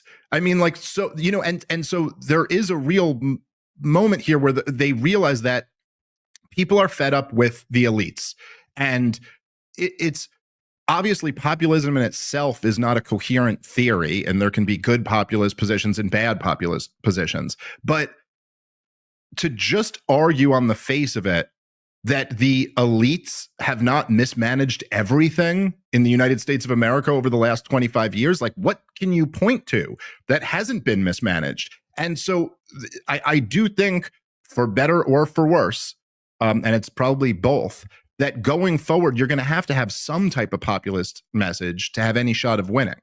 What do you think of the MAGA movement itself? I mean, let's say if Trump does not follow through on his promises, you know, he talked about basically helping out the average worker. He talked about changing things on foreign policy, sort of painting himself as the president of peace, being against wars. What if he doesn't follow through on that? I mean, do you think? I mean, the sort of the prevailing view of the MAGA movement from like liberals is that they're basically a cult. That no matter what Trump does, they're not going to hold him to account. You've been around MAGA spaces a little bit. I mean, what's your sense of that? It reminds me of like how Joseph Stalin used to have all this propaganda about how bad segregation in America was. And like, it's almost, when you think about it, there's almost like two conflicting views that you have. So like at least my first impulse is to be like, Joseph Stalin, you know, like, who are you? You really care about human rights abuses or something like that? But like, okay, once you get past that hypocrisy, like, okay, he does have a point about segregation. It's pretty messed up. You know what I mean? And so I think that when you hear it from the corporate media or from Democrats that they're like, oh, these MAGA guys are totally in a cult, the first impulse is to be like, I mean, who are you guys to call anyone in a cult? You know, I mean, like literally Joe Biden, one day before the debate, everybody is going, oh, it's cheap fakes and it's right-wing propaganda that he's too old to do this. And the next day, it's all accepted and we're all just worshiping Kamala Harris and, you know, at least for a couple months there, pretending she's joy and hope. And so if anyone's guilty of cult-like behavior, it's that side is probably the worst offenders. I call them blue anon. I call them blue anon because, you know, and that started with them believing in a conspiracy theory that Donald Trump was controlled by, conspiring with, and being blackmailed by Russia. So, hey. Yeah, 100%. So like that totally applies. I think that's exactly right. That being said, look, there is a little bit of truth to that. And I've noticed this over the years. You know, I ended up supporting Trump in this last election, but I've been a pretty strong critic of his for the last 8 years. And I've argued with a lot of people who it is kind of unbelievable how much there'll be a dynamic where like there'll be a Trump supporter who completely agrees with me on the policy. And then I could look at them and be like, okay, but look, Donald Trump did this, which is like the exact, you know, like just something, for example, like, okay, you think Fauci's a criminal and totally corrupt and locked.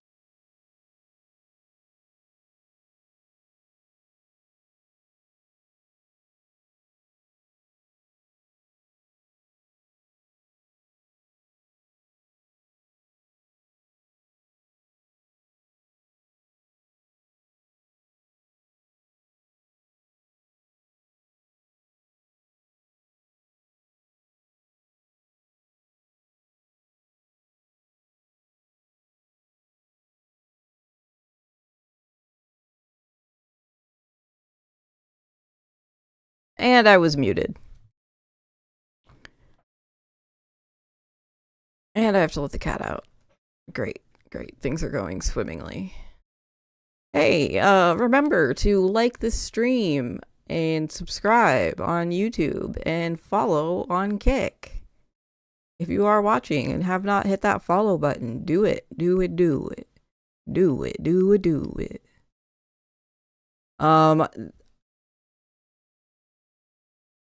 So this was presented as Dave Smith, a Jewish libertarian comedian, walks into a lefty podcast. So I thought it might be interesting, but he is getting on my nerves. So what do y'all think? Should we skip?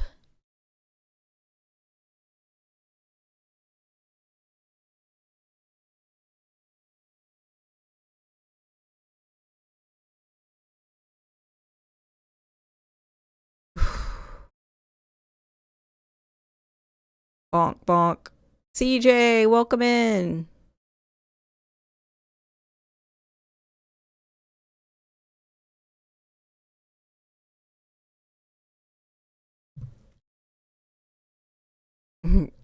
Okay, we'll skip.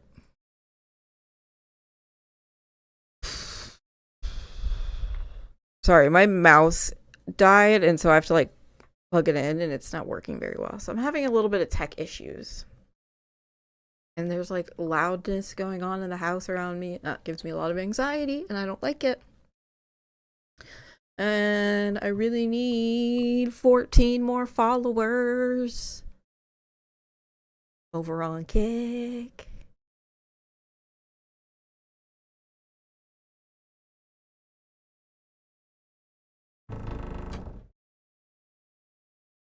If they don't believe they're enemies, why should you? Notes from the edge of the narrative matrix.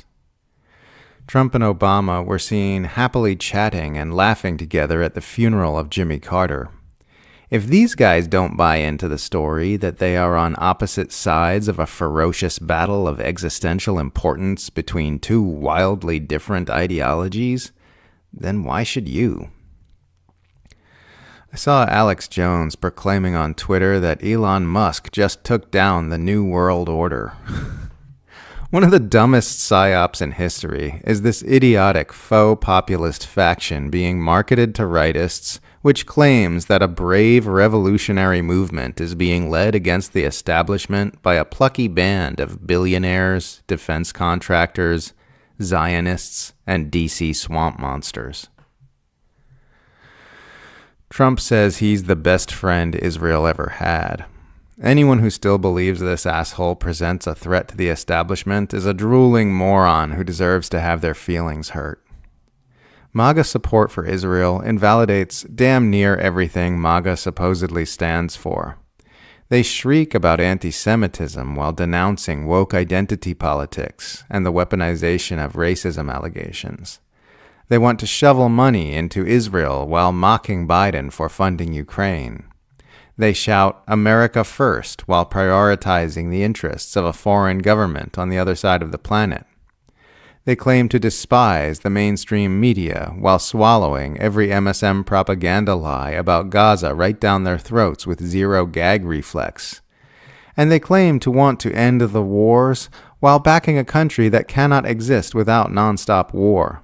These contradictions are possible because these people do not have any real values and don't stand for anything. They're just mindless, bootlicking sheep who think whatever the right-wing pundits tell them to think. Western critics of Israel tend to fall into two categories. Those who believe the Western Empire supports Israel because the Western Empire is evil, and those who believe the West is naturally good but has become corrupted by Israel. I find the latter group ridiculous and baby-brained. Joe Biden on his deathbed. I hope we can send just one more arms shipment to Israel before my term ends. Jill Biden. You're not the president anymore, Joe. You haven't been president for 2 years. Joe Biden. Can you at least bring me a Palestinian baby to kick? An 81-year-old House representative named Virginia Fox fell down the stairs at Congress the other day and required treatment for minor injuries. The U.S. Capitol building is a giant nursing home that happens to help oversee the operation of an empire. The whole place smells like denture cream and urine. Picture a bigger version of the assisted living facility your grandma died in, but with a bunch of lobbyists and Israeli flags. First, end the active genocide, then talk to me about your concerns regarding a rise in anti-Semitism. This isn't one of those we can walk and chew gum at the same time things. No, obviously we cannot, because accusations and narratives about anti-Semitism are used to deflect criticism of the genocide. Even if everything Israel defenders are saying about rising anti-Semitism was true, and it most assuredly isn't, genocide is an infinitely more urgent concern than hurt feelings and graffiti. Resolve that first. Then we can talk about your far less urgent concerns. I saw a video clip the other day of an Israeli settler from New York responding to questions about the slaughter of children in Gaza by saying, "Who gives a shit? Because those children grow up to be Arabs." You see a lot of this kind of genocidal rhetoric from Israel supporters. The argument is basically that because the Palestinians will never accept the existence of the Jewish state, then the Jews don't have to accept the existence of the Palestinian people. You can immediately see the flaw in this logic when it's written out like this, though. A wildly unequal dynamic is being falsely framed as equal. Israel supporters want an end to the Palestinians as a people, while Palestinians just want an end to the tyrannical apartheid state which murders their children and has taken everything from them. Palestinians don't seek the extermination of the Jewish people, but Israel's supporters absolutely seek the extermination of the Palestinian people, or at least their perpetual subordination. By falsely conflating a particular apartheid ethno-state continuing to exist in its present iteration with the existence of Jews as a people, Israel's supporters can then claim, we have to kill them because they want to kill us, because us here means the state of Israel. This dishonestly frames this as an it's us or them, kill or be killed situation, which is much more morally defensible than the truth, because everyone can sympathize with the act of killing in self-defense when you will be killed if you don't kill your would-be killer first. But of course, that isn't the reality of what is happening with Palestine. This isn't two groups mutually opposed to one another's existence. This is an apartheid settler colony, backed by the most powerful empire in history, getting dropped on top of a pre-existing civilization, with the people who had been living there being told that they must either submit to losing their rights, their property, and their dignity, or face extermination. These things are not equal. Clearly, Israel's supporters just need to make them look equal to obfuscate the wildly unjust reality of what we are seeing today.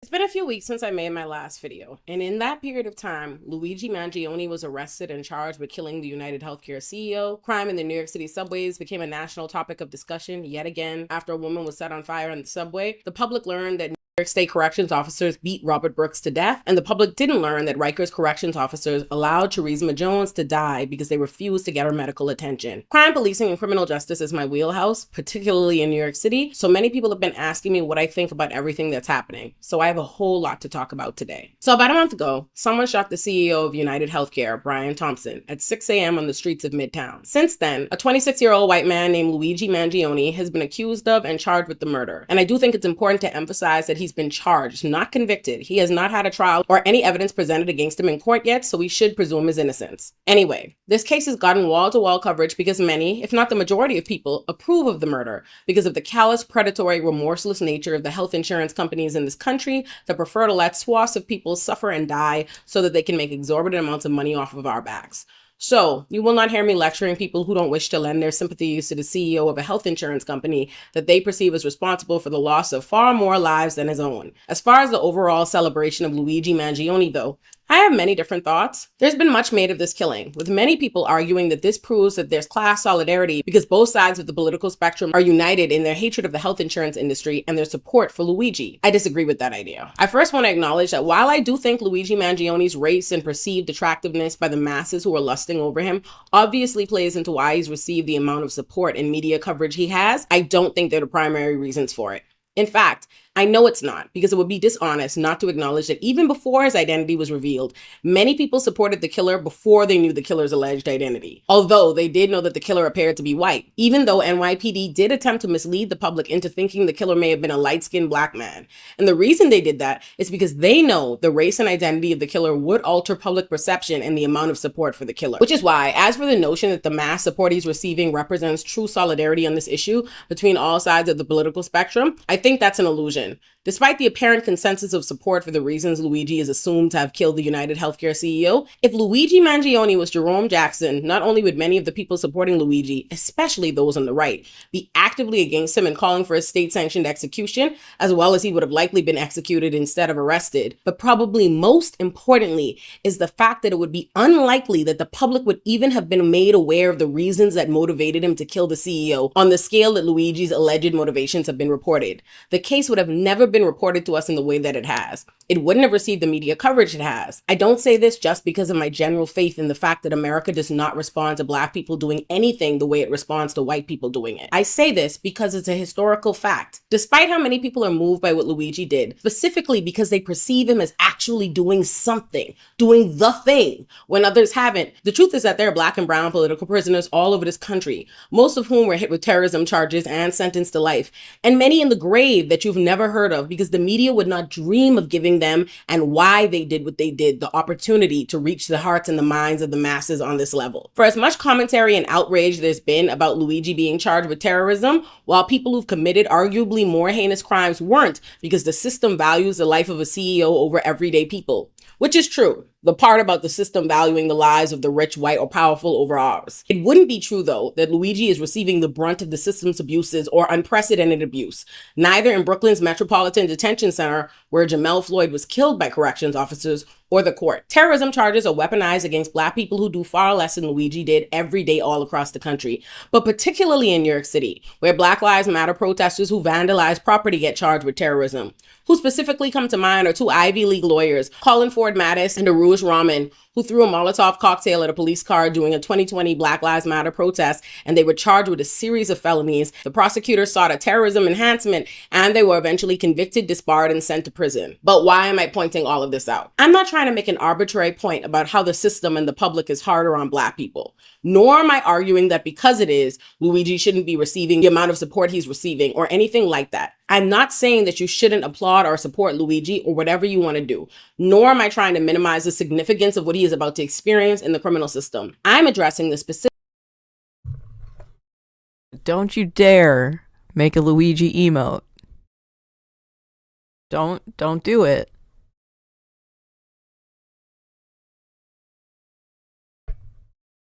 That would be dangerous.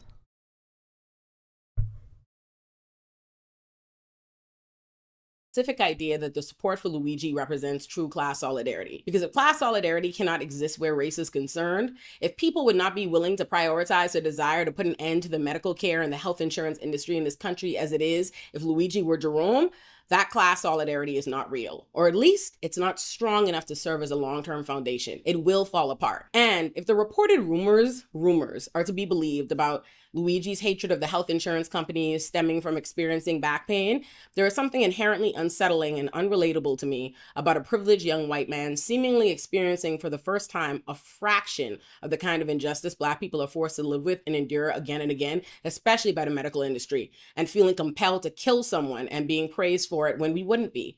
But I still wouldn't disagree with anyone else who thinks it's a good way for him to use his privilege. I also would hope that people can contextualize their advocacy for Luigi and not represent the treatment he's receiving for what he's accused of doing as unprecedented injustice in the system, when he is being treated significantly better than the everyday poor Black and brown New Yorkers in our criminal system who stand accused of way less, who wouldn't and don't receive your public support for their freedom for so much as having a gun, or even just being homeless or seeming scary on the train. As well as I don't believe that murdering a single CEO will lead to systemic change to healthcare in this country. And no, Luigi allegedly killing the United Healthcare CEO is not why Anthem, Blue Cross, Blue Shield reversed their policy that would limit reimbursements for anesthesia during surgery and medical procedures. Both New York and Connecticut governments had already stepped in to stop that policy. But it is good timing though. That being said, I don't think it's harmful if you disagree with me and or see this entire case as far more significant than I do. I think reasonable minds can disagree on this issue, and I don't truly care to yuck anybody's yum. I really don't care much about whoever murdered the United Healthcare CEO,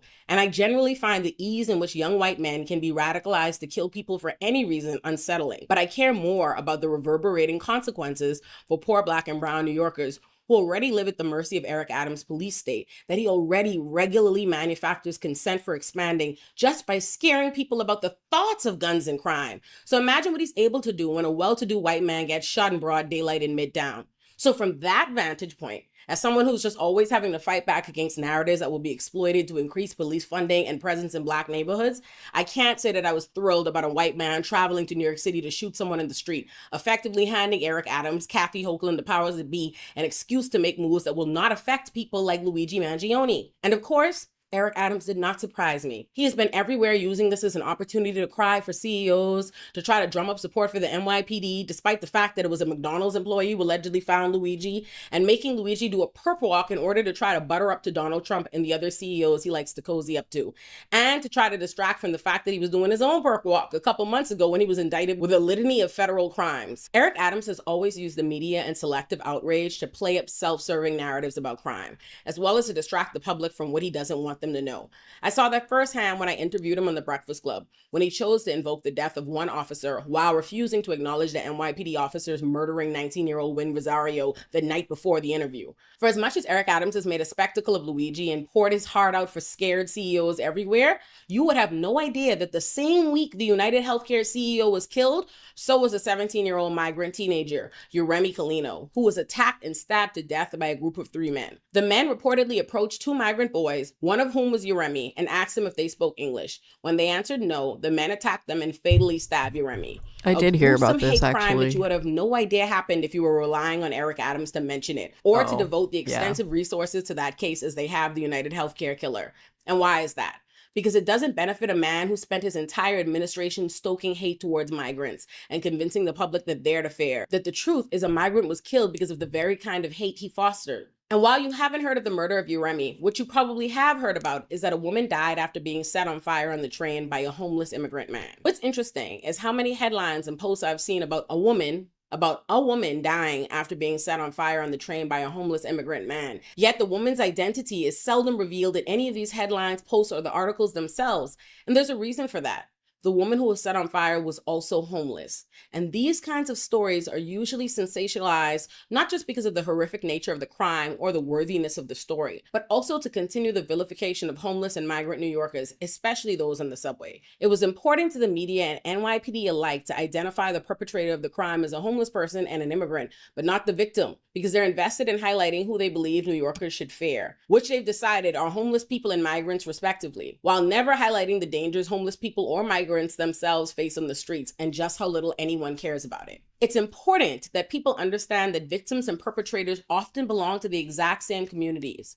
Our media, the police, and the government love to frame crime as though there are these evil criminals who belong to one community and victims who belong to another, but that is not the case. And it's precisely why we can't offer these blanket condemnations, vilifications, and dehumanizations of any one group, because you're hurting the victims too. And all of that is significantly relevant when talking about what happened to that woman who was set on fire on the subway. Her name was Debrina Kawam, and she was 57 years old. She grew up in a middle-class home in New Jersey. Her father worked for General Motors. She went to college. She worked. Then she fell into debt and the bank foreclosed her home, leaving her homeless. That's so important. 1, because her life matters, but 2, because people choose to perceive homeless people as a separate entity from us regular people, when in fact, they are us. They're what happens to us when we lose our jobs unexpectedly, when we or our loved ones get sick, when emergencies arise, because the truth is that the average American lives paycheck to paycheck, and we're all just a few unfortunate events away from finding ourselves ass out. And that's especially true in one of the most expensive cities in the world. Many of us are simply forced. Yo, real talk. Me, hi, I might be homeless. I am not homeless at the grace of my sister now, and have literally no options. And I just lost my main source of income. So, you know, mutual aid. Yeah. I love you guys.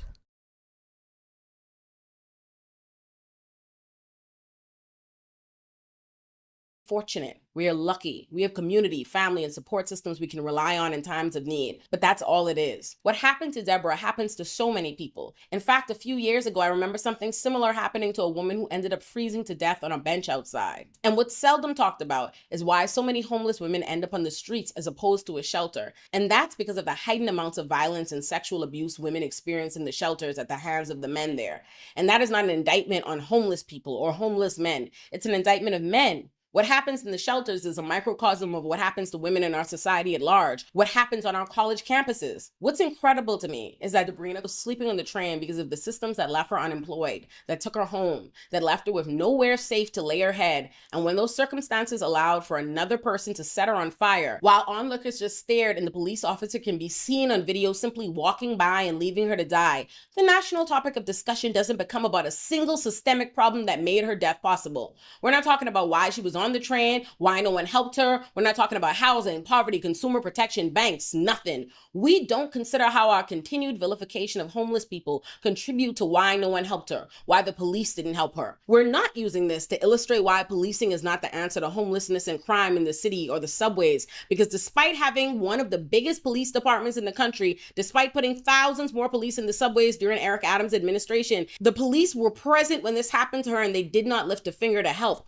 We're somehow not using it to point out that Eric Adams warned the homeless, him involuntarily committing homeless people, him destroying their encampments, him taking money away from homelessness services, his constant criminalization and dehumanization of homeless people has not done shit to protect anyone. Instead, somehow, the only thing that these kinds of things are ever used to highlight is why we somehow need more policing, why we need more of the same failed approach that we already recognize obviously isn't addressing the problem or making anyone feel safer. It's always more police, not more affordable housing, not more wages, not more opportunity. One of the statements Eric Adams made about this incident was that this is why he says people should not be living on our subways. But what he fails to consider is adequately funding homeless services or providing real affordable housing in this city, not tiny broom closets that cost thousands and thousands of dollars, real affordable housing. My problem is never with New Yorkers or anyone who wants to feel safer, who care about crime. We all do. I'm your ally in that. Even though I recognize that extreme acts of violence are still outliers in our city and that New York City is one of the safest big cities in the country, I am no less hurt and concerned and unnerved when those acts of violence occur. Where we disagree is on how to address that, because I can't understand why policing failures are never treated as such.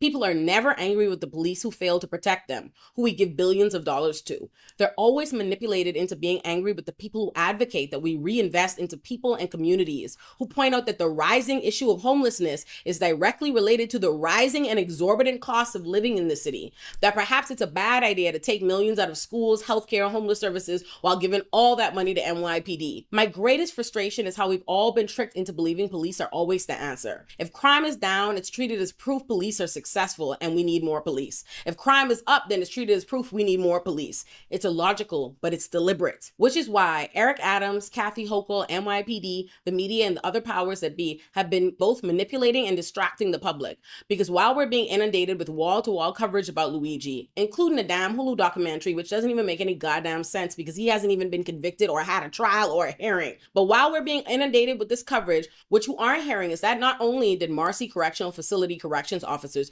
beat a handcuffed black man to death, 43-year-old Robert Brooks, not only did a 23-year-old black woman, Charisma Jones, die in Rikers because corrections officers refused to provide her with the medical attention she begged for, these things been happen. Robert Brooks was killed in 2023. Charisma died months ago. And the reason you didn't hear about any of these things is because the same Eric Adams facing felony charges himself, but making a spectacle out of Luigi, that same man put a stop to the Department of Corrections informing the public who dies in their custody. And it's not just New York City Mayor Eric Adams doing a bunch of It's also our Governor Kathy Hochul, who recently vetoed 2 laws, one that would have expanded reproductive rights and allowed people to know what hospitals in New York provide particular procedures, including abortions. And she also vetoed a law that would have allowed formerly incarcerated people to regain their right to sit on juries.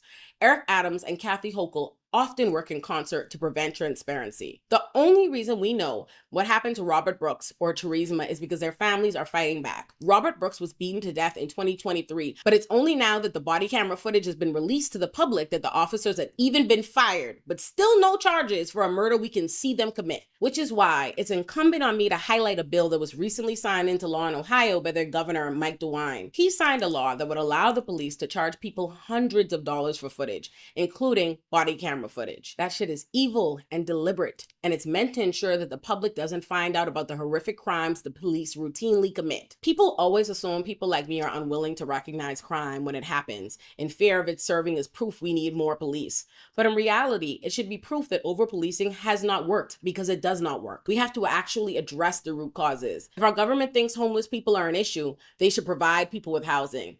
If they're scared that there are mentally ill people on the streets and in the subways, provide people with mental health care, not temporary jail cells. Now, it's not if hard. You're saying to me, well, align me. That's why we love Luigi, because we got to shoot a couple of CEOs for the government to decide to give people health care or housing. Then okay, that's your right. Don't shoot me with your big gun. Over the past couple years that I've been working at Whole Foods, I've noticed it's only gotten worse. It's like you're walking around. That was epic. That was epic. Let's see if we can find a safe jammy. What are some of the safe ones? I should make a multi-stream jammy playlist.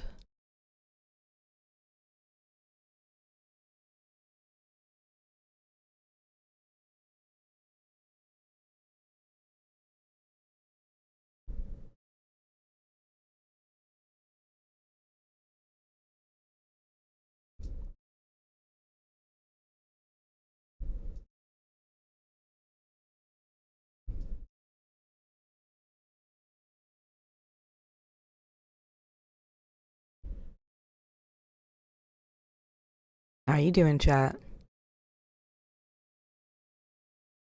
It's Friday, right? It's Friday, yeah. Saturday, Sunday, what? It's Friday, yeah.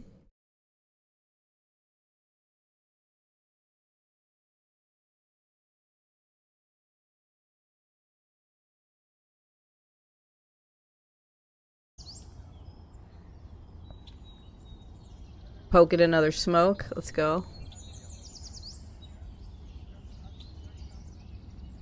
Poke some smot. Oh, a small. Oh, yeah. Okay. So I'm poking a small.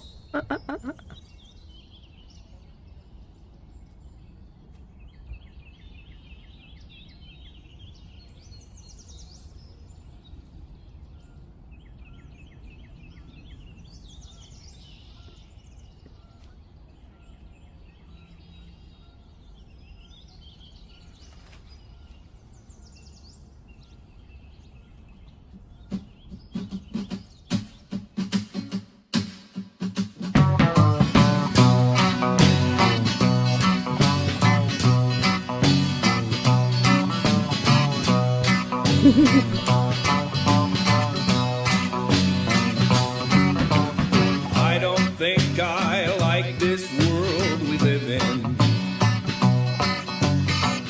Everybody's taking, nobody's giving. We break our backs just to make enough to keep living. I don't think I like this world we live in.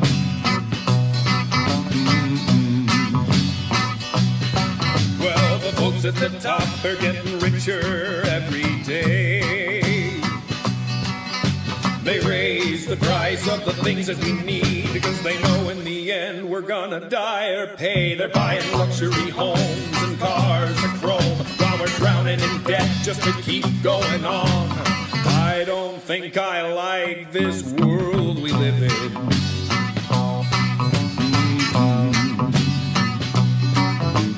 Folks at the top say nobody works anymore. Why would we want to work night and day just to barely afford to be poor? You can call me a lazy bum, but I can't call that living. I don't think I like this world we live in.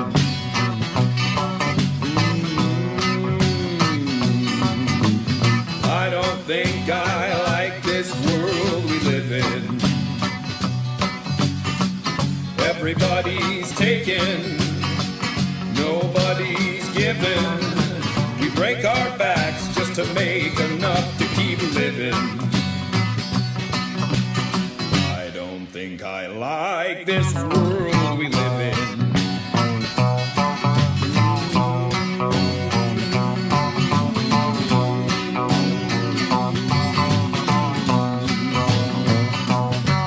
This world of greed and industry will burn when the smoke-filled sky cries acid rain and the ocean starts to churn. When man and beast have nearly gone extinct, the last person on earth is gonna stop and think, what happened to the world we used to live in?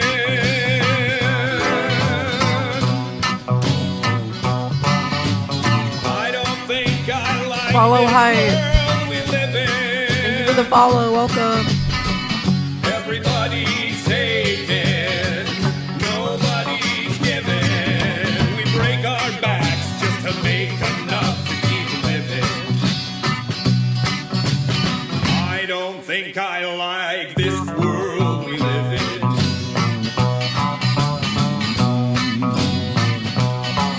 No, I don't think I like this world we live in.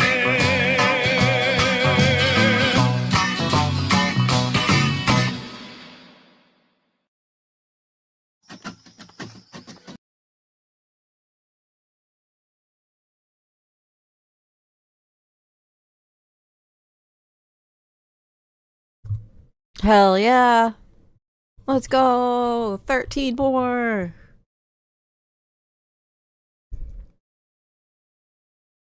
And we get a shout out for Immoral Flame as well. Y'all make sure you're following.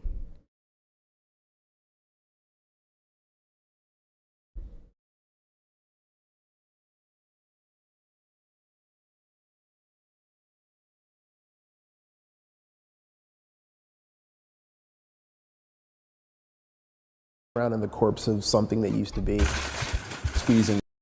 Over the past couple years that I've been working at Whole Foods, I've noticed it's only gotten worse. It's like you're walking around in the corpse of something that used to be. Squeezing the most So out of I used to work at Whole Foods for like a brief period of time. This is the hidden horrors of Whole Foods. And I'm like, let's check it out. It's only 10 minutes. So of one person until you can't squeeze no more, and then you do it to the next person. hi, welcome. Whole Foods wants to have a progressive image. They want their customers to think that workers are happy and are treated well. Our team members are the lifeblood. They're the secret sauce of Whole Foods Market. Management does not treat us like that. People are surveilled. The rate at which people are work is pushed to go faster. I think Whole Foods treats us more like robots than something that they truly care about. Our goal is not just to help Whole Foods Market as a business. We want to be a positive change in the world. When you take that mask off, it's just another corporation like all the others. They're no different than an oil company or, you know, a Walmart even. Being part of Whole Foods Market. Investing in team member growth and happiness is one of our key priorities. I haven't met a team member that it's hasn't owned by struggled Amazon with now. how much we get paid. People have to work 2 jobs just to survive. They expect us to do so much in so little time. I feel like they don't care about our health and well-being, and this is why this union is happening. Workers at this Amazon-owned Whole Foods in Philadelphia are organizing for a union, and they could be making history. We would be the only unionized Whole Foods when we win this election, but we cannot be the last, and we definitely won't be the last. You know, Whole Foods used to be really interesting and eclectic and fun. Things have changed. I mean, honestly, it's because of that corporatization that occurs. Amazon bought Whole Foods Market in 2017. For a price that should qualify for free shipping, $13.7 billion. Now we have this warehouse mentality, you know, just general energy of like, you gotta work, you gotta do what you gotta do, and you gotta do it fast. I see it with my coworkers that do e-shopping. That surveillance is so intense that they can't breathe. I sometimes work in the e-commerce department, That is the workers who go around the store shopping orders that are put in online. They take items off of the shelf and put it into bags in the cart and then seal up those bags and send it off to whoever ordered it. However big or small the order is, you do have a certain time frame to finish that order before it's considered late. Workers say they are surveilled by the second and down to the item. The order that we get items from the shelf is predetermined by the app that we use to look at the items that are in the order. They call that the pick path. But if a manager sees somebody going out of the pick path, that is at least grounds for a scolding. And I know coworkers who have been disciplined for picking an item that is in that order, just not in the order that is listed on the phone. Workers say Amazon-style focus on speed has made its way to Whole Foods. Jackie fulfills online orders at Whole Foods. She also works at an Amazon fulfillment center. It's like the same structure, the speed that we have to go to make sure every order is out, whether it be packages or groceries. That job is heavily surveilled and the metrics are watched closely. You just gotta keep constantly doing, like if you think you can even use the bathroom, forget it. It's really awful.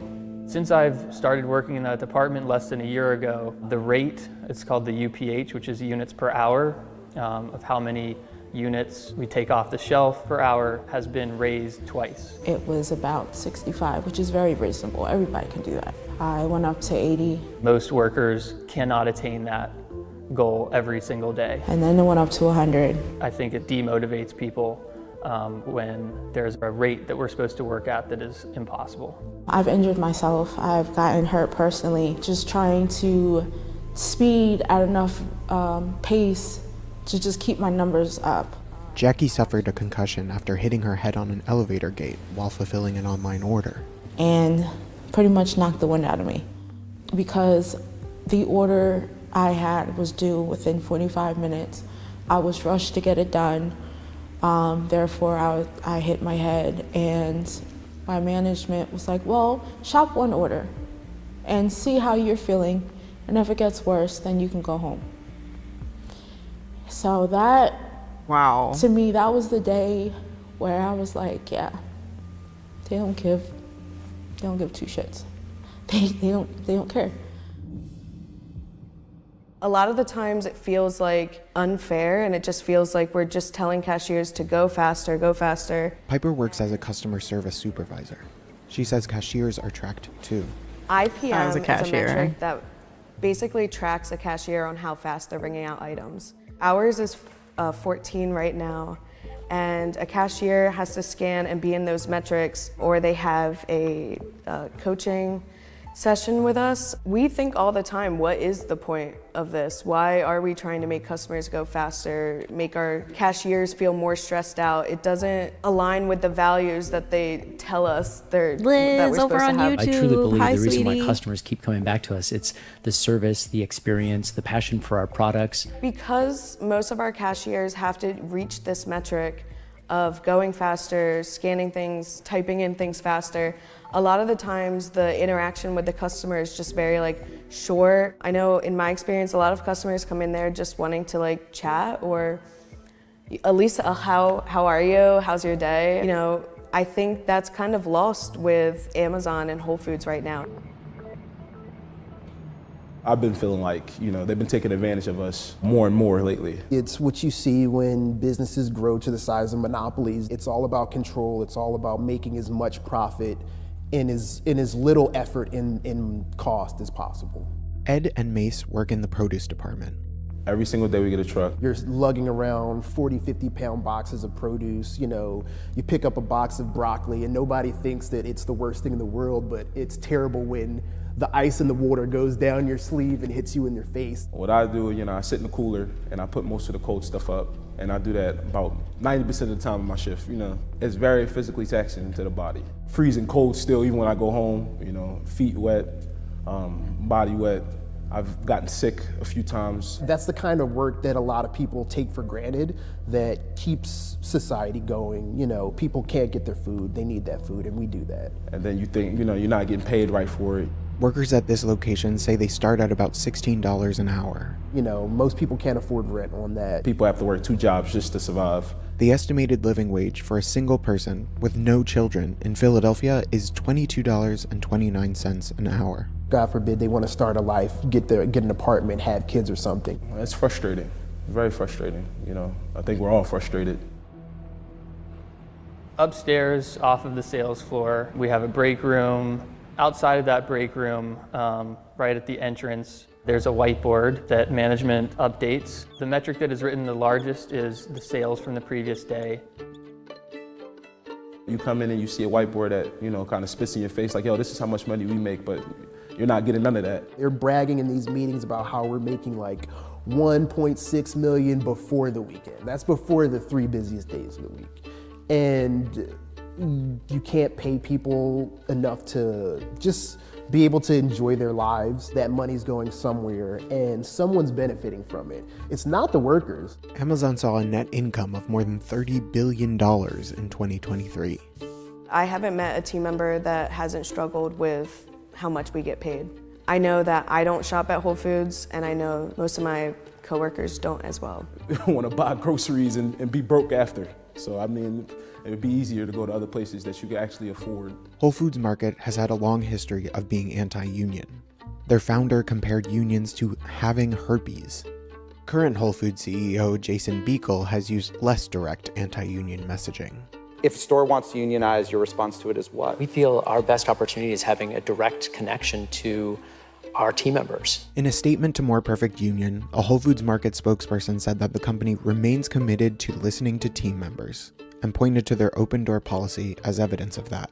They have the open door policy because they like to talk to us one-on-one. Because when you're talking to someone one-on-one, you don't have the backing of all of your coworkers. The open door policy is a way to divide us. The 300 workers at the Center City, Philadelphia Whole Foods will vote on whether to form a union with the UFCW, the United Food and Commercial Workers. So we would be the only unionized Whole Foods when we win this election. I'm hoping it will see more of a domino effect. I hope we could be everybody's first step. Being a part of this union has made me realize it's a lot bigger than myself. You have a voice, let it be heard. I hope that people can look at our store and see that we did it and have the motivation to want to do that too. Stronger numbers, you know, so. Thank you so much for watching our video.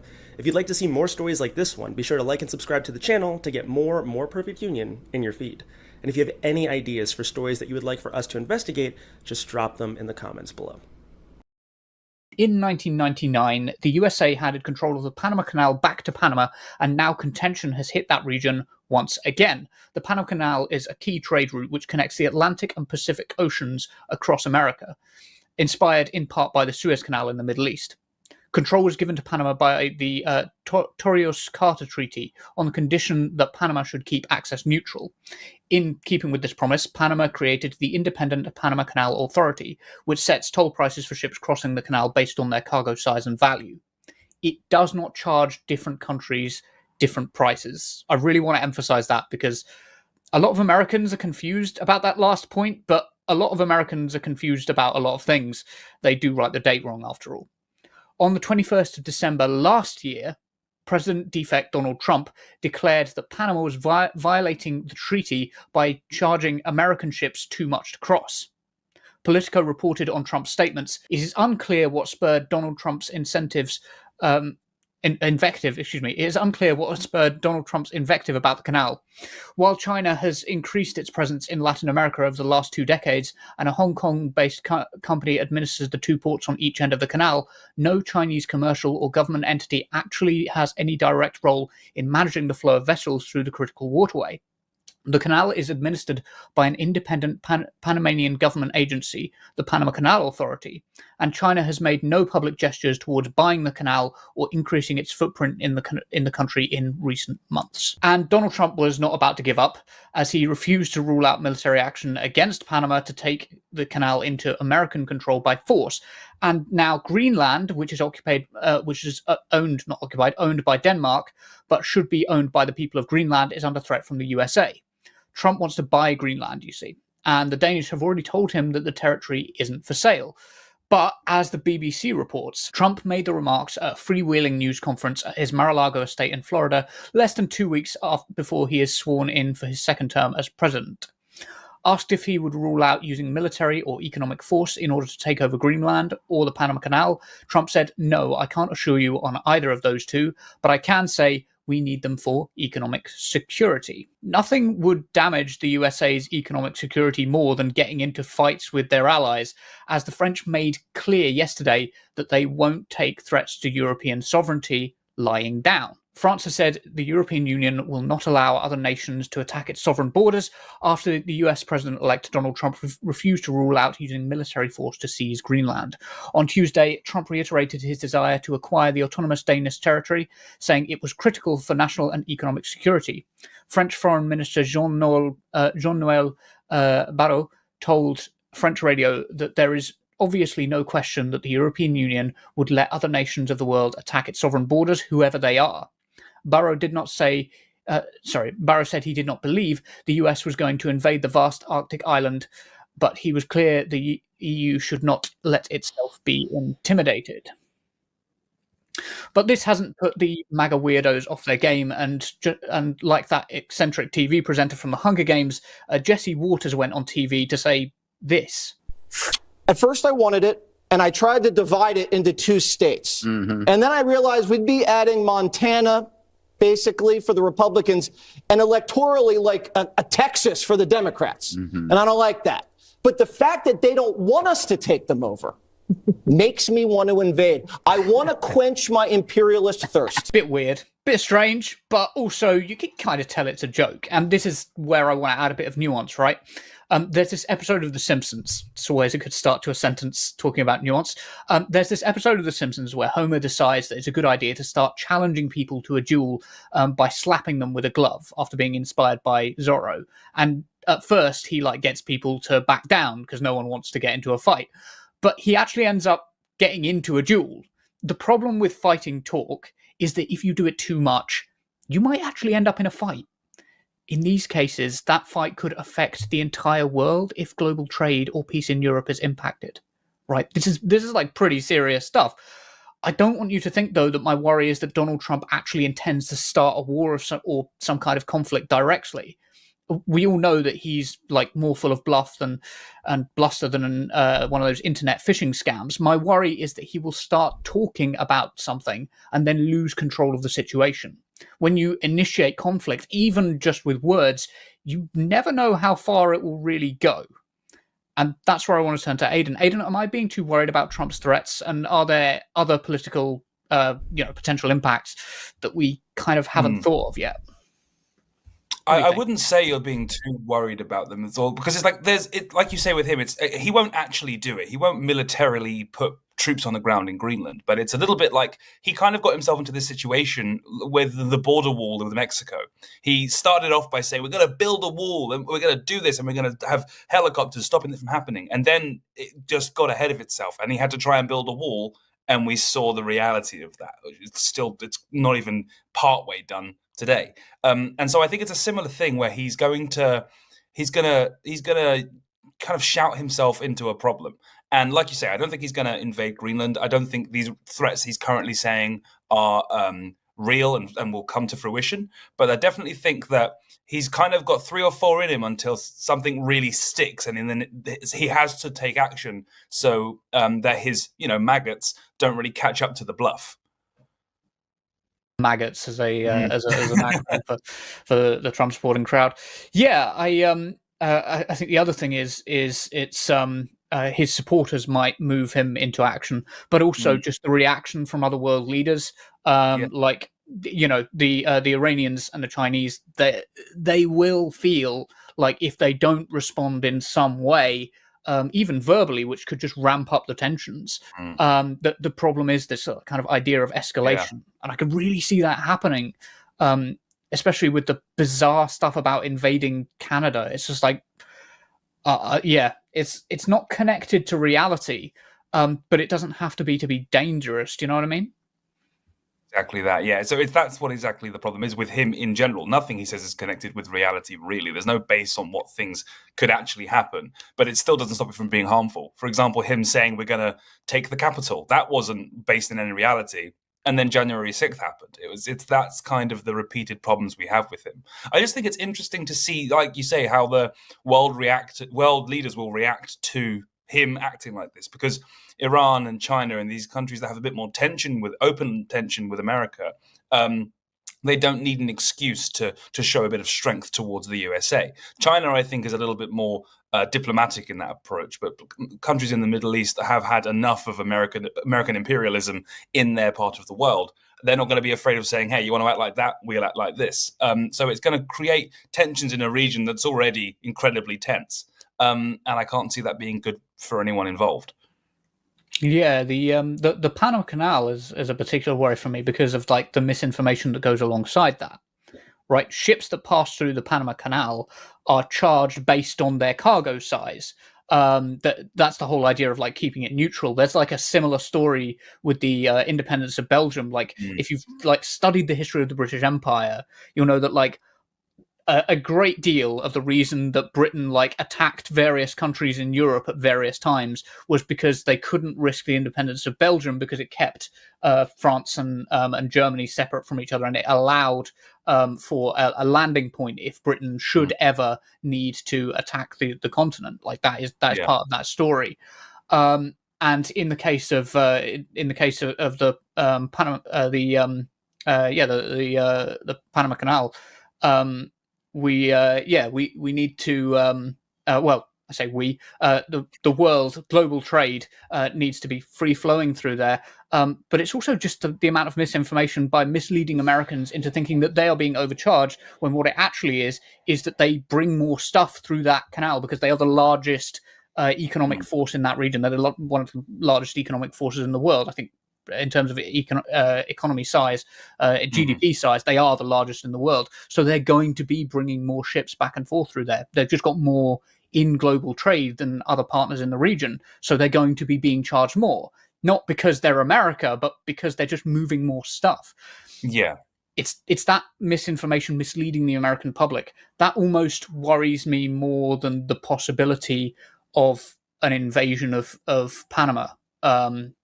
Because that's perhaps even more of a worry to me, because that seems more likely that we get led down the garden path, and then you've got the Zuckerberg stuff as well. I don't know if you want to touch on that because we're not covering it today, but we will be covering it later in the week. But it'd be interesting to hear your thoughts on that and how this relates to information and misinformation. What do you think? Yeah, it's because we know that like a sort of disenfranchised America isn't really good for the world, because as much as we try and fight it, America leads in a lot of Western culture and other places kind of follow. So when MAGA is at its peak kind of crazy frenzy, going insane about one random subject that they've chosen this week, it can often lead to real terms issues on the ground in America. And so I think and it leads culture, which leads on to talk about Zuckerberg, because now that the culture in America has become so toxic and sort of far right, and with Elon Musk spouting off, all of these other billionaires have realized, oh, well, this is a power grab. If he's getting away with that, look what I can get away with. I'm nowhere near in the public eye like he is. And so it's pushing people like Zuckerberg to limit free speech on his platforms, because he wants, well, not limit free speech, but he wants to, limit free speech, because he's trying to kind of contain what, it's insane, because it's a move that he's doing it off of the approach of, well, it's free speech because you can say what you want, but it's ultimately not, because it's similar to Twitter, whereas if you write the word cis on Twitter, suddenly you get a flag on what you've tweeted. It's exactly the same thing's going to lead down that path with Facebook and Mark Zuckerberg. So it's just, I think, like you say, this Trumpian kind of bluff leads to very real consequences, and people with severe power in America operating in a way that they otherwise wouldn't, because socially they would have been kept in check. Yeah, it's certainly heading the same way as Twitter, and of course, I'm only sort of emphasizing this now because we're not going to cover it later in the show, but it does, it ties into that whole misinformation story and people being constantly misled. Elon Musk and Mark Zuckerberg's control of the media narrative and people getting all their news from social media now, which in some ways I'm in favor of, because I think that actually the newspapers in the UK are, they're just firmly right wing. They're just so bought out. But on the other hand, now you've got this new thing with Musk and Zuckerberg. It's a different story. I don't know exactly what the media landscape is gonna look like. We need to have some sort of response to that. They're kind of the future's Murdoch, aren't they? That's kind of how I view them. Yeah. And I think that they're, at the end of the day, because of their audience size, and because their influence is so much more subtle, they're likely to have more power than Murdoch at some point down the line. With the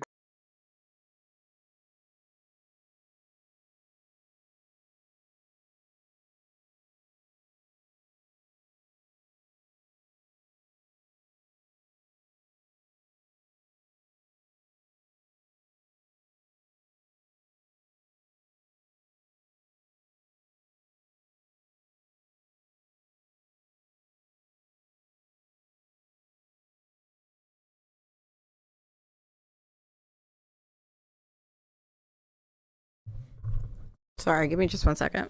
I apologize.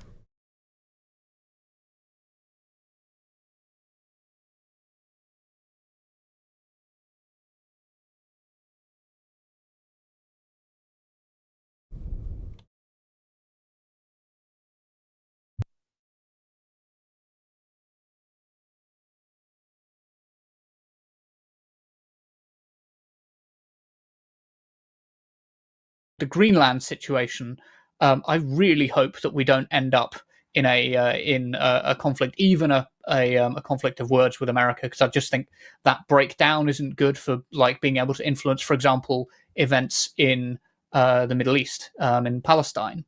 Like, our ability to influence those events might be dependent upon whether or not we, whether or not Donald Trump remains fixed on Greenland, or whether he backs away from that idea. Obviously, Greenland is the same story in Greenland, Canada, and Panama. It's that Donald Trump is aggressing on these places because he's got nothing, right? He's come into power, and ultimately he was going on about gas prices and food prices, how they're too high, how they need to come down, and then as soon as he's elected, he's saying, he's the president-elect now, he's already backtracking. He's going, well, I don't have any control over the cost of living, price of food, price of gas, but we could invade Panama or start a war with Europe. And I think a lot of it is distraction. Do you think I'm reading that right? I think you are. I think that's absolutely the correct kind of point of view on it. I can't see another alternative way of looking at it. It's very much him grasping at straws. It's a little bit like how it's the convenient enemy. The right always has that. They always have, well, if it's not this, it's that, and it's easy to sling from one side when you're not in power. But as soon as you get in power, conveniently, that's not an issue anymore that you can actually fix. We're seeing, I know we're going to go on to this shortly, but we're seeing it right now with the Conservative government and how they're approaching the grooming gangs and all of this kind of the inquests they want to do. It's like you had how many years in power, and now suddenly it's the number one issue you all care about. It's insane. Yeah. It's a useful tool when you're on the benches, and then when you come into power, you abandon it. And so now he's just grasping for something else that he can use that is a lot less tangible. Support independent media, support social justice that's there on social media. Thank you. Turn left.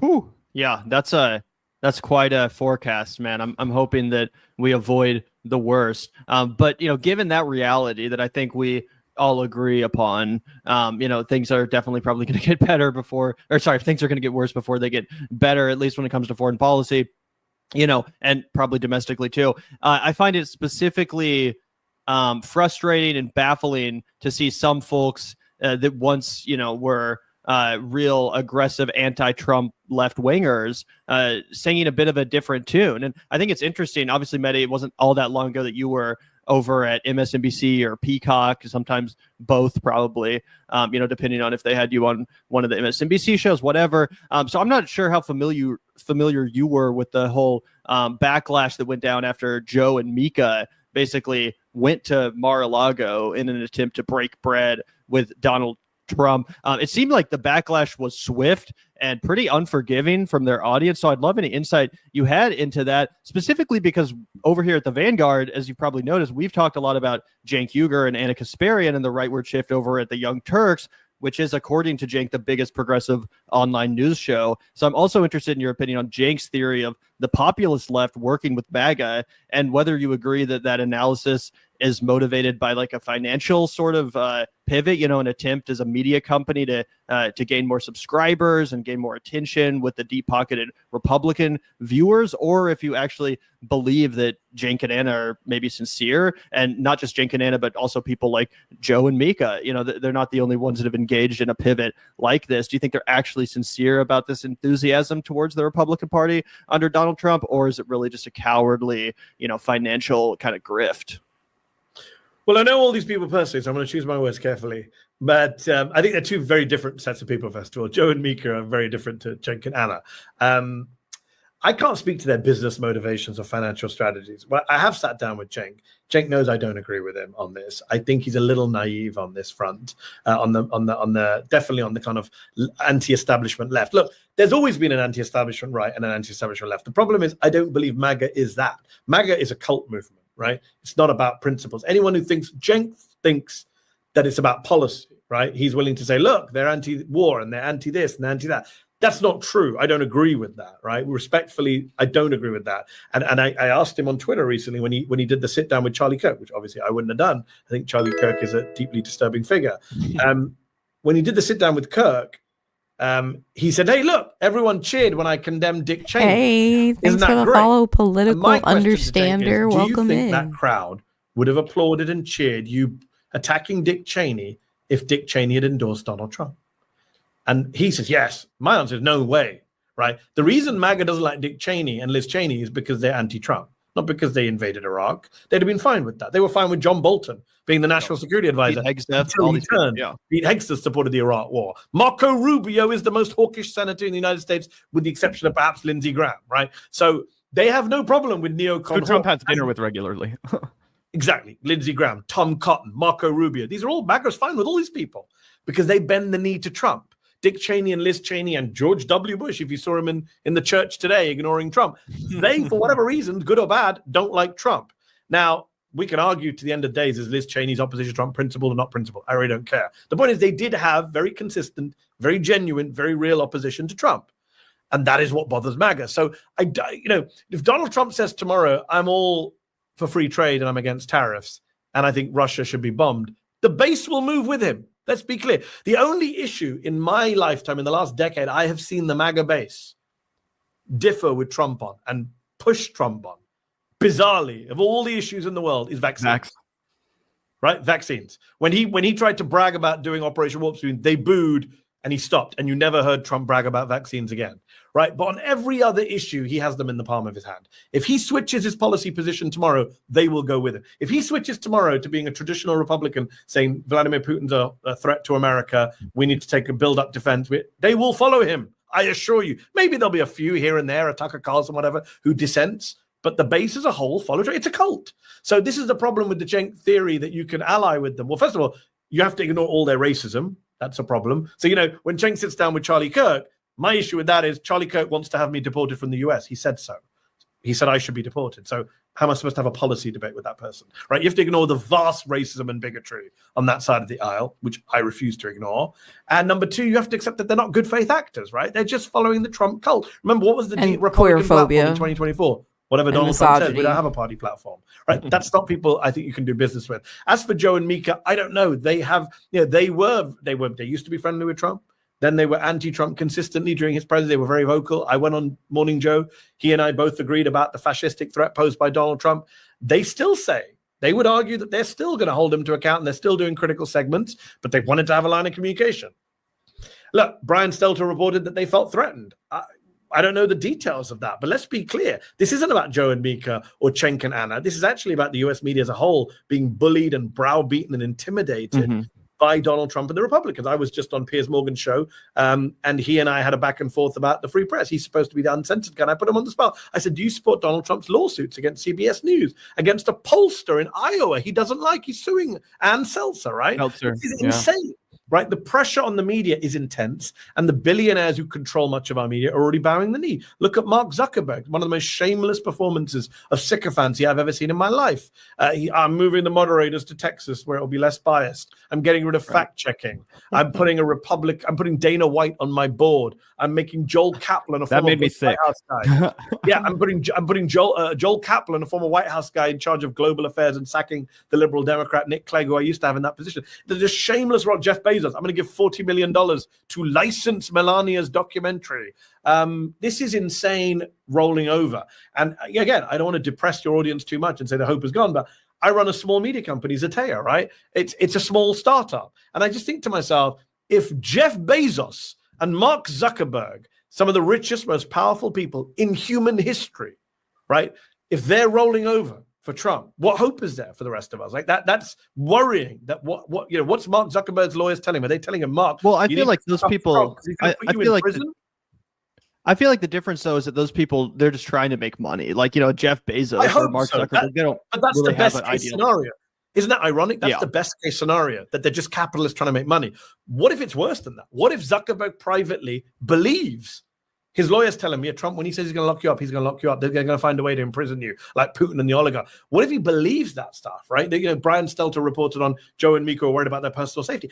I worry about my personal safety. Of course I do. I live in the United States. Nutcases with guns everywhere. And now an authoritarian government that openly says we're going to target the media, right? That is real. We can't just discount that. I know I'm a very critical of the media, as you know. But on the one hand, I will accept that there is a genuine threat to journalists. People want to poo-poo it. They can poo-poo it. But we're in a new world right now. Yeah. Oh, I mean, there's definitely a genuine threat to journalists. Obviously, we talk about the journalists being assassinated in Palestine. We talk about the, lack of the viability to the financial industry of journalism all the time. That being said, I do, if I wanted to push back at all a little bit, I do feel like it's a little bit convenient for the Joe and Mikas of the world and Jenks and Annas of the world and all these powerful people, frankly, because they could just retire or they could go move to another country and say, you know what, I'm not going to sacrifice the integrity of my work because I'm afraid. I'm not going to in a cowardly way pervert my journalism or my commentary because I'm afraid. No, you're rich enough that you could get out of harm's way. To be fair, and I'm biased because I know Joe and I've been on his show and I spoke to Joe about this. Sure. They would argue, I'm just saying what they say. They would argue, judge us on our work, what you just mentioned. And if you think we're being soft on Trump, then call it out. And since they had that meeting and announced it, I don't think they have been soft on Trump. Right? They've had lots of guests on criticizing the Trump. To be Trump. fair, I don't watch all the time, but yeah. No, do I. But I see the clips. And they have had guests on who have been very critical of Donald Trump, very critical of the Trump administration. I don't think I'll reserve my judgment if they start actually being pro-Trump in their commentary, which, as far as I know, they haven't been. Now, Cenk and Anna is a different situation where they would argue they're not being pro-Trump, they're being pro their principles, and they think there are people to work with. My problem with I actually want to have a on the record conversation with Anna or Cenk about this. I'd love to also. I plan to have one soon, I hope, if they'll have one with me, because there's a lot to discuss. My issue is the naivete of thinking that these people are good faith actors when they're not. But also, I do worry about inconsistency. So, there are a lot of people out there on the left who hate the center and the center right and the center left with a passion, which is understandable. There's a lot to hate about it, but don't apply that same hatred or skepticism to the far right and the MAGA right, if that makes sense. So, for example, Cenk's argument is, I'm happy to sit down with Charlie Kirk because we're all anti the establishment. But then would he also sit down with an establishment Democrat on areas where he agrees with that establishment Democrat, which will mean many areas? Right? I'm just saying we're just picking our baddies very conveniently and who our good guys and our bad guys are. I want us to be consistent, right? Like if you're going to be anti this person, be anti that person as well. Don't be biased to one person and not the other person and pretend you're being consistent. I just want consistency from folks.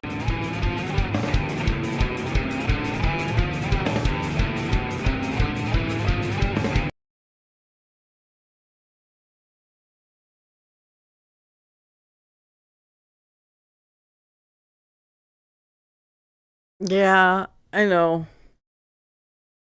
It's just a minute.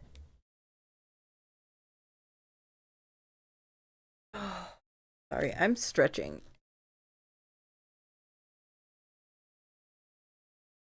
Remember to stretch, chat. Stretching is important.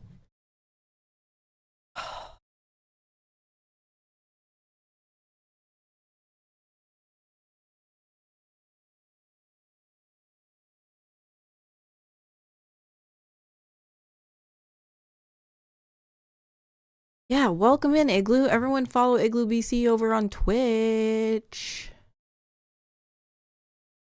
Thank you for the follow. Thank you for joining us on Kick. I really appreciate it. Let's go.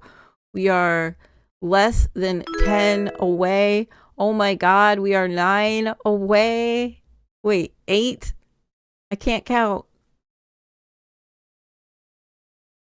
I think it's 8 now. Oh my god, thank you so much. Ah. Oh my god, smoke in peace. I love to smoke in peace. Thank you. Let's freaking go. Yeah, Igloo, I get it. I get it. You know, it's a strange place at first, but it grows on you. It's really just like Twitch, only green. So, thank you. And it definitely helps me. So, yeah, and also, you know, there's always the the worry that it could happen to you too. Hey, LT9K, welcome in. How are you today? That like all rhymed.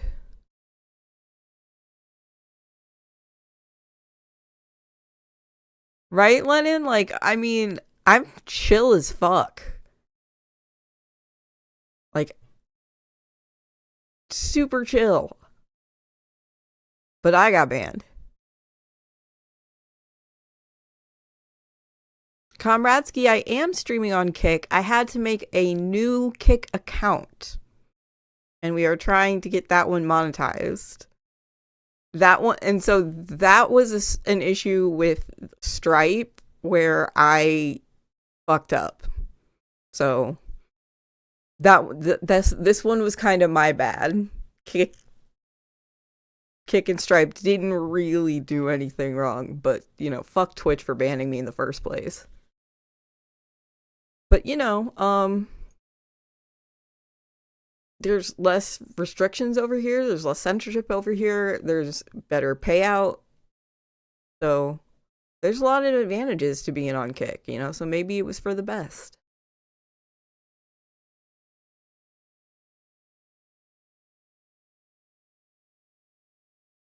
Right, I like made such a specific point to avoid drama when I started streaming. I was like, I will never speak about a streamer like in anything but, you know, hey, follow this person, check out their like, I will never be like, oh well, so and so said that. Like, I made such a huge point of that, and I still stick to it for the most part, where I'm just like, you know, like, no, it's a good rule. Yeah, Comradsky, you found me.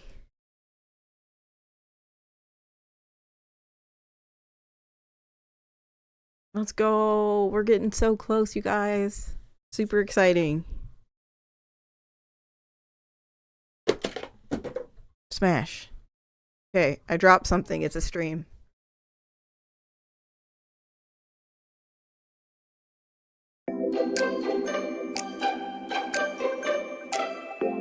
Smash.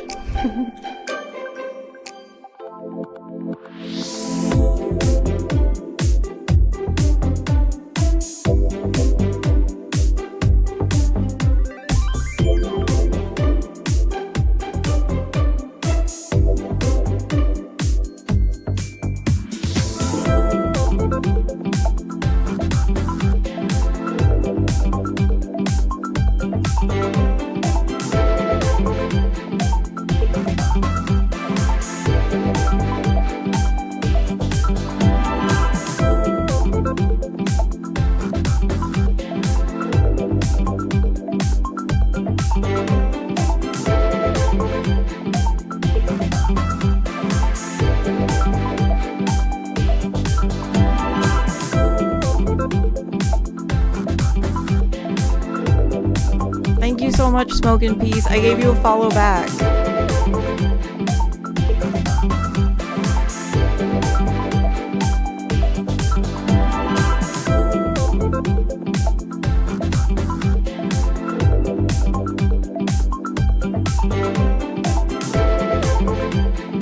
We're at 69. Nice.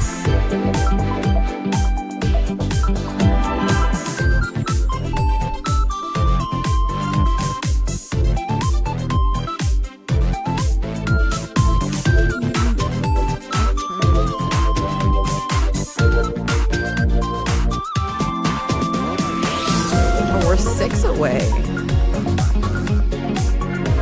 6 away, you guys. We can do this.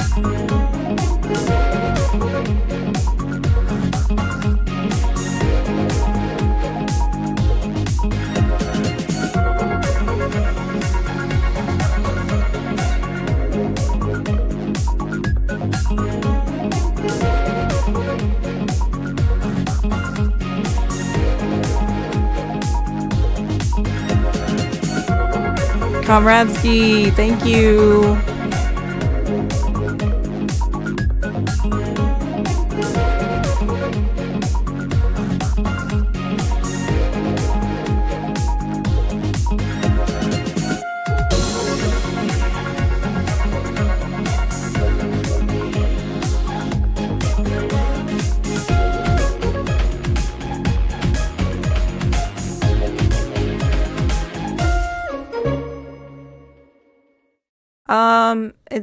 What's up, Groove Dragon? Yeah, let's go. Dope boy. Thank you. 5 to go. We can do this. Hey, Groove Dragon, welcome in. So it's an indefinite suspension. It might as well be a permanent ban. Like, I can still appeal it, but like, they're not gonna let it up.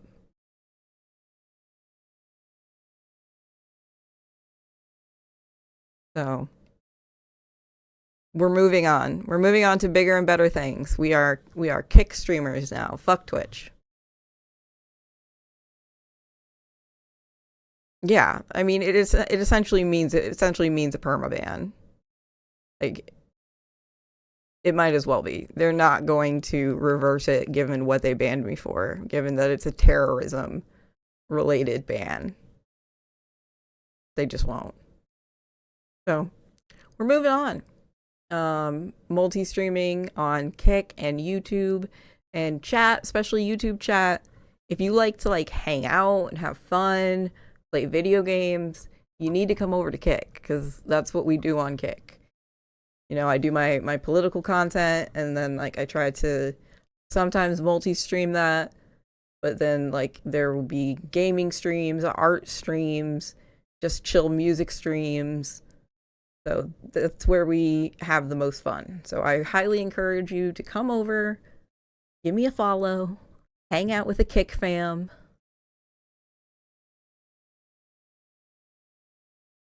It's not so bad. Also, you know, hit the like button, subscribe, please.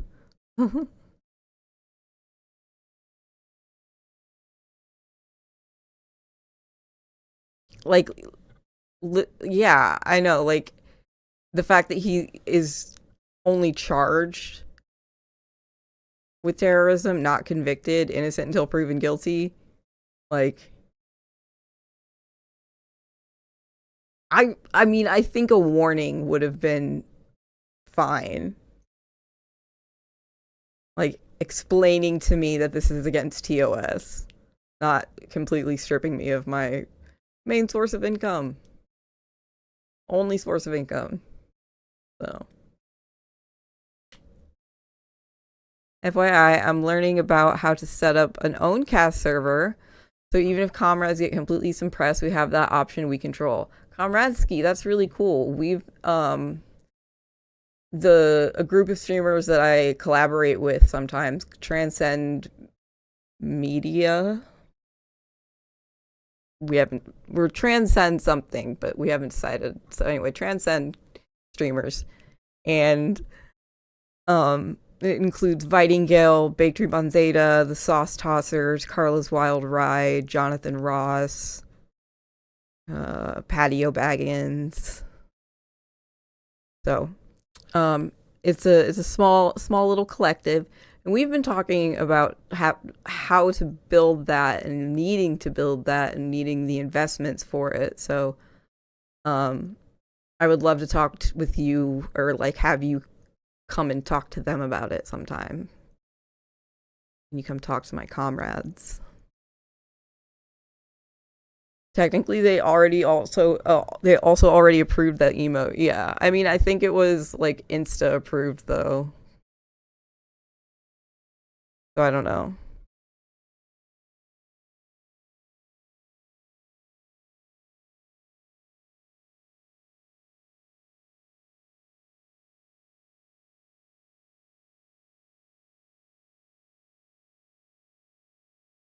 Hey, Botrick's got it.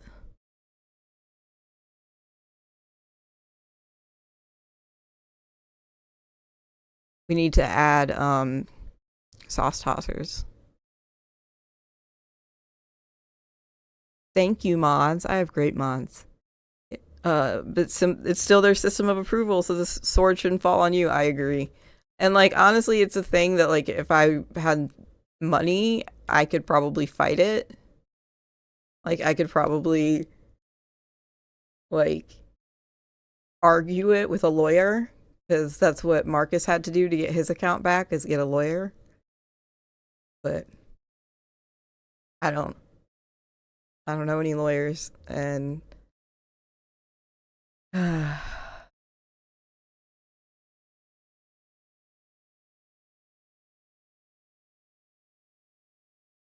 mm-hmm.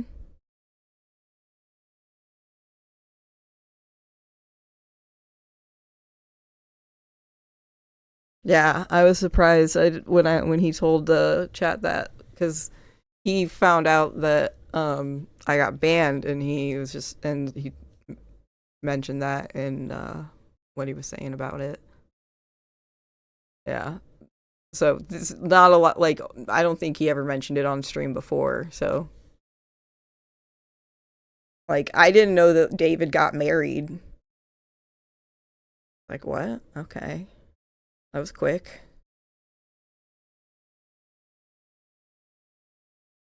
Oh, just got back. We need a lawyer. I mean, I need a disability lawyer for sure. So if anyone knows one, he gets married, I get dumped, FML. I mean, he's only 27. I think that's kind of young, and they like rushed into it, and like I don't know. That's really all I know about it, is that they're married and it was a quick engagement.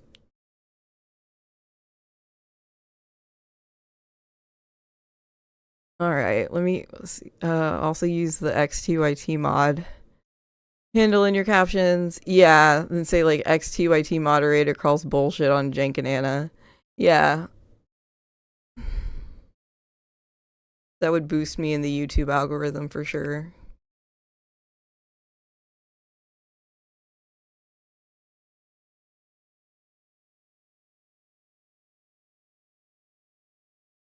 Ooh, Neuro Riot. Yeah. So there's this site that was suggested to me, strim.fun, and it's kind of what like we've been talking about building. It's like it functions similarly to Twitch.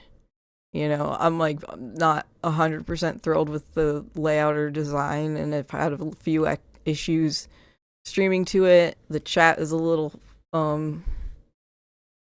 difficult to access when you're live, but it's cool, and it's there, and it's run by you know, a bunch of queer folk.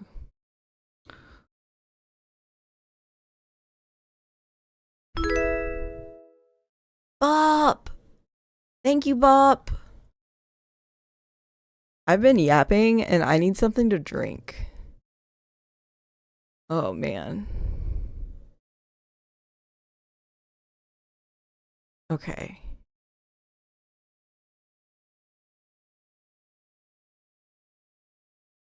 BRB screen or play the video? Probably play the video for you guys, even though I'll miss part of it. We're getting so close. Meditations on Bono receiving the back. Presidential Medal of Freedom from Joe Biden. Hague fugitive Joe Biden has awarded the Presidential Medal of Freedom to U2 singer Bono, because that's the sort of thing that happens in a society where everything is fake and we are led by the least among us. Other recipients of the medal this year include Hillary Rodham Clinton and George Soros. At the ceremony, Bono was introduced with the words, "The Presidential Medal of Freedom is awarded to Bono. As the lead singer of U2, one of the most successful rock bands in history, Bono changed the world through his art and activism. In an Irish tradition of poetry and protest, rebellion and rejoicing, he has composed anthems to peace and civil rights. As a humanitarian, he lifts up causes from ending poverty and disease to calling for debt relief for developing nations. The common beat of his life's work is the power of freedom, a tie that also binds Ireland and America as beloved friends." Which is absolutely hilarious. Alan MacLeod wrote a great piece for Mint Press News a couple years ago, documenting Bono's associations with damn near every major Western Empire manager you can think of, from George W. Bush to Barack Obama to Henry Kissinger to Emmanuel Macron to Lawrence Summers to the World Economic Forum. He has dedicated a song to former Israeli President Shimon Peres and written poetry about Ukrainian President Volodymyr Zelensky, calling him a saint. He has sung the virtues of capitalism at the WEF, saying that it has lifted more people out of poverty than any other ism, and he is the co-founder of an NGO called the One Campaign, which is intimately intertwined with the DC swamp. He has run apologia for the Iraq invasion and U.S. interventionism in Syria. If neoliberalism was a person, that person would be Bono, one of the wealthiest musicians alive. It just says so much about how gross things are in this warped and twisted civilization that such a creature is viewed as an artist and beloved by millions throughout the Western world, and is being presented with an award by a president who is currently facilitating a genocide. Speaking of the Gaza genocide, to this date, the only thing Bono has had to say publicly about the current spate of violence in the Middle East was to mourn the victims of the October 7th Hamas attack, who were killed whilst raving outside a concentration camp, changing the lyrics to the song Pride in the Name of Love. Early morning, October 7th, as the sun is rising in the desert sky, stars of David, they took your life, they could not take your pride, the singer crooned emotionally. Whenever I'm sad about a musician I like having died before their time, I comfort myself with the thought that at least they didn't live long enough to become another Bono. This is what Western civilization does to art. It perverts it. It makes it corrupt and fraudulent. It turns humanity's most beautiful and healthy impulse into something with which to sell genocide, capitalism, and imperialism. It poisons that creative spark within us and twists it into a tool for normalizing planetary depravity. The empire attacks something sacred within us all. We are so much less than we could be as a species, because so much of our creative and innovative energy is going into competing and lying and manipulating all the time. The arts, the sciences, they've all been strangled to a pitiful trickle of their true potential, which would be achieved if humanity were allowed to freely collaborate toward the good of everyone, without all our ugliest impulses being elevated. Our society elevates the worst among us. The artists who are willing to sell their souls to the empire. The scientists who are willing to design killing machines for the military or invent some piece of future landfill manufactured by the toil and resources of the global south. The politicians who are willing to subvert the interests of ordinary people to the interests of plutocrats and power structures. The pundits, reporters, and filmmakers who are willing to sell propaganda to deceive us into thinking that this is all healthy and normal. These are the people who are determining the future of our species. These are the people who are making the decisions which drive us further and further in the direction of annihilation and dystopia. We must find a way to free humanity from their grasp before the horrors they are steering us toward arrive at our doorstep.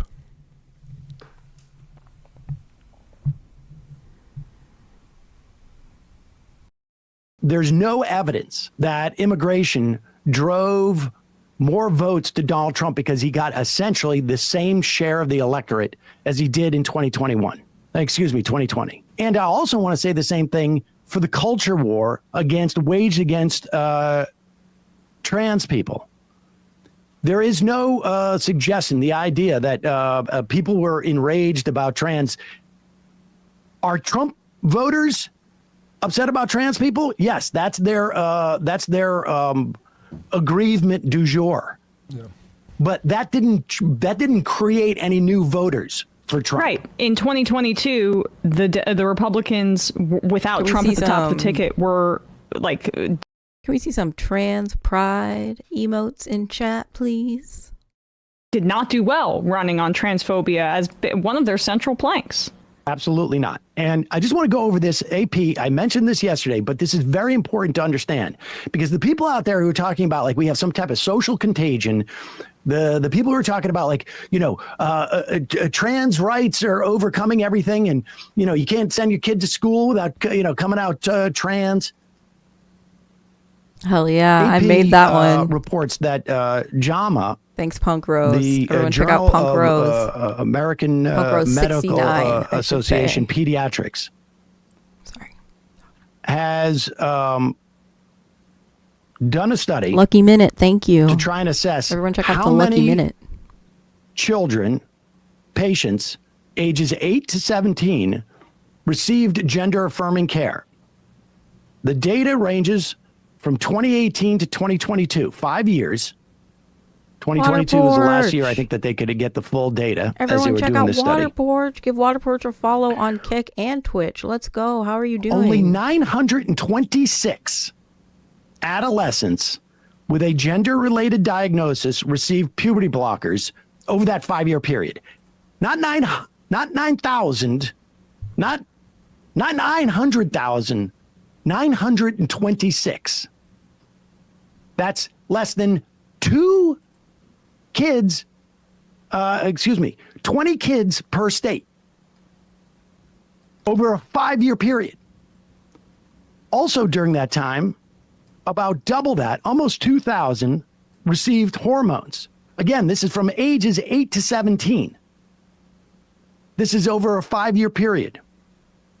The research has found that no patients under the age of 12 were prescribed hormones. So only kids 12 to 18, 2,000 of them over the course of 5 years. Study did not look at surgeries. Other researchers have found those procedures are extremely rare.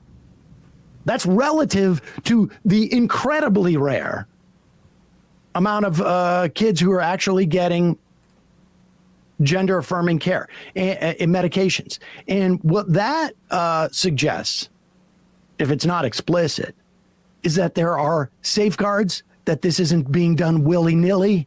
That Johnny's not going to school and coming back Jill or whatever, like Donald Trump has been saying. It's not a new industry. Yeah, they're just sending kids to even the kindergarten. people who supposedly are like, listen, I'm for trans rights, but I'm just concerned that we are castrating, the children, and we are ruining children's lives willy-nilly. We are not. Cite the actual data. You can tell me that there's one whistleblower who ends up being considered a freak by everybody who came in touch with her at a hospital, causing bomb threats everywhere, saying that the procedures were too lax. But the actual data tells a completely different story. Yep.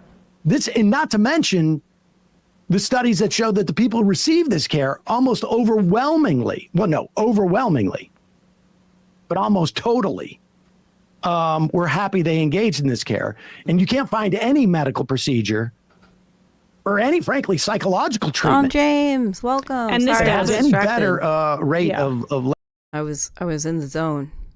Welcome in, Don James. Everyone follow Don James X. Less regret. So, I mean, this is really important stuff to understand. Right. And this is very similar data to the one that Joe Rogan pulled up some years ago. I guess it was just 2 years ago at this point when Matt Walsh came on to promote his documentary, where he was saying that there were millions of children in this country undergoing trans-affirming care. And this is somebody who supposedly toiled over this data and did a whole documentary about it.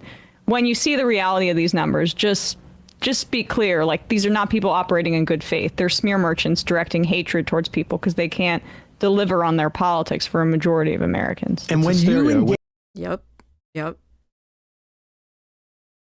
It's to keep us fighting against each other and not the oligarchs. When you engage in this culture war, all you're doing, you're not helping children, you're not protecting children. All you're doing is creating more hate, you're creating more suffering, you're helping right-wingers, and you're perpetrating lies and aggrievement and just demonizing the next cohort du jour that's going to be demonized by the right. That's all you're doing. Hey folks, don't forget to hit the subscribe button and check out our daily show. We do it every day at 12 p.m. Eastern for... Oh my God, Sam Cedar, what a fucking nightmare. I don't usually play mainstream shit, but this is on the same topic and it's short, from Chris Hayes, so we're gonna check it out. You could not watch a single NFL football game all election season without seeing a barrage of ads. I mean, constant, about the scourge of trans people and their alleged domination of American culture, thanks to Kamala Harris. Republicans have now run multiple campaigns in congressional, statewide, presidential, playing up fear of, for instance, trans women playing sports and trans youth seeking medical procedures with their parents', consent, obviously, or simply seeking to use a public restroom in privacy and dignity. And given all this, given how much emphasis there has been on this, I think it's worth asking, what is the scale of the issue we are talking about? Why are we talking about it? Republicans don't have an answer. Take West Virginia Senator Jim Justice. In 2021, as his state's governor, he signed a ban on trans students in school sports, but he couldn't tell Stephanie Ruhle that it solved any real-world problem. Can you name one example of a transgender child trying to gain an unfair competitive advantage at a school there in West Virginia? Well, Stephanie, I don't have that experience exactly to myself right now, but I will tell you this. Not yourself, your state, sir. Can you give me one example of a transgender child trying to get an unfair advantage? Just one in your state. You signed a bill about it. No, I can't really tell you one. This Republican moral panic has given most Americans a wildly incorrect notion of the scale of just trans life in America. So in 2022, YouGov polled 1,000 Americans, found they really tend to vastly overestimate the size of basically every minority group, including the proportion of people who are transgender. Respondents guessed more than a fifth of the country was trans. The true estimate is 0.6%. Oh, but they're taking over women's and girls' sports. Another just lie, as the head of the NCAA told the Senate last month. How many athletes are there in the United States in NCAA schools? 510,000. How many transgender athletes are you aware of? Less than 10. Less than 10 out of 510,000? Yep. Less than 10. In other words, less than 0.02% of college athletes are trans. But thousands of American children are being brainwashed and altered with puberty blockers. Also just not true. We've got a new peer-reviewed study, looked at more Let's than go. 5 million health We're insurance so claims close, by y'all. adolescents. As one Thank study you, organizer Aura. told NPR this week, there were less than 1,000 youth that accessed puberty blockers and less than 2,000 that ever had access to hormones. In other words, less than 0.1% of teenagers with private insurance in the U.S. are transgender and receive gender-related medicine. Here's what is true. There are far, far fewer transgender Americans than the far right wants you to think there are. They want you to think the numbers are inflated because they need the fuel of real, actual human beings to be fed into the engine of their cynical culture wars. The more Republicans obscure that truth, the more damage they do to a deeper truth. No matter their numbers, every transgender person is as worthy as anyone else of dignity and respect and equal rights under the law.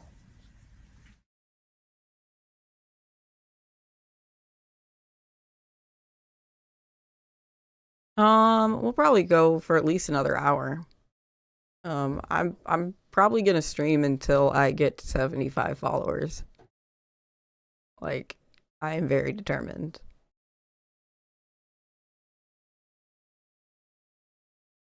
Yeah, we're so close. YouTubers, if you want to do something free and help me out, you can sign up for Kick and give me a follow. We have lots of fun over here.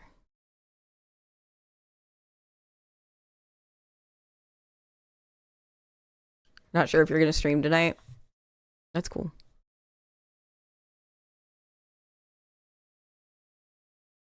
But yeah, I mean, it would be cool to coordinate sometime, Lennon, with our stream time. So like I could raid you.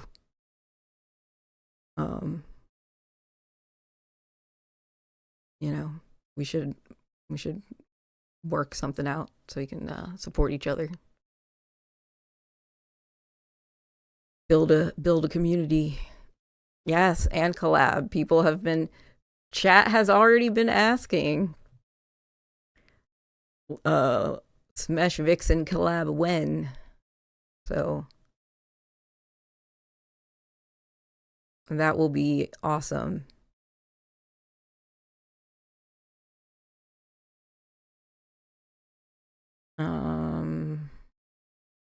Yeah, I was curious, Nora. He claimed it was false and that the fire was a deep cut in a tweet that showed it was fire department was, oh, yeah, that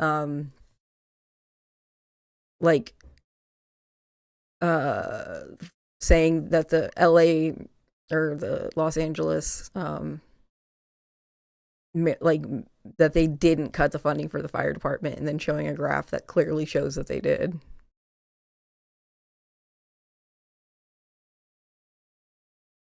Political understander, hello, welcome in.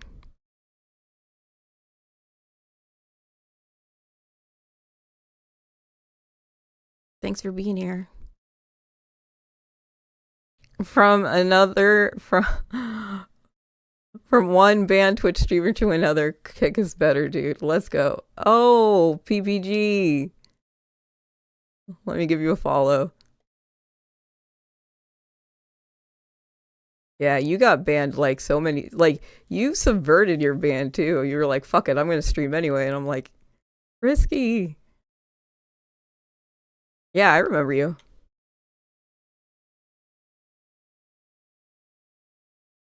But you know, yeah, if political person guy, you've been banned for probably like 6 months now. I don't know, it feels like a while. At least 30 times. Oh my god.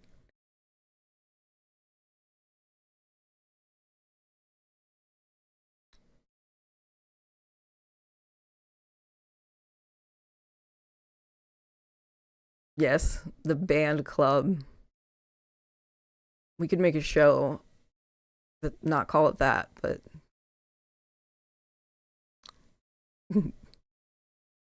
yeah, Lennon, I think you were first.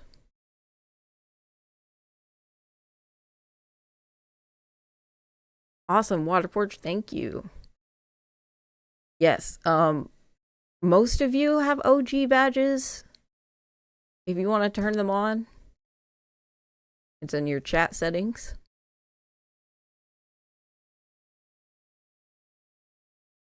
The band club, damn, that's good. No.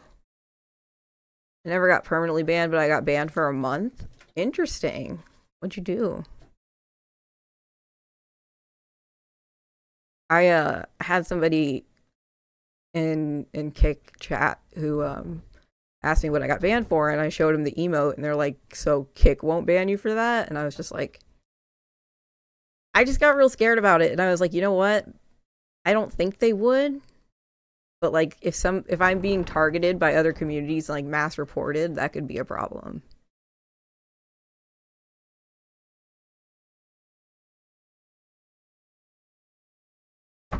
Regulus.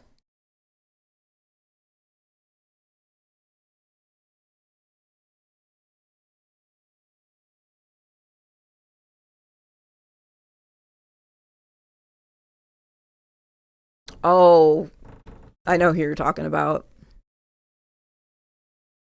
What the fuck can you talk about? Can you talk about the demonetize on your other channel? Yeah, so that was my fault. How do I say this?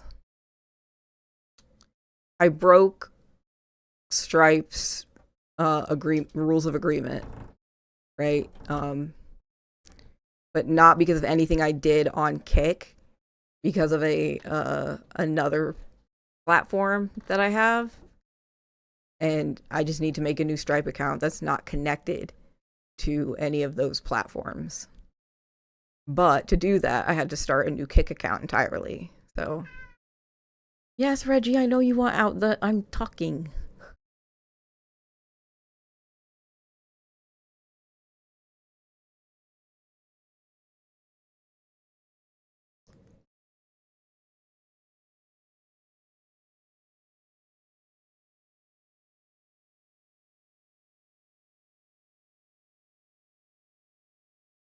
There were like 3. Do you have a command for for base comrades on Kick? I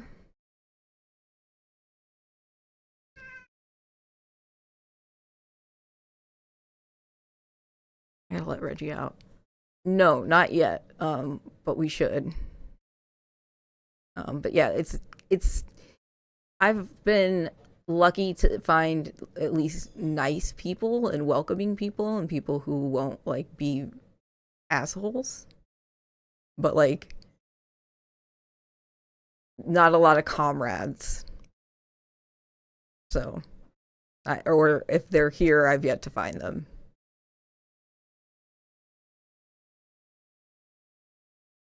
Yeah, we are 2 follows away from our goal. That is amazing.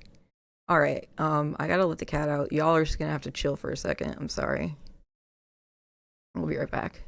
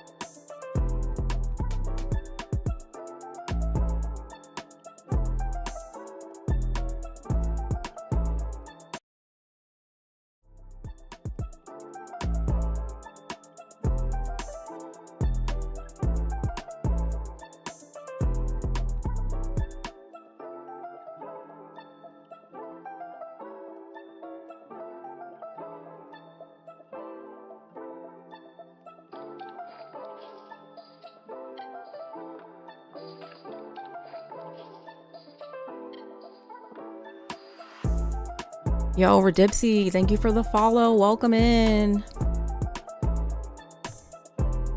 Yeah, let's do a shout out for Looney Tunes 9000's YouTube channel. He needs 1K subs. So it's a free way to help out one of my mods. Please do it. Let me see if we can get that link into the Kick chat.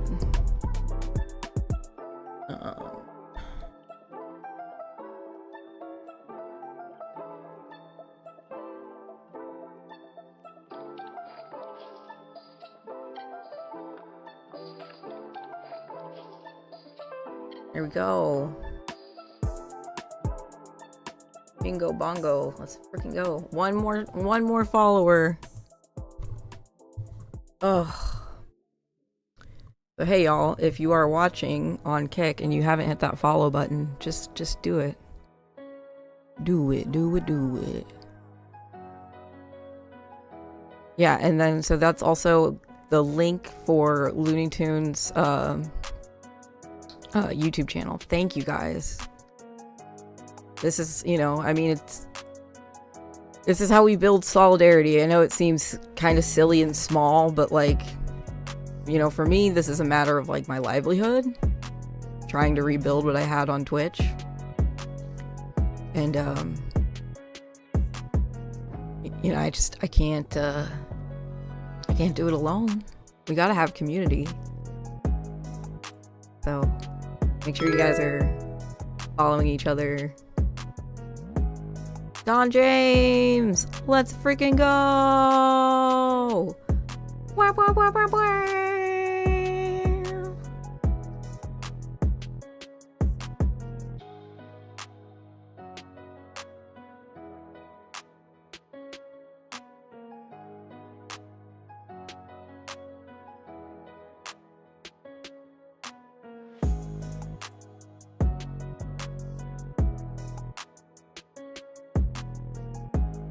Yeah, like I had I was like about a year and a half, but yeah, I had like my affiliate stuff and like I was doing well.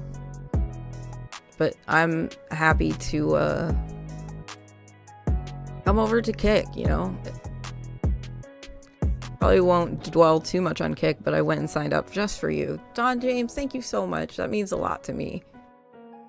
I think that's 75. Did we hit it?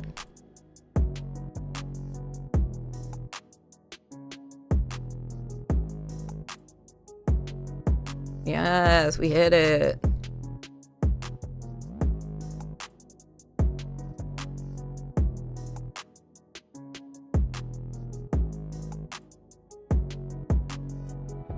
All right, let's get back into some content while I set up the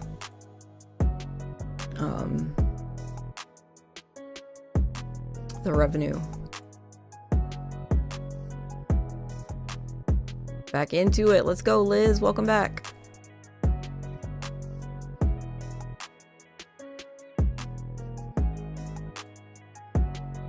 All right, y'all. So here we go. Mehdi Hassan had on a guy by the name of Adolfo Franco. And Adolfo Franco, which, by the way, just for the record, that sounds like the most fascist name of all time. For real. Right? Franco was a fascist leader. Adolf Hitler was a fascist leader. Got them together. Adolfo Franco. This guy is a Trump 2024 campaign spokesman. And Mehdi Hassan brought this guy on to talk about the H-1B visa scandal, where the MAGA base is like, fuck these H-1B visas. Then we got Elon Musk and Vivek Ramaswamy. And the robber barons at the top of MAGA are like, no, we love H-1B visas because we get to exploit those immigrants and make more profit, right? And so this guy comes in, he's going to try to defend Trump's position, and Mehdi just slices and dices him up ruthlessly. Here we go. Here's another brazen, demonstrable lie Donald Trump has told in recent days. After Elon Musk, the shadow president, came out in favor of H-1B visas for foreign workers, and the MAGA base came out against it furiously, Donald Trump told the New York Post, and I quote, "I've always liked the H-1B visas. I've always been in favor of the visas." That's a lie, Adolfo. He said in 2016, in a presidential debate and across the campaign, that the H-1B visa program was, quote, very bad, unfair for US workers, and, quote, we should end it. Yeah. Why does he lie so much? When we I don't saw think him with our own eyes. I don't think it's a lie. I think he's for the program, but it needs to be reformed. And it needs to be reformed. It can be manipulated. It's been a system that's been used many times to sue employers because of its use. I understand the program. You understand the program. But these are your views. Donald Trump did not say any of this. Yes, he I'm going to read it out again, just so you. I've always liked the H-1B visas. Yeah. I've always been in favor of the visas. Doesn't say anything about reform.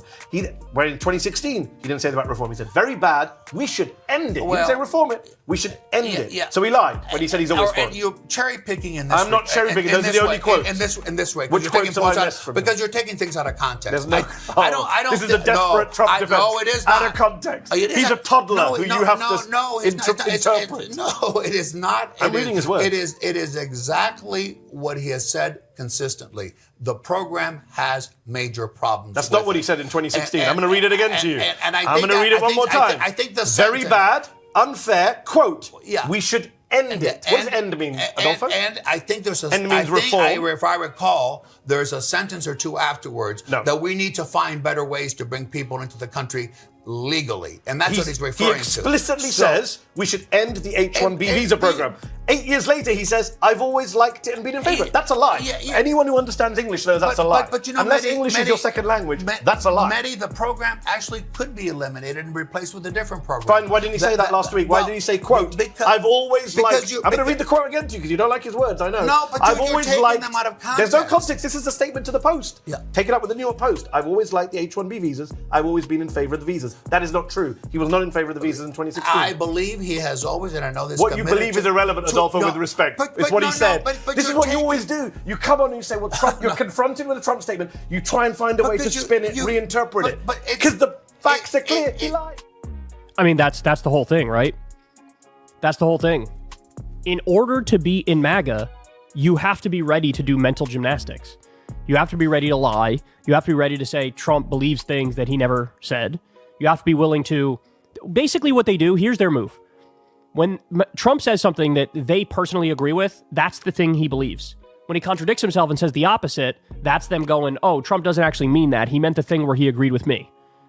And look, call it what it is. This is the hallmark of a talented politician, where they could speak out of both sides of their mouth, and for whatever reason, people hear the thing that they like, and they disregard the part that they don't like, and they assume this guy's 100% in agreement with me.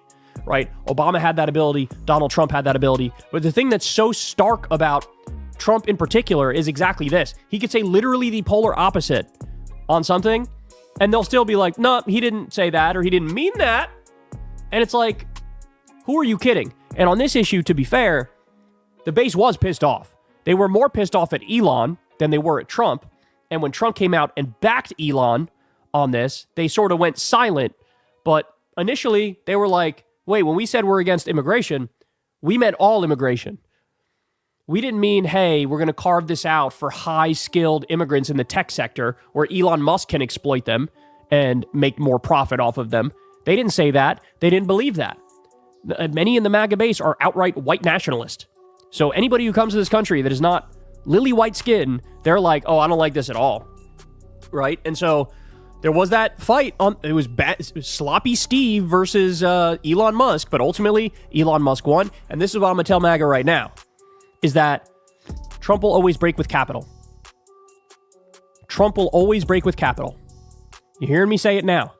You can quote me later. Trump will always break for capital. Because that's where the money is. That's where his bread is buttered. That's who gave him his campaign contributions. And ultimately, he's a billionaire robber baron himself, and he wants to please the other billionaire robber barons. He wants more tax cuts for the wealthy. He wants more deregulation. He wants more corporate welfare checks and subsidies to his buddies. See, Elon is another great example of that. That's what they're doing this for. Trump and MAGA, they will loot the treasury and screw over the working people that Trump is pretending to represent. That's what they're going to do. And here's a total, complete, and utter 100% flip-flop, and his little sycophants have to go out there and do the Trump whisperer, and be like, no, he didn't mean the thing that he very obviously said because reasons and stuff and things. He went to reform it, and that's what he meant then, and that's what he means now. And it's like, you're just making that shit up, bro. You're just making that shit up. Get ready for 4 years of pathetic excuses, one after the other, after the other, after the other. That's what we're going to get. Hey, y'all, do me a favor and like and subscribe. It helps out big time in the algorithm. Click the bell as well for notifications when videos drop, and watch that video on screen right now.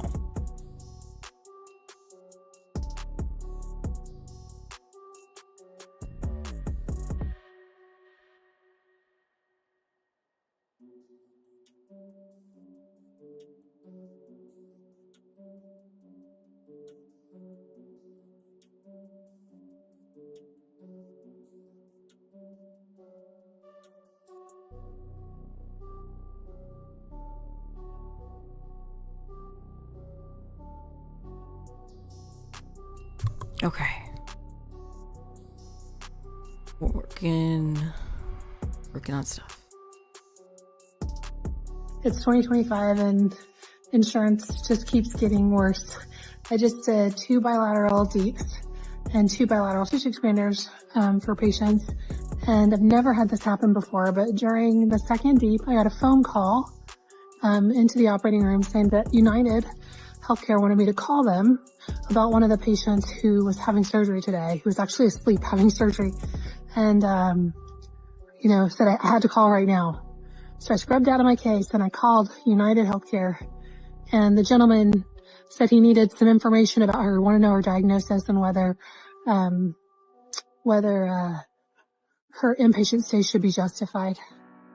And I was like, do you understand that she's asleep right now and she has breast cancer?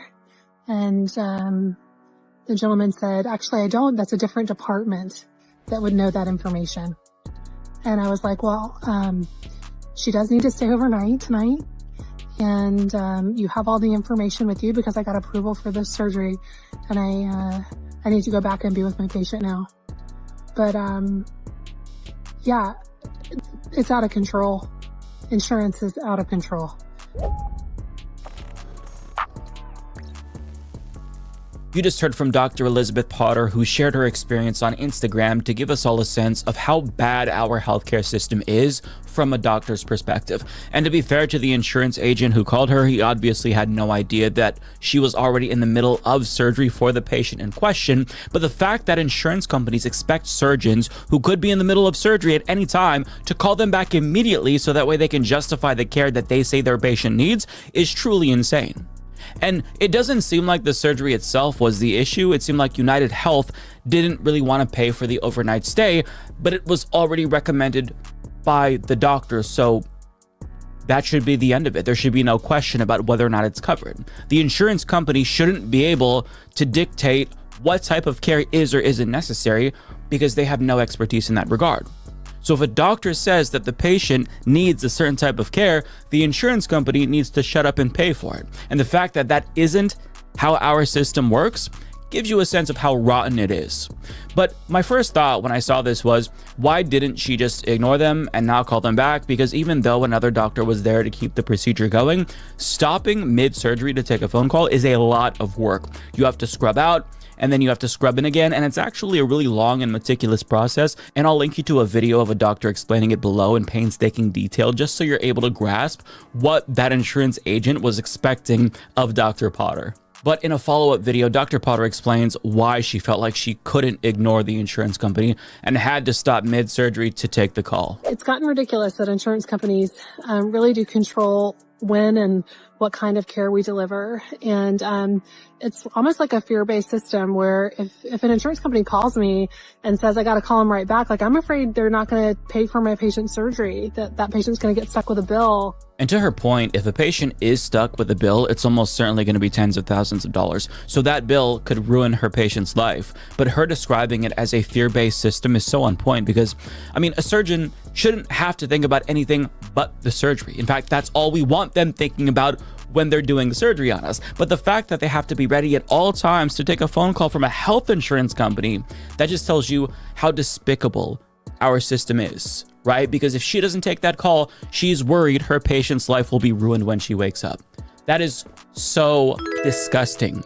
Now, in the aftermath of the assassination of the United Healthcare CEO and then the subsequent response from the public to that, where they basically supported it, United Health's shareholders have seemingly realized that maybe they were a little bit too greedy, at least publicly. And I say this because, as Joseph Choi of The Hill reports, shareholders of United Health Group are calling on the company's board of directors to release a report on how its policy of limiting or delaying access to healthcare may be impacting the company's brand and the economy overall. In a supporting statement, the shareholders said UHG policies that cause delayed or avoided medical care threaten both the company brand name as well as its investors' portfolios by increasing consumer debt, jeopardizing health of policyholders, and thereby reducing workforce productivity, straining government resources, and risking increased taxes. I found this funny because let's assume for a moment that the board of directors complies and releases the report, and it confirms that the company is indeed profiting off of the suffering of sick Americans.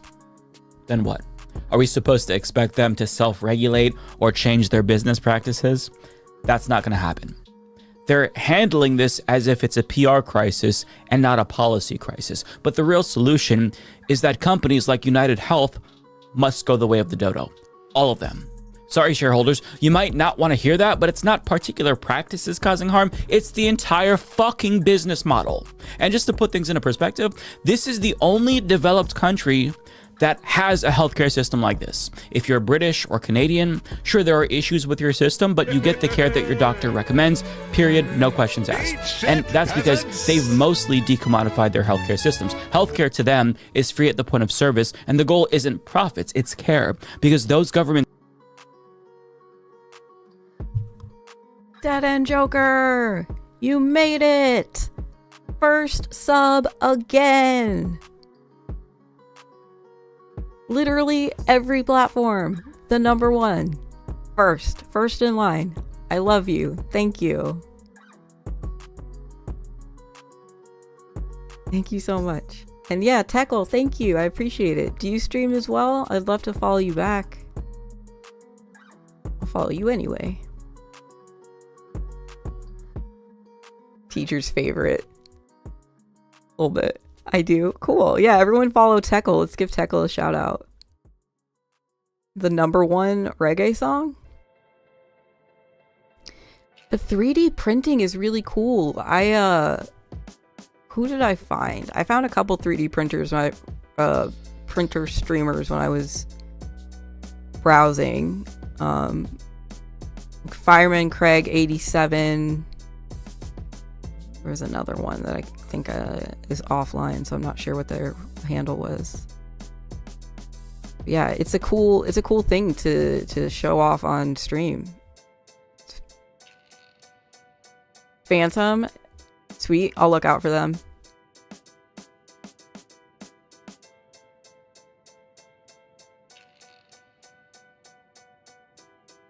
Thank you for being cool. Joker, thank you for the subby.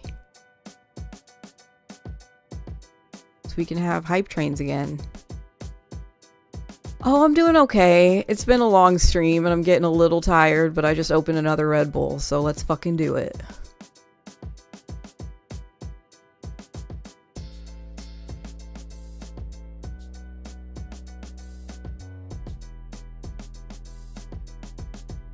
How what? How do we do hype trains here? So there's a tool, like I think I bought it. There's this from Kick Tools. There's like an overlay that you can get, hype train. Or I'll drop it in chat.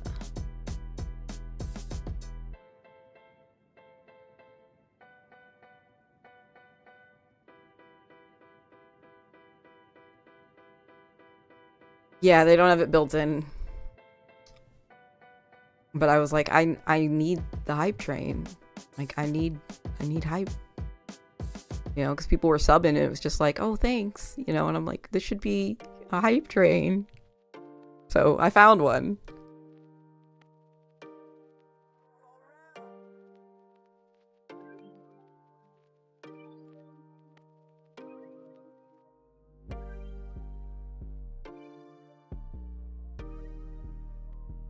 Sweet, LT9K. I was just doing it for I was just doing song requests for him. For the subs. Yeah. That's a cool idea.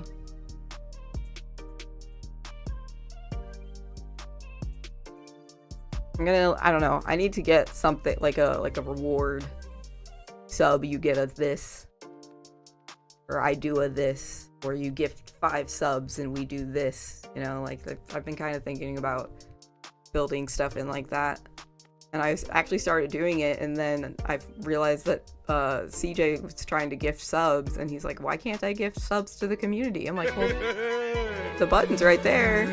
Eat shit, peasants!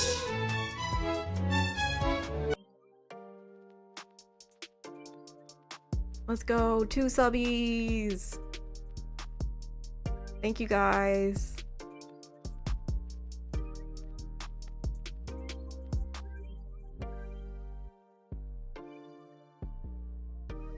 Oh, my hype train is probably connected to the other account. So, having a hype.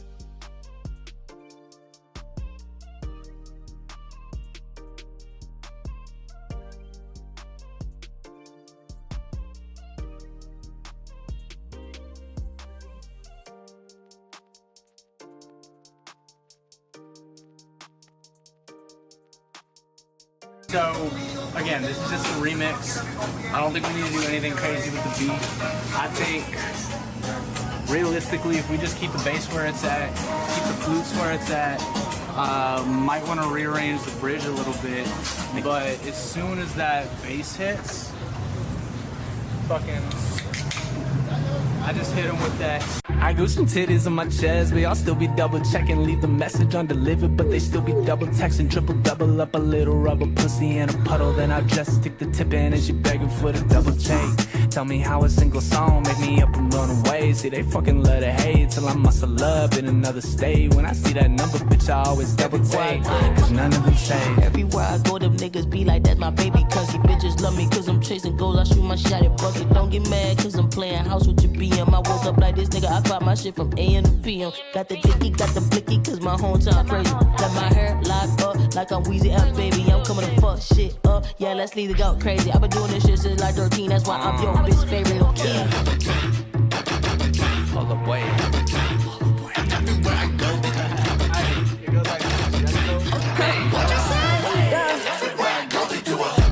double take, over slacks, another great. Yo, got the ladies coming over, it's gon' fun, okay. Love that face, she says to settle things. Diamond dancing, black queen on my arm, and she double caked up on a Tuesday. Yeah, they get the fake and bring the then it's doomsday. Please do not mistake it, shut the fuck up, cause you too fake. You don't wanna make me go. Got too much up on your plate, yo, you too low vibrational. Ooh, they gon' fake the soul, but I be on that Swayze though. Ooh, you can't take my hoes, these garden tools replaceable. Ooh, what they hate me for is funny, cause I stay for show. Every time I'm passing by, they breaking necks to catch the whole glimpse of the fear and a watch on the wrist. Got their hands to Ducati when she clock in the scent. I'm the prince and Bugatti, tell the cops they can kiss my ass when I pass, cause they not finna get no double take. Girly big stepper in the size 12. Used to ride around pushing gas like a fire sale. Now I'm online, still supplying to my clientele. Big smile, tell my haters I'm alive and well. Yeah, and tell little mama that she fine as hell. Your man said that he rap, I can hardly tell. Pound for pound, bar for bar, round for round, beat your ass at 159. Get you saved by the bell. Please don't be so jealous. Tell them evangelicals need to eat some edibles. Vegan, keto, it can be whatever though. Tell them if they really want me, they can come and get me.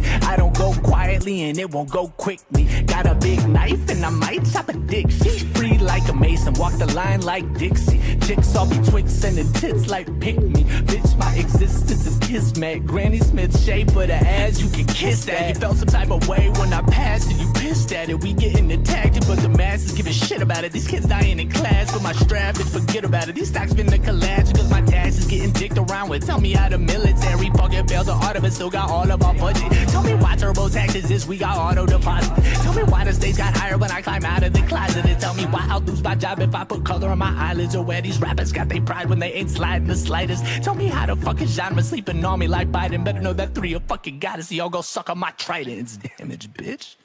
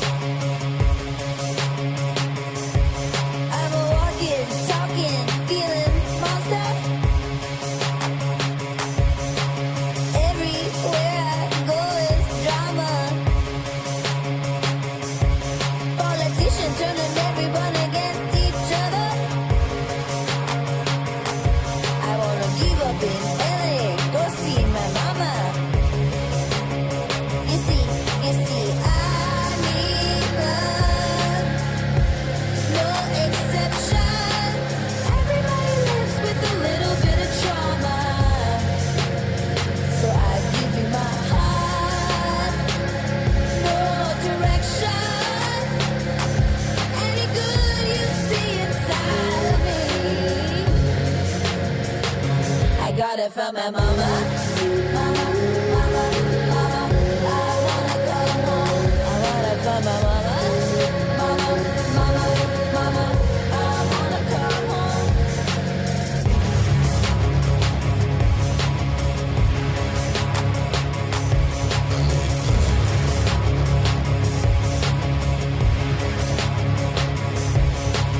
Empty pocket, loaded, narrow. Blazing trails, but running scared. Oh, really got our shit together. I don't know, as long as I got my baby. Don't give up on me. I need love. No exception. Everybody lives with a little bit of trauma. So I give you my heart. No direction. Johnny, thank you. Thank you for another subby.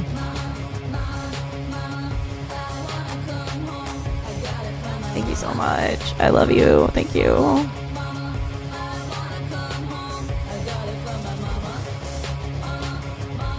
Eat shit, peasants. Scooping up that founder's badge. Let's go.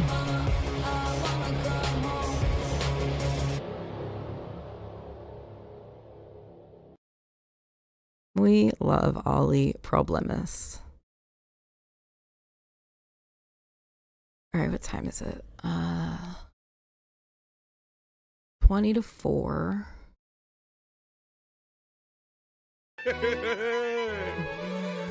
CJ! Peasants!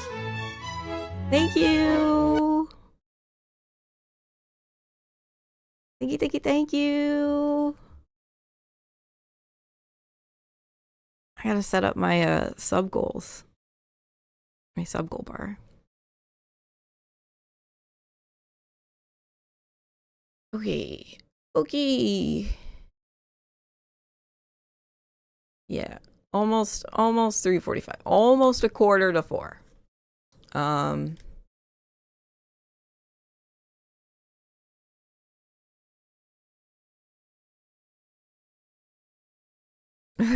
Christina. Ooh, PD, I'm glad you're safe. So glad you're safe.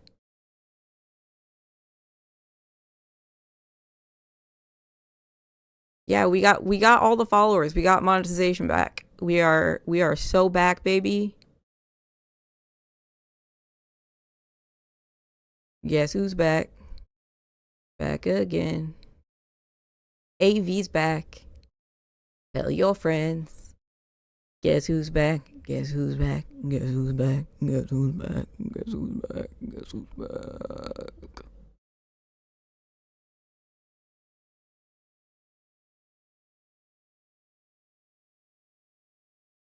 Yeah. All right. This is how we do it.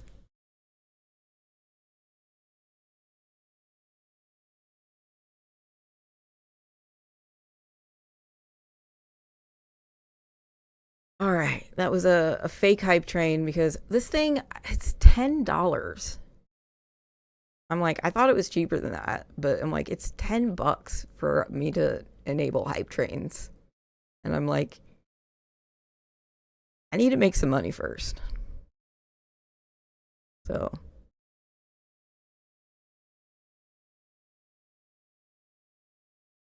Like, I could buy it. I have $10. I'm not like super broke, but I'm trying to save so I can move. So. Purchasing things for stream is a bad habit of mine. So I hope you enjoy all of our assets and fun things that I do for stream because some of them cost me money. You know, like I buy some of the emotes.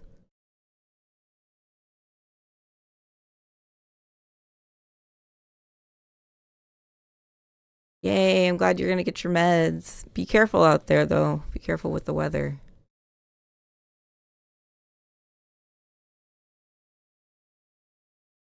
I can receive on Cash App. I can't send on Cash App because my card is inactive. Christina.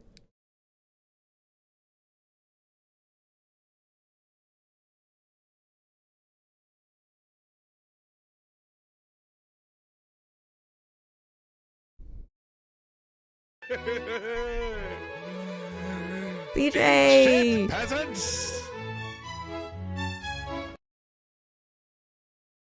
Thank you, CJ. Yes, I can receive money on Cash App. I just can't send money on Cash App. So if you wanted to Cash App me, you could, but absolutely no pressure, PD.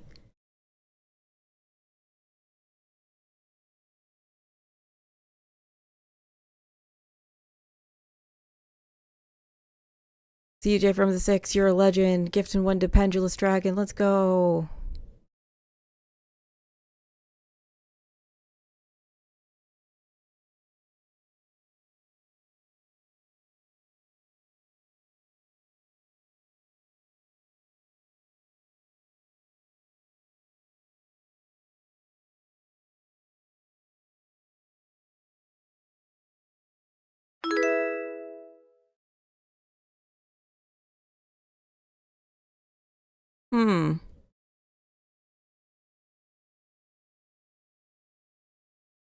Interesting username.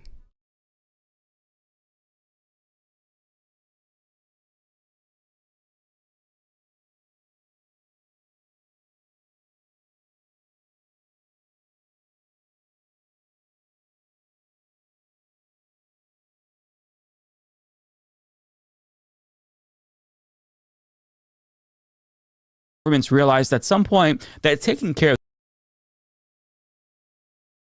Now, in the aftermath of the assassination of the United Healthcare CEO and then the subsequent response from the public to that, where they basically supported it, United Health's shareholders have seemingly realized that maybe they were a little bit too greedy, at least publicly. And I say this because, as Joseph Choi of The Hill reports, shareholders of United Health Group are calling on the company's board of directors to release a report on how its policy of limiting or delaying access to healthcare may be impacting the company's brand and the economy overall. In a supporting statement, the shareholders said UHG policies that cause delayed or avoided medical care threaten both the company brand name as well as its investors' portfolios by increasing consumer debt, jeopardizing health of policyholders, and thereby reducing workforce productivity, straining government resources, and risking increased taxes. I found this funny because let's assume for a moment that the board of directors complies and releases the report and it confirms that the company is indeed profiting off of the suffering of sick Americans. Then what? Are we supposed to expect them to self-regulate or change their business practices? That's not going to happen. They're handling this as if it's a PR crisis and not a policy crisis. But the real solution is that companies like United Health must go the way of the dodo. All of them. Sorry, shareholders, you might not want to hear that, but it's not particular practices causing harm. It's the entire fucking business model.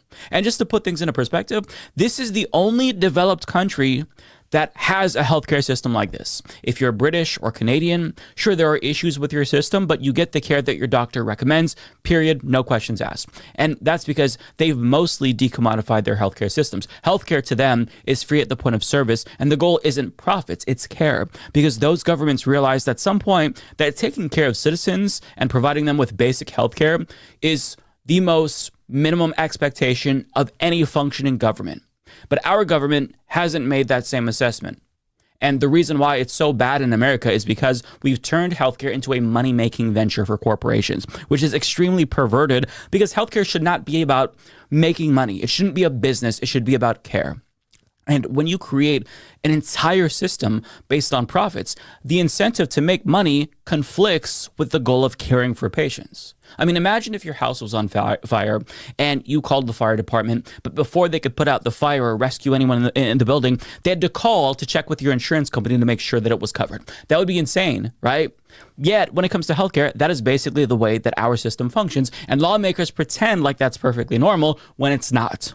And this story is one of many that demonstrates how bad it is. In fact, the Loan Institute just released the 8th annual Skrelly Awards this week to highlight the worst healthcare profiteers in the industry, and I just want to share some of the worst offenders, courtesy of Brett Wilkins of Common Dreams. Insurance giant Cigna is under fire for billing a family nearly $100,000 for an infant's medevac flight. Jesus Christ. 7 suppliers allegedly ran a multi-billion-dollar urinary catheter billing scam that affected... Thank you for another gifty. Thank you, Joker. Yeah, I'm like, that's like... Oh my gosh, Joker. Peasants.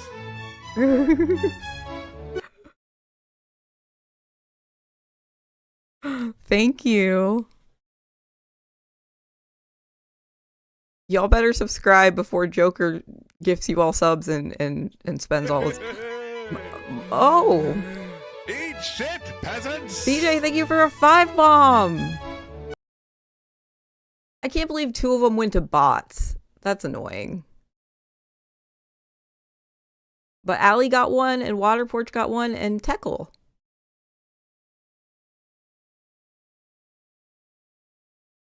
Amazing, amazing. Thank you so much for 5 gifted subs. Let's go. Did I see that clip of Anita Gordon? I'm like Anita Bryant. Yeah, getting pie in the face. And that she died. Yes. I saw that on the twits. Hello, Hermit Horologist. Welcome in. We're having a great time.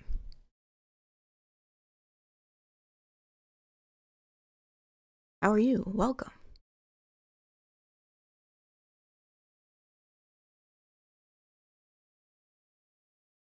Two to the bots. Yeah.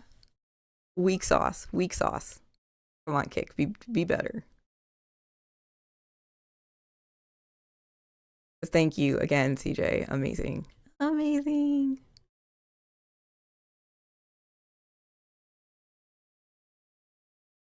I haven't seen Boob Gazer on this stream. I don't think he's found me again yet.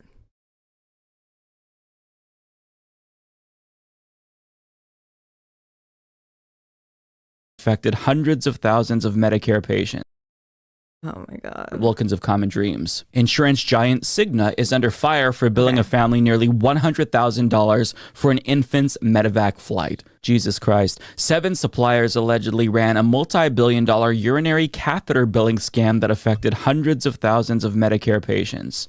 Memorial Medical Center in Las Cruces, New Mexico allegedly refused cancer treatment to patients or demanding upfront payments, even from those with insurance. This is a reminder, by the way, that hospitals are also part of the problem too. Pharma giant Amgen was accused of pushing 960 milligram doses of its highly toxic cancer drug Lumakras when a lower 240 milligram dose offers similar efficacy with reduced toxicity, but costs $180,000 less per patient annually at the lower dose. My God, they are so evil. Now, of course, our friends at United Health made the list too. United Health allegedly exploited its vast physician network to maximize profits, often at the expense of patients and clinicians, including by pressuring doctors to reduce time with patients and to practice aggressive medical coding tactics that make patients seem as sick as possible in order to earn higher reimbursements from the federal government. More on that later. And finally, Steward Healthcare CEO Dr. Ralph De La Torre was accused of orchestrating a dramatic healthcare debacle by prioritizing private equity profits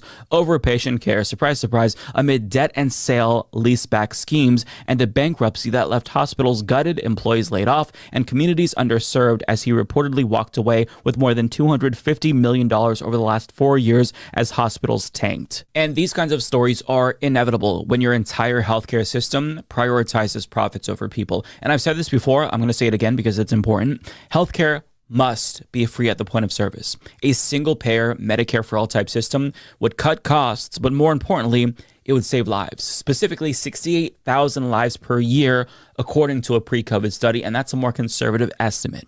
But politicians in both parties pretend studies like that don't exist because they've been bankrolled by for-profit health insurance companies that profit off of our sickness. And sure, Republicans have no plan whatsoever to fix the system, but Democrats don't really want to fix the system either. I mean, sure, they'll make some tweaks around the edges, but remember when Bernie Sanders ran on Medicare for All back in 2016 and 2020? You saw all of his primaries essentially delegitimize Medicare for All in order to sell us a more incremental solution that would apparently get us on the track to Medicare for All, but would conveniently let the health insurance companies that are taking advantage of us continue to exist. Why? Because they were bankrolling those politicians. But I say, fuck that. It's 2025, and we need to stop listening to politicians that promise to put us on a track or path to Medicare for All with some incremental approach. We just need Medicare for All now. And if we're lucky enough to have another election again, don't you dare support any Democrat in the next primary that doesn't full-throatedly support Medicare for All. But with that being said, while Republicans don't have a plan to fix our broken healthcare system, since the Affordable Care Act basically was their plan, don't assume that they're not thinking about healthcare reform at all, because they are. They don't want to make it better, even incrementally. They want to make it worse. And the way that they want to do that is by privatizing existing programs that are already successful, like Medicare. And the way that they're doing this is by increasing the prominence of Medicare Advantage plans, which weren't created until 1997. Now, if you're unfamiliar with Medicare Advantage, it is basically one big scam.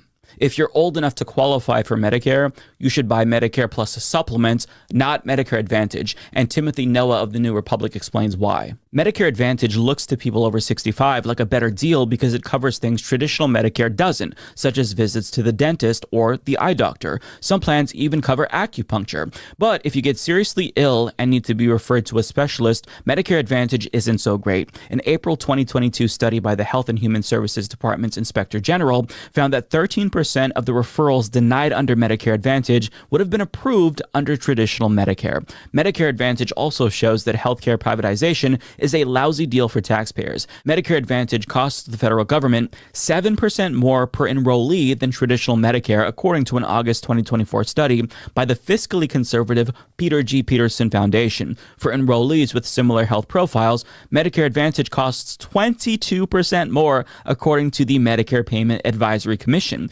Perhaps that's because, as the journal's investigations found, Medicare Advantage insurers routinely pad their government reimbursement requests with spurious diagnoses. For example, an astounding 66,000 Medicare Advantage patients were diagnosed with diabetic cataracts even after these patients had surgery to correct them, making that diagnosis, in the journal's words, anatomically impossible. United Health, the parent company of United Healthcare, whose chief executive, Brian Thompson, was assassinated last month, is, according to the journal, a particular offender, furnishing doctors with checklists of possible diagnoses. Looking at Medicare data between 2019 and 2022, the journal found that patients who moved from traditional Medicare to United Health's Medicare Advantage plans got 55% sicker on paper during their first year in Medicare Advantage. But spoiler alert, they weren't actually sick. United Health was saying that they were sicker so they can charge the federal government more.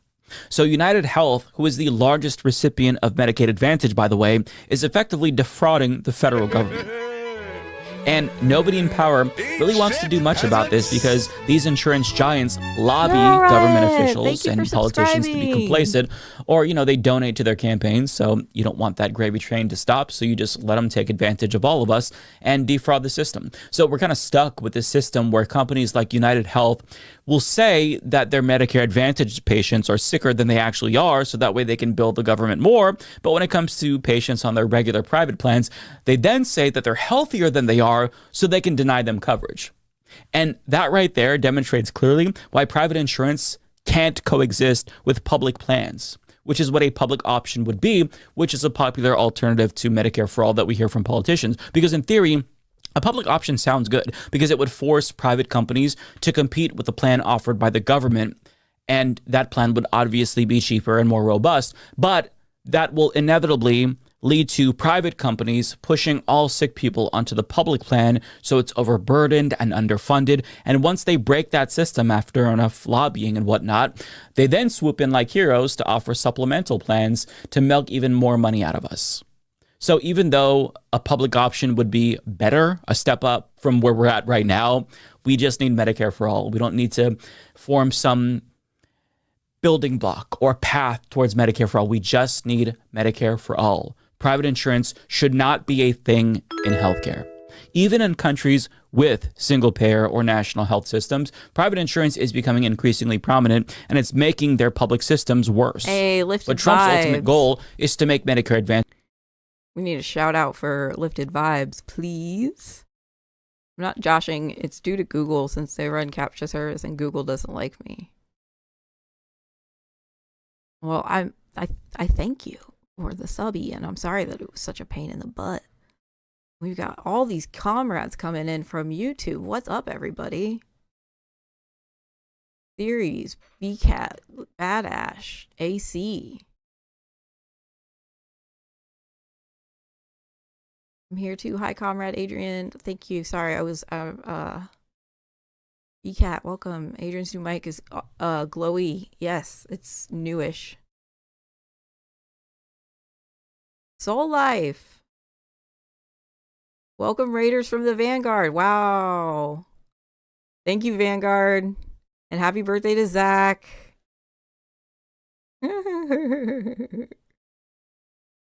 I was not paying attention to chat for a minute. And chat popped off. Hi. Welcome in, everybody. It's not stealing, it's just borrowing.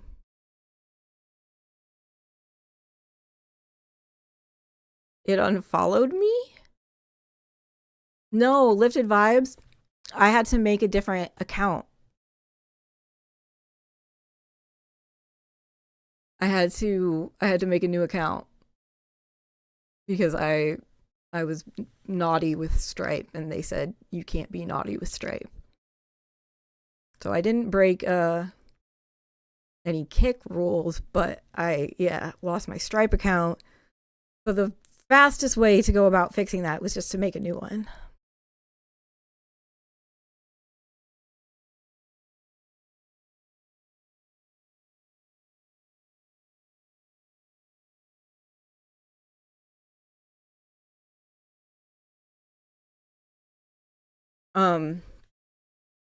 So to put it very bluntly, since some people aren't following, Stripe, the payment service that Kick uses, does not provide a revenue service for sex work or any adult content. And they had a business name of mine from my old email that was connected to some of that content.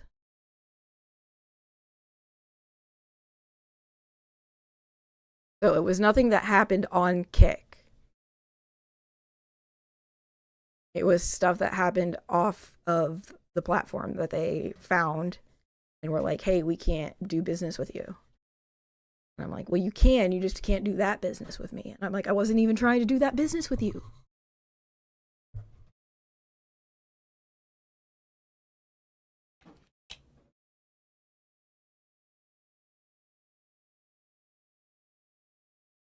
So it's been, sorry, I'm parched.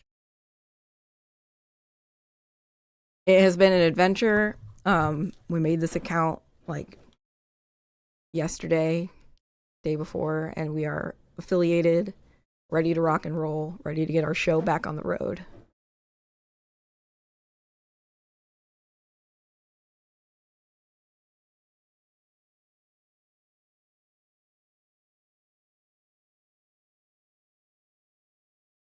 Advantage even more prominent. And I say this because in Project 2025, one of these stated goals was to make Medicare Advantage the default as opposed to an option. And Trump nominated Mehmet Oz to lead the Center for Medicare and Medicaid Services. And guess what? He's not too keen on Medicare. In fact, Dr. Oz has called for a massive expansion of Medicaid Advantage, the program that is defrauding the federal government. And he coincidentally happens to have over $500,000 in stake in United Health, which again is the biggest beneficiary of Medicare Advantage plans. So that conflict of interest might have something to do with his position. But that's our system. It's corrupt, isn't it? It doesn't have to be this way, though. The solution is simple. We need to improve Medicare. Then once we improve it, we expand it to everyone, and we ban private insurance companies so none of us will have to even think about healthcare again for the rest of our lives. The problem is that even though the solution is simple, there's a lack of political will to implement that common sense solution because corporations and policymakers, they would rather us suffer so that way corporations can make money off of us. Not to mention, their stock portfolios are really fat because of these health insurance companies. So in the meantime, until we get a better system, I guess that they all benefit while we all suffer. It's just truly sad, but that's the way it is.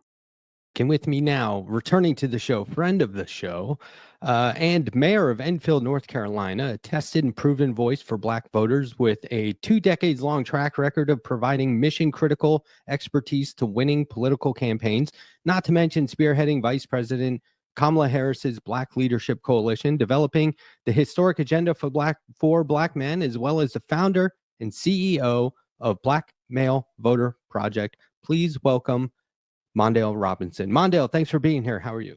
What's up, brothers? Good to see you. Good to be back. Hello, everybody in the chat. Hey, I just want to say this because I never want to neglect to put this in your ear. We're all anticipating your 2028 run for president. I'm just going to say that. We'll just leave it for now. We'll table that for another time. Listen. You put it out there, Nina Turner and Mondale Robinson running for president, and that sounds better and better every day. I'm not kidding. Yeah, I almost forgot about that, Joe. I actually have some shirts made. I got them. Yeah, it's pretty Thank funny. you, Lady Badass. I And appreciate Nina's the one of compliment. my. I think Nina's a rock star. She's always solid on the progressive movement. Whether people agree with where she is or not, strategically, I think her bona fides as it pertains to politics progressively are steadfast. So yeah, man, do a lot worse. she can do amazing things. I think for me though, after this term as mayor, my political career is done as it pertains to running for office. I need to get back. I like this thing we talk about a lot where the movement dictates who the leader will be, not the other way around. So watch out, because we might just make all the yard signs on your behalf and you have nothing to say about it. But anyway, proven leader. And somebody who every time you're on the show, it's worth everyone's while to pay attention to what you have to say and what you have going on. And so when you announced your project on your show, Clickbaity, the other day, I immediately started retweeting it and posting it on Blue Sky and my Discord and letting everyone know about it on YouTube and invited you on. So I was hoping that you could take a minute to discuss this new project you have, Equity is possible only when accountability is prioritized. What is Black male equity? Yeah, so Black male equity is basically an outward-facing organization to the donor class, the donor community, that you can no longer criticize or critique efforts to engage Black men and their results because you're not doing it in a real way, because you choose, meaning the donor class, you choose celebrity or influencers over what is actual work. So what we've been seeing cycle after cycle is new organizations pop up. every election cycle, either as a midterm or presidential election cycle, a new organization pop up with some kind of famous or politically famous person at the head of it, telling donors, because of their connections to the party or their insiders, that they are the ones that they should be focusing on because they are, I'm this famous, I'm Barack Obama famous, or I'm Steve Harvey famous, or D.L. Hughley famous. When in actuality, these brothers don't speak to or for Black men. They are Black men for sure, and that is not to minimize who they are as Black men, but it is to say that they are not the motivator or trusted messengers as it pertains to engaging brothers around their political issues, mainly because they've chosen to take party talking points and talk at or talk down to Black men in a patronizing way without acknowledging that the party has some serious shortcomings that keep brothers from voting regularly. What I mean by this is the messaging of the party has been working for about 27% of Black men. We know that because that is around the number of Black men that are super voters, meaning they vote every election. However, they are not doing a great job talking about the party, its consultant class, its auxiliaries, and these so-called influencers. They're not doing a great job of reaching the majority of Black men. That is about 63% of Black men, 67% of Black men or so don't vote regularly or at all, that are already registered, right? So that's 9.6 million Black men in the country, and only 27% of them are regular voters. 27%. So that means every tactic that these people are being funded to do or work with has failed epically. And this is not something new. This is historically what's going on with Black men. So I am saying with the Black male equity apparatus, two things. I'm saying, one, to donors, we're offering you a way to gauge programs that are truly transformative and not transactional for Black men, a way to bring Black men into the political space and feel at home and not used. So the way that happens is it requires some real significant funding and training or retraining the donor class about what's an effective program. Then the second thing we're trying to do is we're trying to acknowledge that Black Male Voter Project, the C4 arm of the work that we do, is not enough. It's not enough to have one organization that works nationally to engage Black men. So what we're trying to do is any org that's engaging Black men, any donors that's supporting orgs that are engaging Black men, should ensure that these orgs have this training as well, so that they themselves can be better or as good as Black Male Voter Project is at reaching and building a relationship with Black men that then creates a more equitable electoral process. I think that's more than a minute, but that's what we were getting at with the Black male equity. Okay, I mean, that's the real deal. And I just want to let everyone know this is today's call to action. If you see the pinned chat in the chat on this video, you can hit that link. It's also in the description of this video for anyone watching at a later date. Please share this out.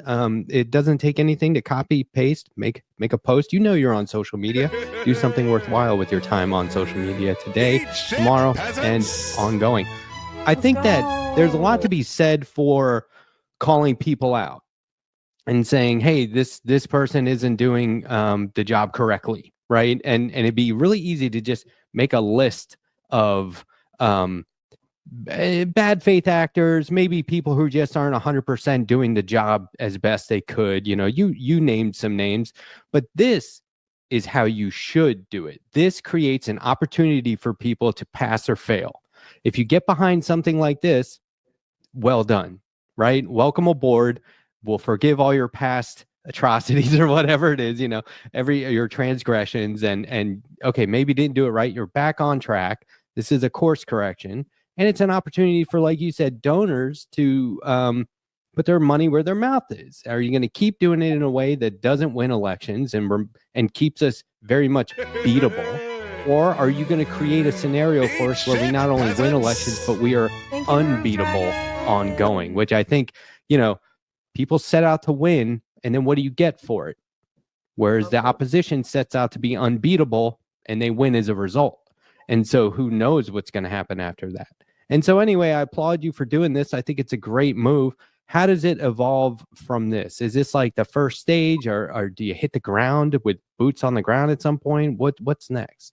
So I hope what happens is like the decentralizing of Black Male Voter Project. So the idea of this would be that there wouldn't be just be Black Male Voter Project, this national organization. Black Male Voter Project could just focus on one state, right? Because there would be a lot of organizations doing this work in a way that is sustainable. So my hope, the next step from this would be people get trained in proper engagement as it pertains to this demographic. And then we need a smaller version of Black Male Voter Project.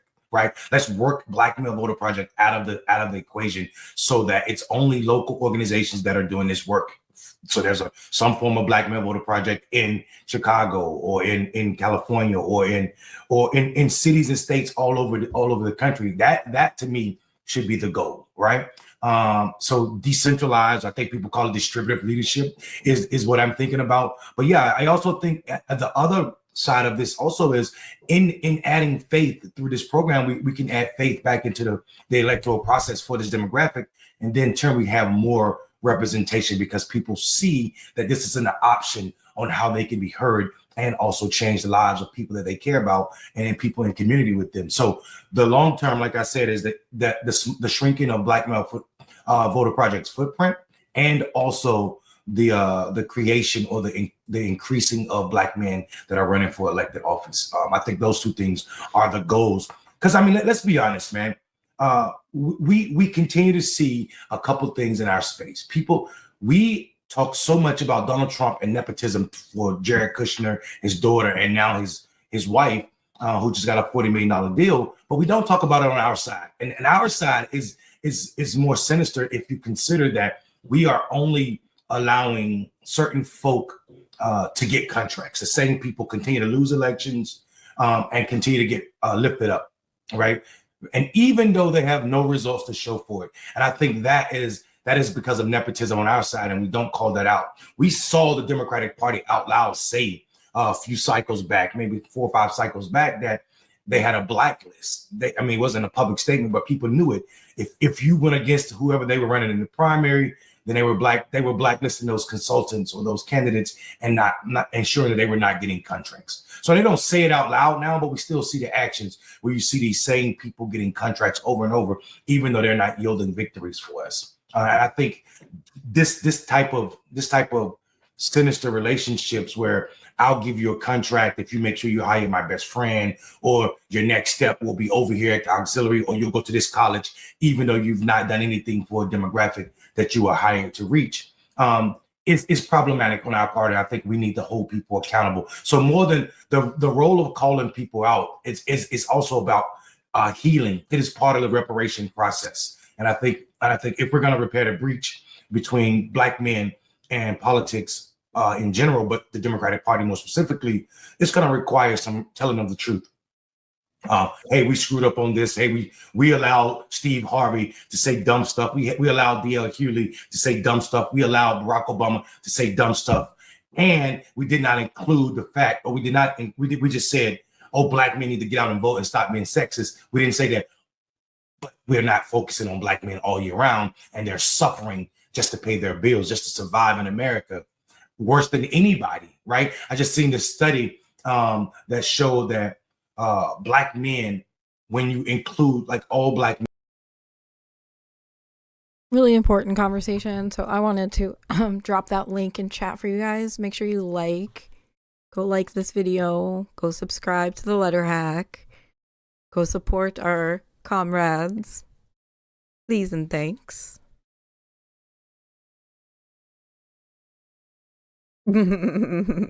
Cats on a turntable. Let's go. Groove Dragon, I appreciate that so much. From your measly pockets to mine, it really does make a difference. Thank you, thank you, thank you. Can't ignore the truth part in Truth and Reconciliation. Yeah, excellently put, series. Lady Badash, I've come back to YouTube. Didn't care for it over there. It takes a little bit to get used to, I think, but I like it. And it's good to have an account and to be following me over here, because this is where on Kick is where you'll get music streams, gaming streams, get ready with me's, like all the fun content happens on Kick, because I can't play music on YouTube. So We pretty much just stick to the politics. So I appreciate every single one of you who has gotten me affiliated today. You guys are amazing. And I can't believe we've already had like 16 subs. So I'm really flattered, and I really appreciate you guys. Okay, let's finish up this video, and then we'll probably check in. Oh, it's 4:20. Oh, fucking 20. We might take a Vitingale break. Go see Vitingale. Maybe. And then we'll be raiding into Lennon whenever he goes live. So that is the plan. But first, smoke weed every day. Men unemployed and also those incarcerated, the wealth gap between black men and white men is almost 74%. That's higher than anybody. That's higher than white men and black women, white men and white women, white men and Hispanic women. And no one is talking about what that really means for black men, because we're overrepresented in the prison space intentionally, right? Political Leonard has just subscribed for 1 month. Are more likely to get jobs than black men without any criminal conviction, right? That was a study done by Stanford back in 2016. Oh, and I think we're not talking about all of these social economic problems. Then you compound that with a donor class that believes that they can go find a superstar or a rapper or a famous black man that can dribble and speak at black men once every 4 years, and it's going to work. And then they blame black men when they don't show up. And I think that is a horrible existence to be black man in the political space, and also know what brothers are suffering through while we are being blamed for losses that are not ours at all. You set the perfect example here, because you're picking up where I think all other people would leave off. It's not enough to call people out. It's not enough to say, this is what you should be doing. I keep telling everyone this. Why aren't they doing it? You're giving them an opportunity to, like I said, course correct, but with training, because they know here's how to do it. Here's why, here's when, and literally what. I mean, it's all there. It's a complete package. And like I said, it would be sort of in bad faith to not go this route, or at least talk to you about it, or at least entertain the notion that this might be a solution to a very obvious, glaring problem in electoral politics. This is fantastic. I think that, like I said, every time you come up with something, it's very forward thinking. It's not, I mean, look, I'm good.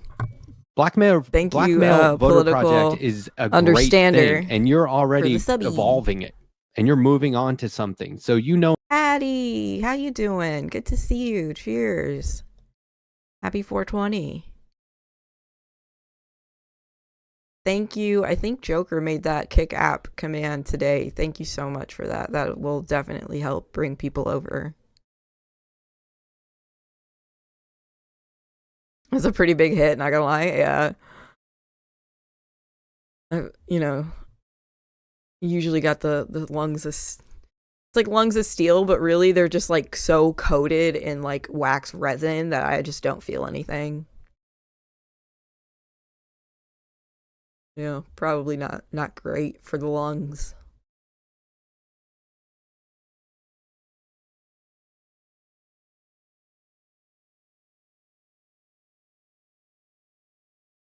Okay. Just trying to do that in a browser window, so I'm gonna have to fuck with that when I'm stopped for a minute. Deleted the Twitch command today. Yep. No more Twitch. Fuck Twitch. Like I was saying earlier, Kick is, better payout and less restrictions, and like, yeah, they allow gambling and Twitch doesn't. And like, I think the owner is like a horrible person from what I've heard, but I'm like, Twitch is literally owned by Amazon. And Dan Clancy's not a good person either. So like, there's no ethical consumption under capitalism, and we all need to survive. But streamers, I recommend you check it out, because it's, in my opinion, I feel like it's an upgrade.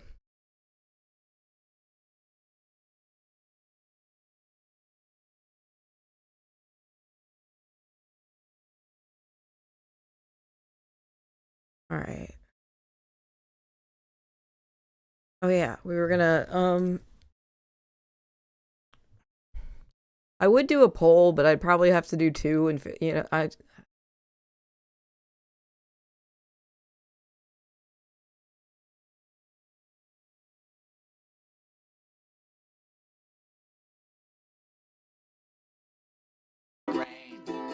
The rain, we're singing in the rain. Oh yeah.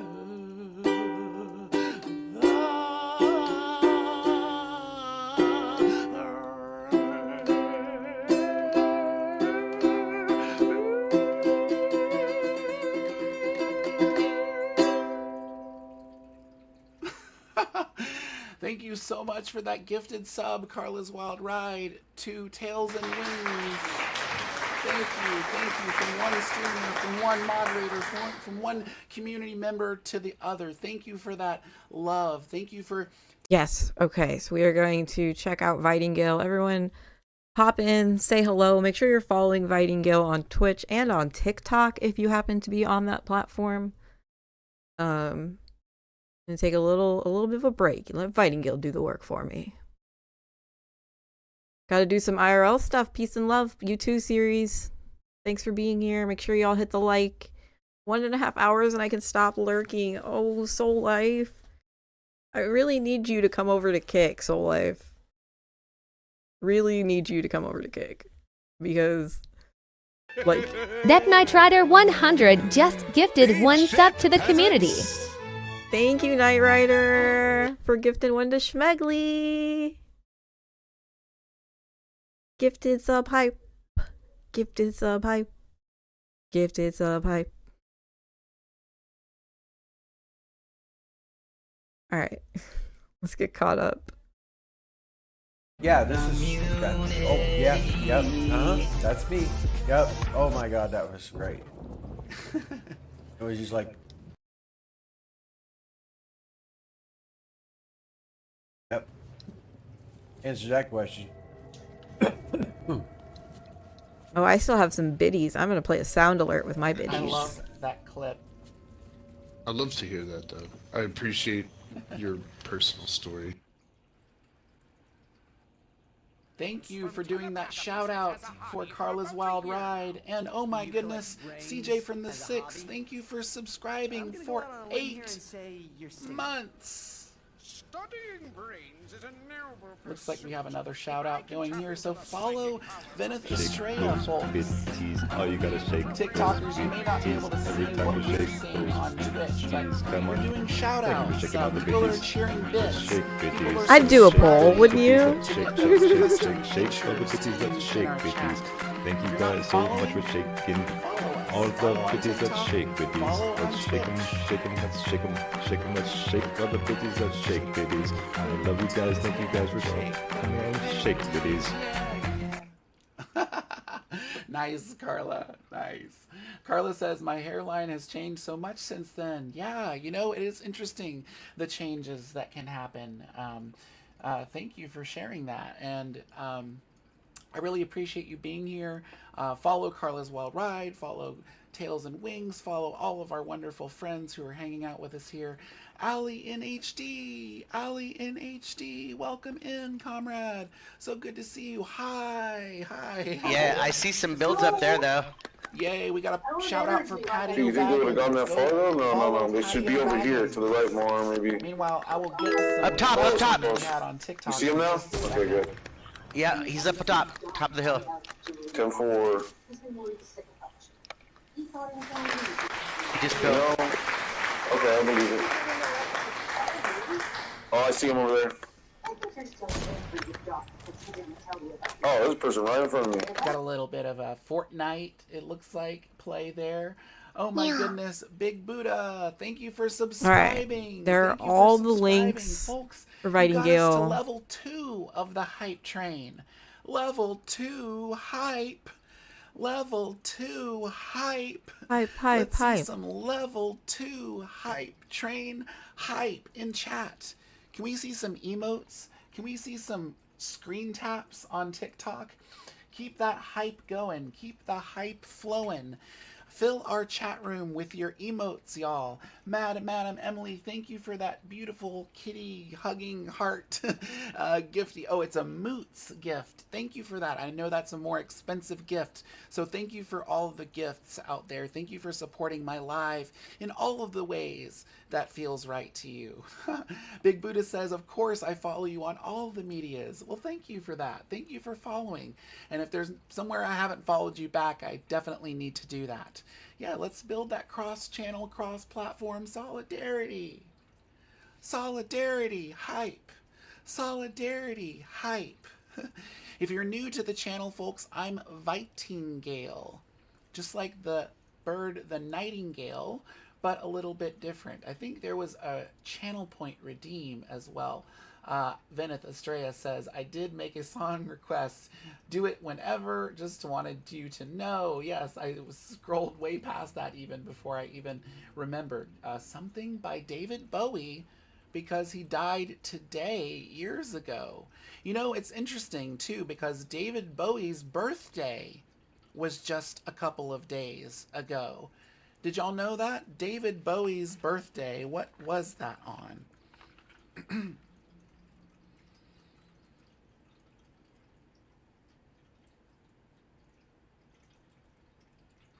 That was on Wednesday. So just a couple of days ago. Interesting that David Bowie passed away just a couple of days after his birthday. That's really interesting. Thank you for the hydrate. Oh, that reminds me, I need to actually get some water. Hey, Punk Rose, welcome in. So good to see you, Punk Rose 69. Thank you for your chats. What a beautiful emote in the middle there. We have a little trans insignia with some unity. Transarchy. Oh, I like it.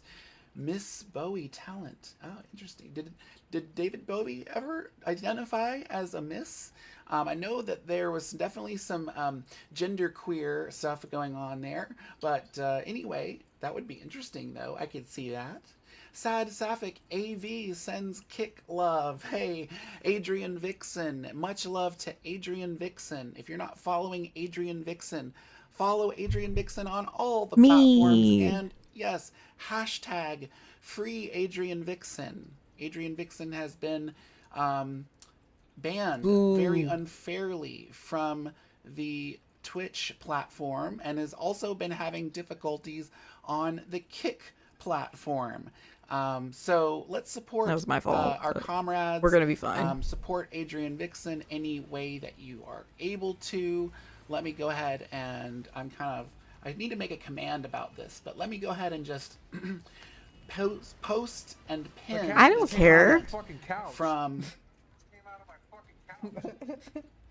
From the platform formerly known as Twitter. Follow Adrienne Vixen. Adrienne Vixen also mods over here on TikTok and is part of Transcend TTV. That's Transcend TTV. Follow our friends, y'all. Like that tweet. Repost that tweet. Quote tweet the tweet. The hype train is over. Thank you so much, y'all, for the hype train. I really appreciate that. Choo choo. Thank you for getting us to level 2 today. I really appreciate that. Oh, and yeah, thank you for doing that shout out for Punk Rose 69. Am I following? Am I following? Yes, I am. Good. Okay. Everybody click and check to see if you're following our friends. Follow them. Justice for the NB or just ass. Let's go. Okay, whatever you're in the mood for. Music. We just played Thank you, Lady Kelly Badass. Singing in the Rain. I don't know if I've actually seen that movie all the way through, but that could be pretty interesting. Now we're going to go ahead and play a David Bowie song. Or we're going to try to do a David Bowie song. Oh, I wonder which one. I pulled one up the other day for David Bowie's birthday, but didn't get to it because we ran out of time. So we're going to go ahead and give it a try now. It's a bit out of my comfort zone. I don't think I've really done this on stream before, but we're going to give it a shot. While I do that, folks, can y'all put emotes and emojis in chat? It helps to inspire me. It helps to build up my confidence. If I see everybody having a good time and dancing in the proverbial dance floor of chat, it just makes me feel good. I think it also makes other people feel good and also more likely and more comfortable dancing. It's almost like a real dance floor. When there's 1 or 2 or 3 other people dancing, it kind of like, hey, maybe I can join, and nobody's paying too much attention to me, right? Thank you, Big Buddha. Thank you, Satsaphic. Thank you, Punk Rose. Thank you for the emotes. Thank you for the hype, y'all. Thank you for those screen taps on TikTok. Thank you for your redeems. Thank you for all of your love here, everybody. Okay. Enough stalling.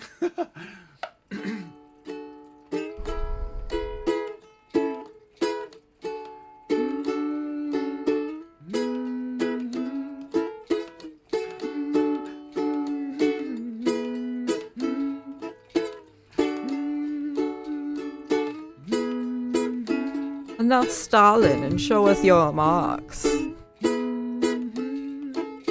The Sauce Tossers, welcome in. Follow the Sauce Tossers.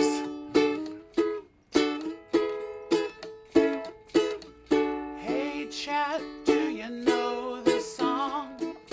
Do you know the artist who wrote it? Do you know the person who performed the song? Do you know the lyrics to it? How you doing, mods?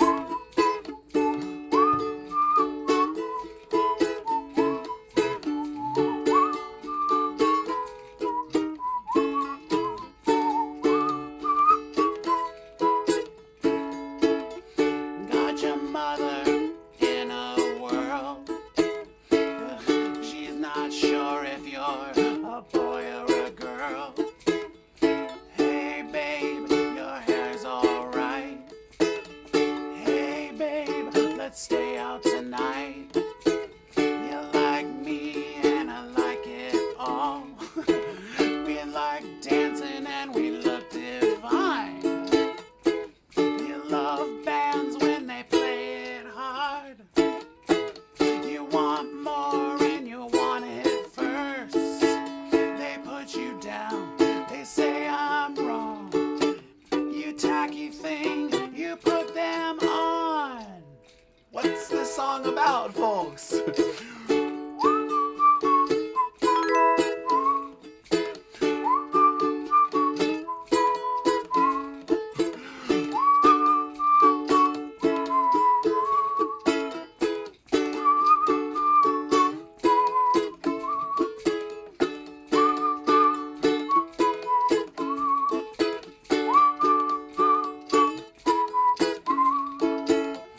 Rebel, rebel, you've torn your dress. Rebel, rebel, your face is a mess. That was a follow. Rebel, rebel, how could they know? Hot tramp, I love you so.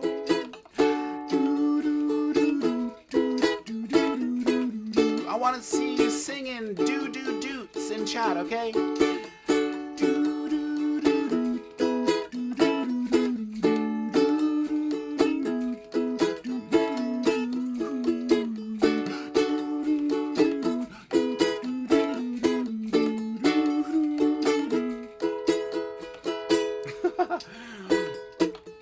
Rebel, rebel, you've torn your dress.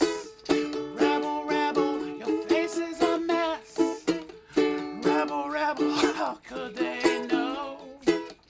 Hot tramp, I love you so. Joey's Doodles just gifted 1 sub to the community.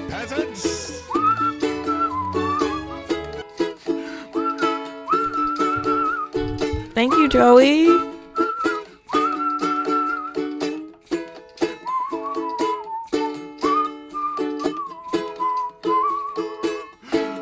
Thank you, thank you, thank you.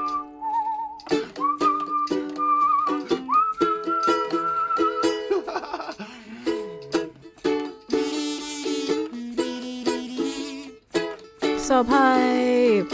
Thank you so much.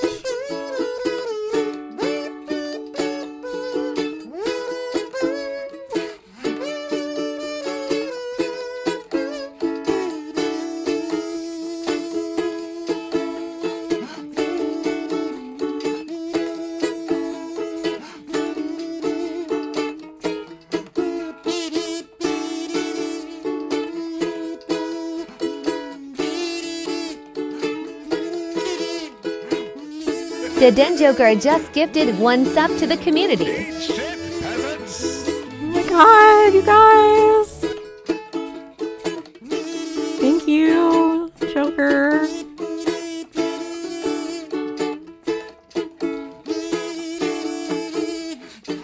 Sub hype.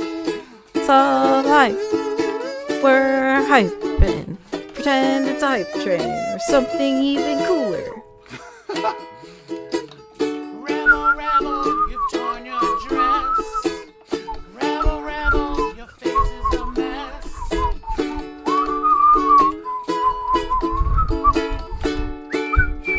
Oh man. I can't compete with the Flukes.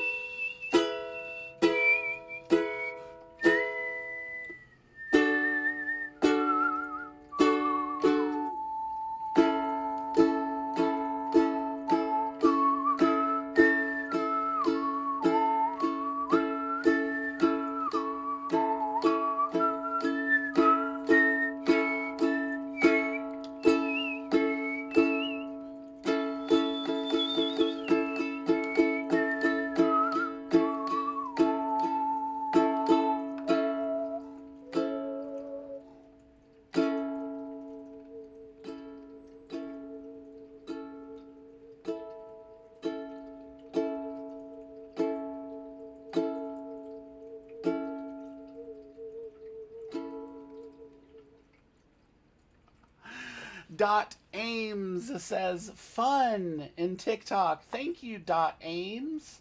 Thank you for following us as well. WTFSAB, thank you for the 10 roses and the 2 roses before that.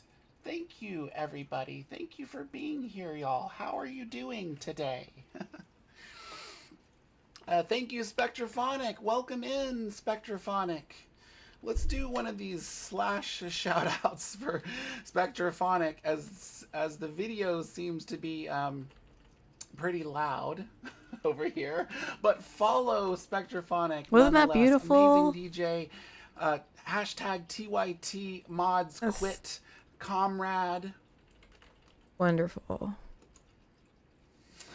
It's supposed to be loud. Okay, well, great. It just might be a little bit of a harsh transition here in the Vitingale nest. Yes, read the letter of collective resignation. Adrienne Dixon was also a part of that collective worker solidarity action. Patio Baggins says back. Sorry, I had to go pick up daughter from school. Well, nothing to be sorry about there.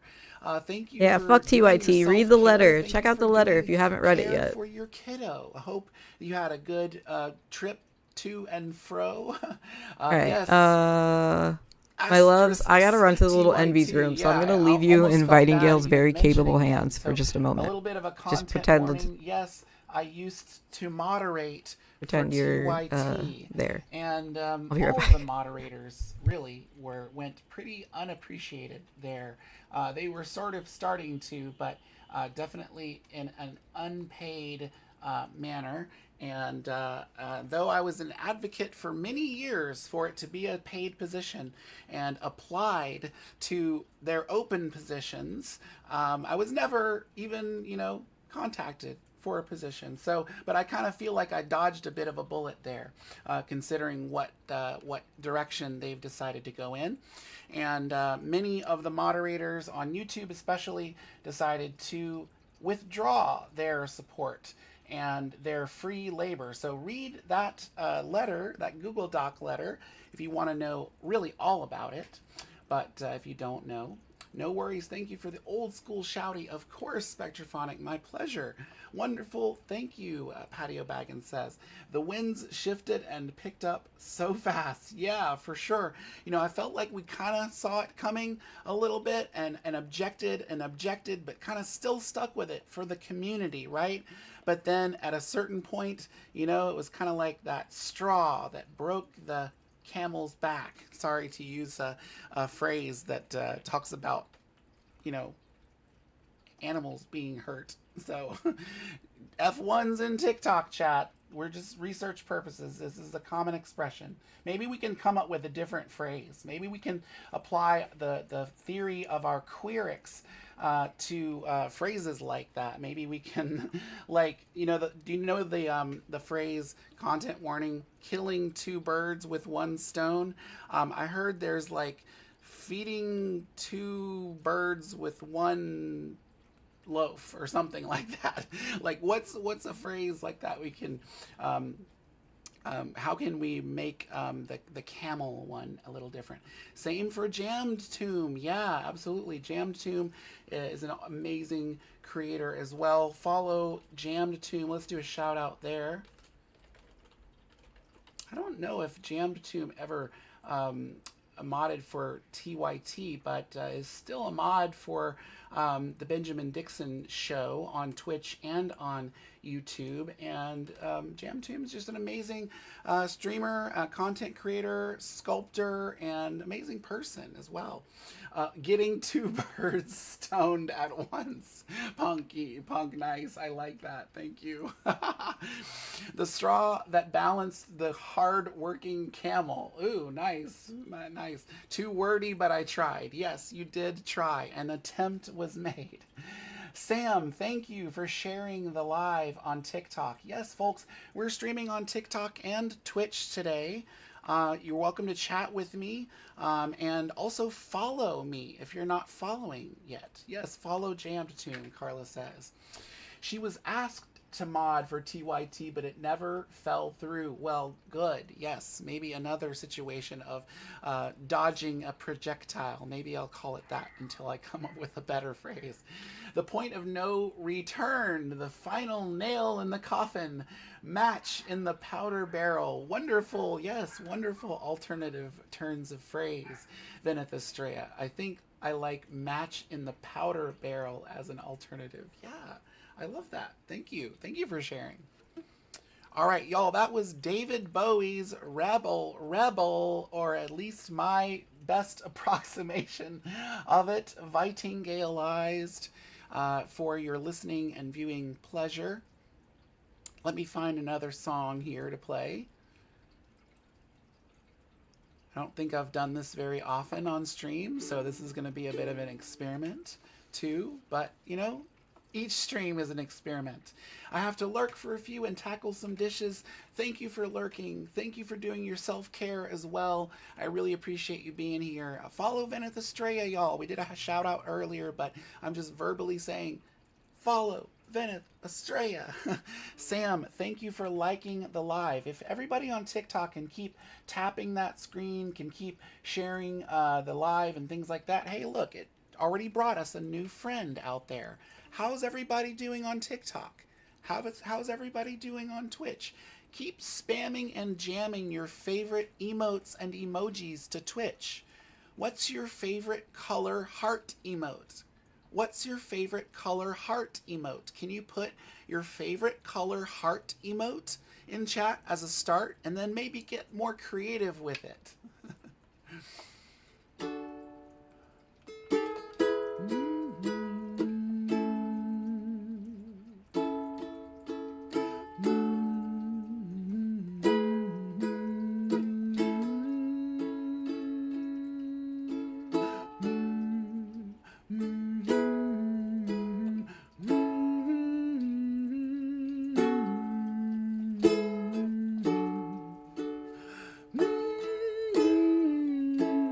Anyone know the song?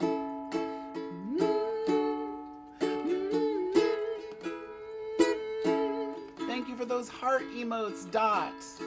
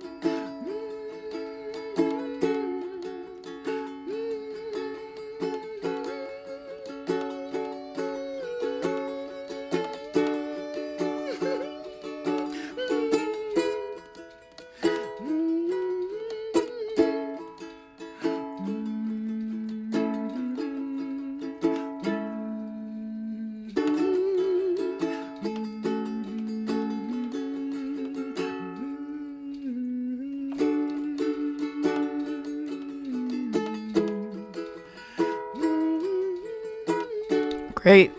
See you, Lennon. We'll see you in a few. Thanks for being here today. Any ideas of the artist? Any ideas of the song track title? Spam and jam those emotes, folks. Let me keep seeing your emotes in chats.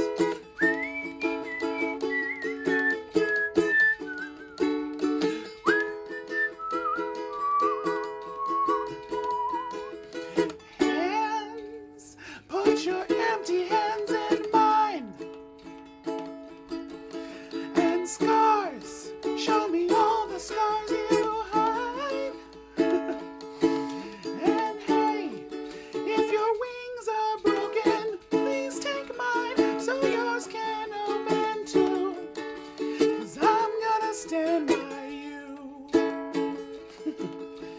Tears make a lot of scopes in your eyes. I think that's kaleidoscopes in your eyes. And hurt, I know you're hurting, but so am I. And love, if your wings are broken, borrow mine so yours can open too. 'Cause I'm gonna stand by you. Even if we're breaking down, we can find a way to break through. Even if we can't find heaven, walk through hell with you. Love, you're not alone. 'Cause I'm gonna stand by you. That's right. Free Adrienne Vixen. I'm gonna stand by you. Free Adrienne Vixen. I'll walk through hell with you. Love, you're not alone. 'Cause I'm gonna stand by you. Thank you guys for standing by me. Keep singing, keep spamming.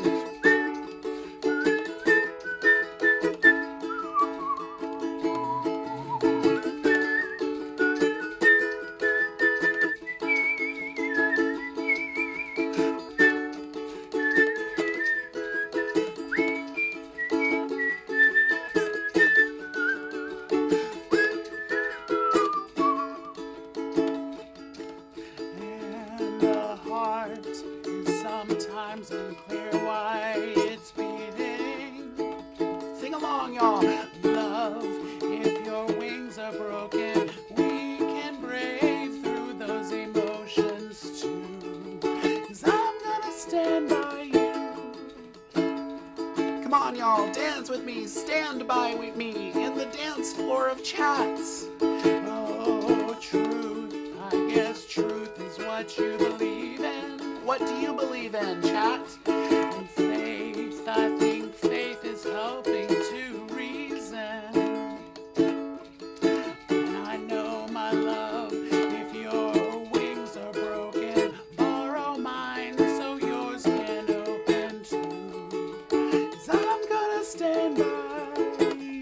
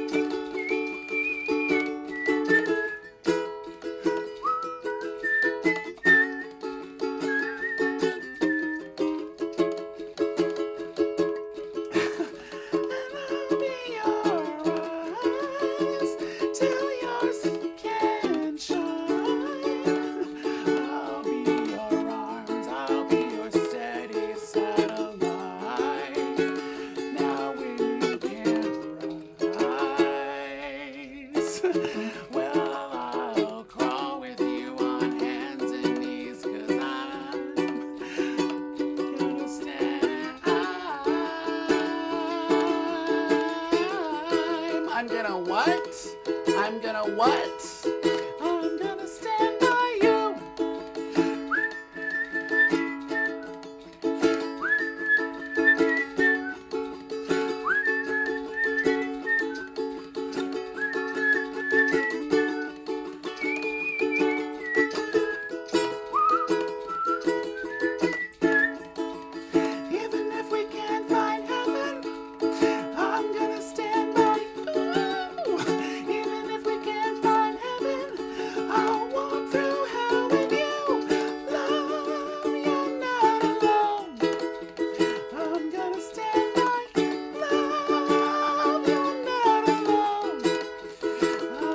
stand by.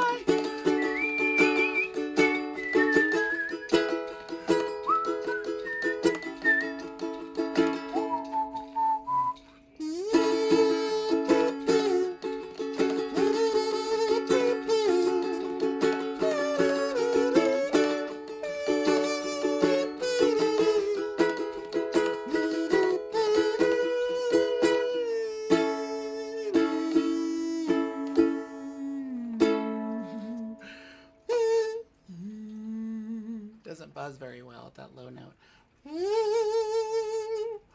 Smoke weed every day. Oh my goodness. Smoke weed every day.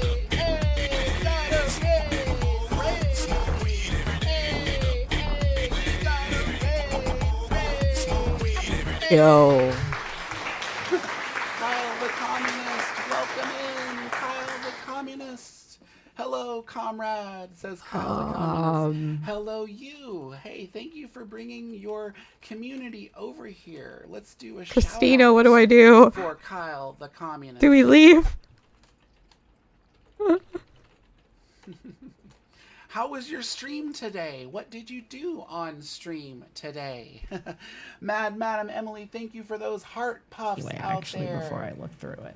Thank you. Ew. Blur, I don't even know there's as anything well useful for in the here at all. rosas and the roses. I don't want to watch this video in the background. Do we have Thank you anything for better to hanging out watch? with Did us, someone give me a folks. share recently? Vibing put this one in chat.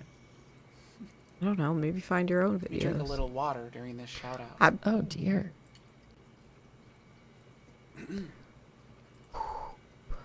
Oh my Who taught my goodness. cat to use the iPad? I'll read that after the clip ends.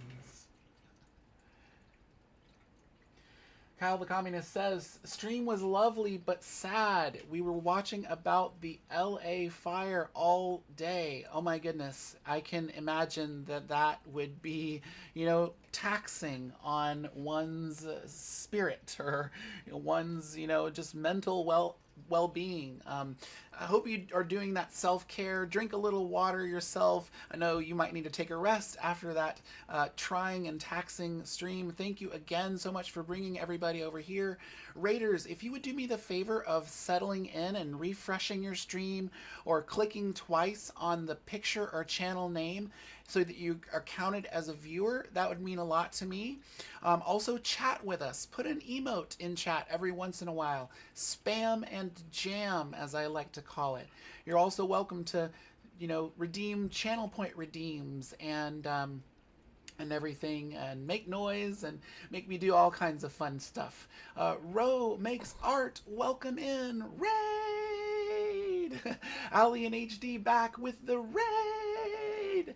Thank you for raiding in, and thank you for being here, Raiders, and thank you again, Kyle the Communist. If anybody out there is not following Kyle the Communist, I highly recommend that you do so. Are you on TikTok, Kyle? We are actually multi-streaming on TikTok and Twitch today, so you might it might be a little bit annoying, but you might hear me talking to TikTok as well as Twitch today. Thank you, Vitingale. I keep forgetting to refresh raids. Ah, yeah. You know, some people say it doesn't matter, it doesn't count, but you know, usually those are really big channels that say that. Mine is still growing. Thank you, everybody. Thank you for the support. Christina. Thank you for the follows. I don't know what to do Free. here. Please follow if you haven't followed. I don't yet. want to like You talk can shit. Tip and cheer bits and play sounds with your bits and subscribe or gift subs. If anybody's out there without a subscription badge, that means they're having to watch ads. Oh on man, Twitch. it is 5 o'clock. It means they don't have our beautiful emotes. It's that they 5 can o'clock, use chat. across the whole platform.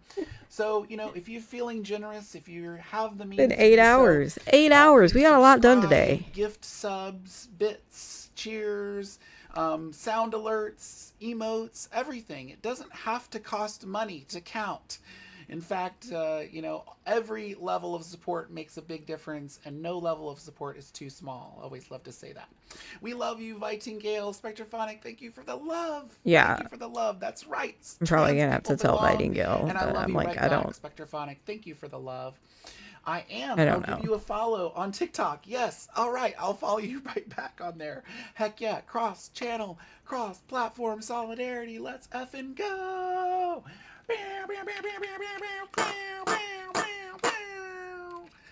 It is indeed. Always happy to use this platform for these situations. Yes, thank you for the love, Carla. Thank you for reaching out and welcoming Kyle in. All right, let's play some more songs. Anybody know the song I was just playing? Might be a little more obscure. Thank you so much for the sub. Oh my god, guys. Yes. The Knight Rider, hi. I saw you earlier, but I didn't welcome you in yet. Yes, hi to the Knight Rider. Yes, free Adrienne Vixen. We were just talking about that earlier. Boost those Adrienne Vixen tweets, y'all. Boost those. There are probably some on Blue Sky that I should probably go and check out. Nope. I'd really like to make a Only command Christina's. about all I have this to not kinda, been like, good get all about this stuff posting on together Blue so it's Sky. super easy to I support. also need to Yeah, update the free Adrienne GoFundMe. Vixen. Our fellow Transcend TTV comrade, our Joker. hashtag TYT Mods Quit comrade, our comrade ever since then. Go follow and support Adrienne Vixen if you're able to. Big Buddha, thank you so much. I made the little sound and I like played along with that, but I didn't actually say. Big Buddha, thank you so much for gifting a sub, 2 subs in fact, to Pete the Feet. Pete the Feet 1 doesn't have to watch ads. Pete the Feet 1 gets access to our emotes for the whole month. Zayday 420, hey, I know them. Zayday GFM. 420 now doesn't have to watch ads and now gets our beautiful emotes out there. But it's Well, also I'm, like right talking about here, the lake emotes, above too. Let me you. do a shout out for Tails and Wings, who made many of the emotes that you'll see on the Vitingale channel and maybe elsewhere too. And also Tails and Wings makes the pride flags available for anybody who wants to use them. Very, very generous. Thank you for putting those commands out there. Thank you for moderating. Thank you for doing Thank you for shout-outs. moderating Thank you, LT9K everybody, and for all of Christina and Knight Rider and Joker and Baron Soul von Life Buren says, and who am I emote? missing? What a great Liz. question from TikTok. It's kind of like an emoji, but it's different. You can customize them. You can make your own special pictures, and you can customize them to your channel. It's just kind of Girl, you are yappy today. for it. Thank you for asking, Baron Van Buren. We also had a question out there by somebody else about TikTok. I don't know what the heck is going to go on with TikTok, but something about the 19th, I guess we'll all find out together. But that was Bazed Leahy. Thank you for that. Looks like we're here on the hour, folks. And I actually am reminded I need to end my stream. So, folks, we just got raided from Kyle the Communist. Okay, Who she's raiding should out. we raid today? Any of our Transcend TTV comrades live Come right over, now? see any of me. our other stream comrades live? That And we we, could, go Ferret raid. King's still on. Thank you for asking, Baron. Thank you for doing that. While we think of a raider and everything like that, I don't know. I don't follow a lot of people on this account. Oh, we get one more. We get one more song. And this is the last stream of the week, so please tip, cheer bits. You can also subscribe, gift subs, but if you want those tips to go most directly to me, you can check out Venmo and Cash App for that. But when you subscribe on TikTok too, Baron, this might just be for you. You might be the only one watching right now, but if you subscribe on TikTok, I think it costs about $3. You'll get some custom pictures that you can use in chat in our live stream. They don't call them emotes over on TikTok, but you can use these custom pictures when you subscribe at the $3 level, which is actually about half of a Twitch subscription. So kind of interesting. But TikTok doesn't have ads. Ferret? Yeah, I know. It's a long stream for him. Let's try this song. I don't think I've ever done this song before, so hype it up, folks. Let's see some hype and some love in chat. Let's all dance while I stumble through this song here.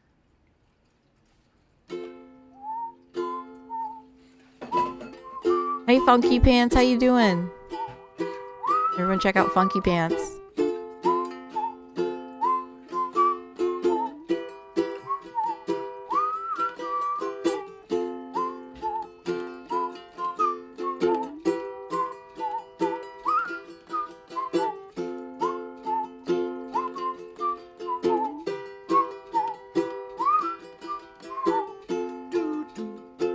It sounds super familiar, but I can't like name it.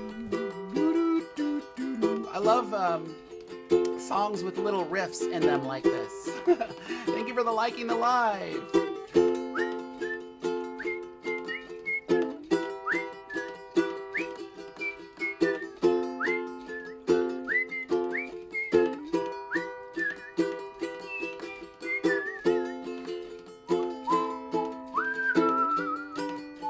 Yeah, maybe.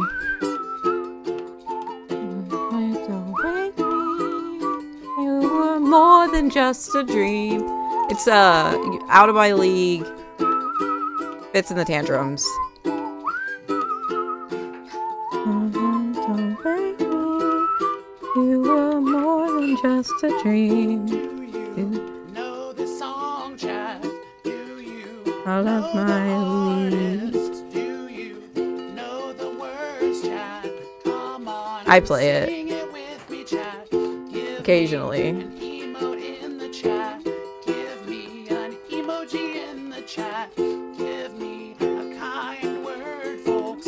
I wanna see you dancing in our chat. Come on, dance with me, folks. Yeah, you got it now, folks. Let me see an emote in the chat. It's so fun when people dance. That's right, Sad Sapphic, you got it. You got it. You got it. Do we know the artists? Do we know the artist and sing along with me?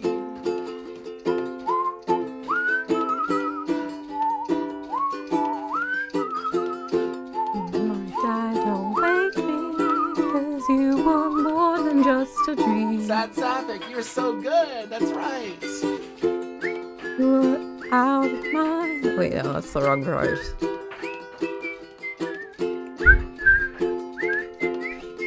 DJ Fry, thank you for spamming and jamming. Let's sing those weird lyrics. Let's sing those, Those lyrics. Yeah, they're weird. 40 days and 40 nights.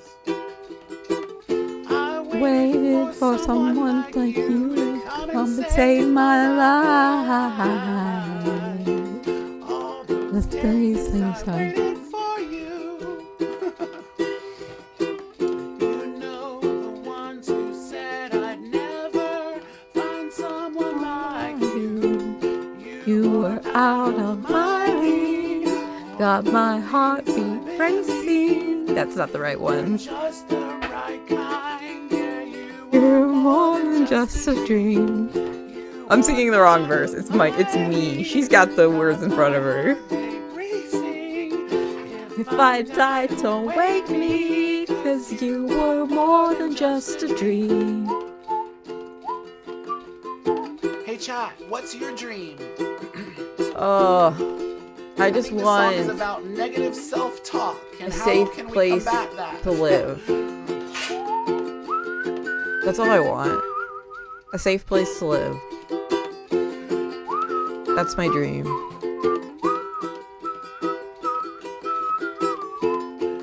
From time to time I pinch myself because I think my girl mistakes me for somebody else, and every time she takes my wing, all of the wonders that remain become a simple fact.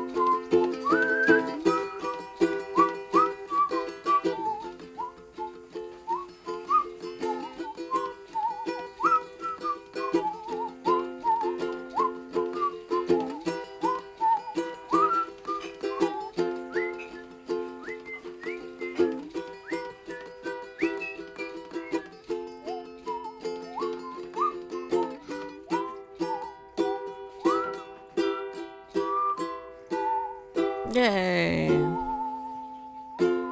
Brava.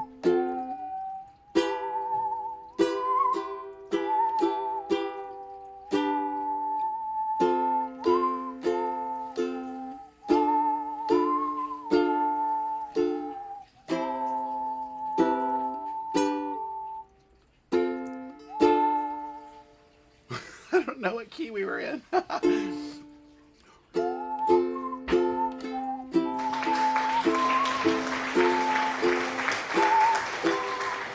Hey, what a nice way to end our streams. We don't always end when Fighting Gil does, but I've been going since 5 a.m. So it's been a 12-hour day for me. Thank you, Sad Sapphic, for the applause. Thank you for whistling, PJ Fry.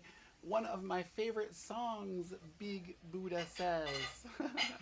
Yeah, I don't really feel like I know that song well enough, but yeah, it is a bop. I like that song quite a lot, and I haven't ever played it, but That's good. You were out of my league? I don't know. I don't know if I love the message of the song, of like telling yourself that you're out of someone's league. You know, it seems So like we are gonna raid on But Kick. anyway, those are just some of my thoughts. My lovely kickers.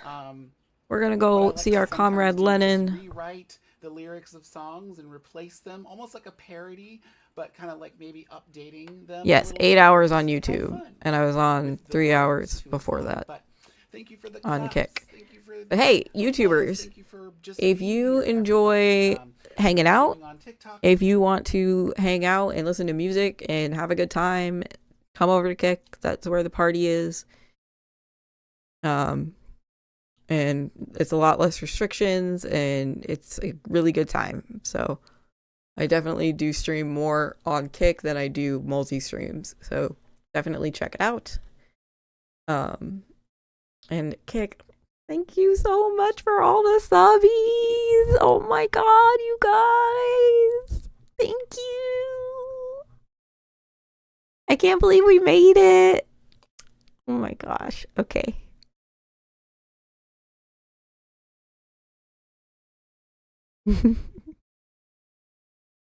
All right, let's get the fuck out of here.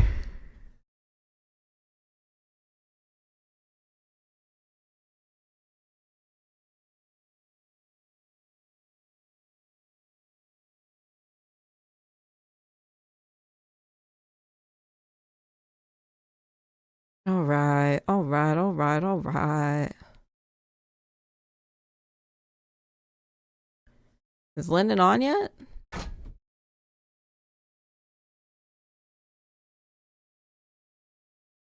I don't see Lennon Smash.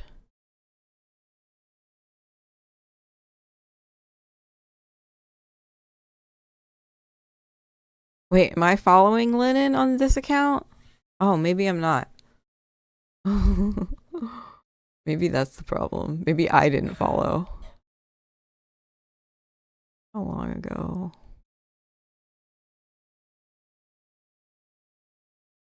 Here we go.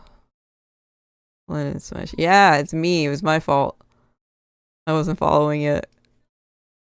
Yes, YouTubers, I love you guys. I hope you have a good evening, weekend.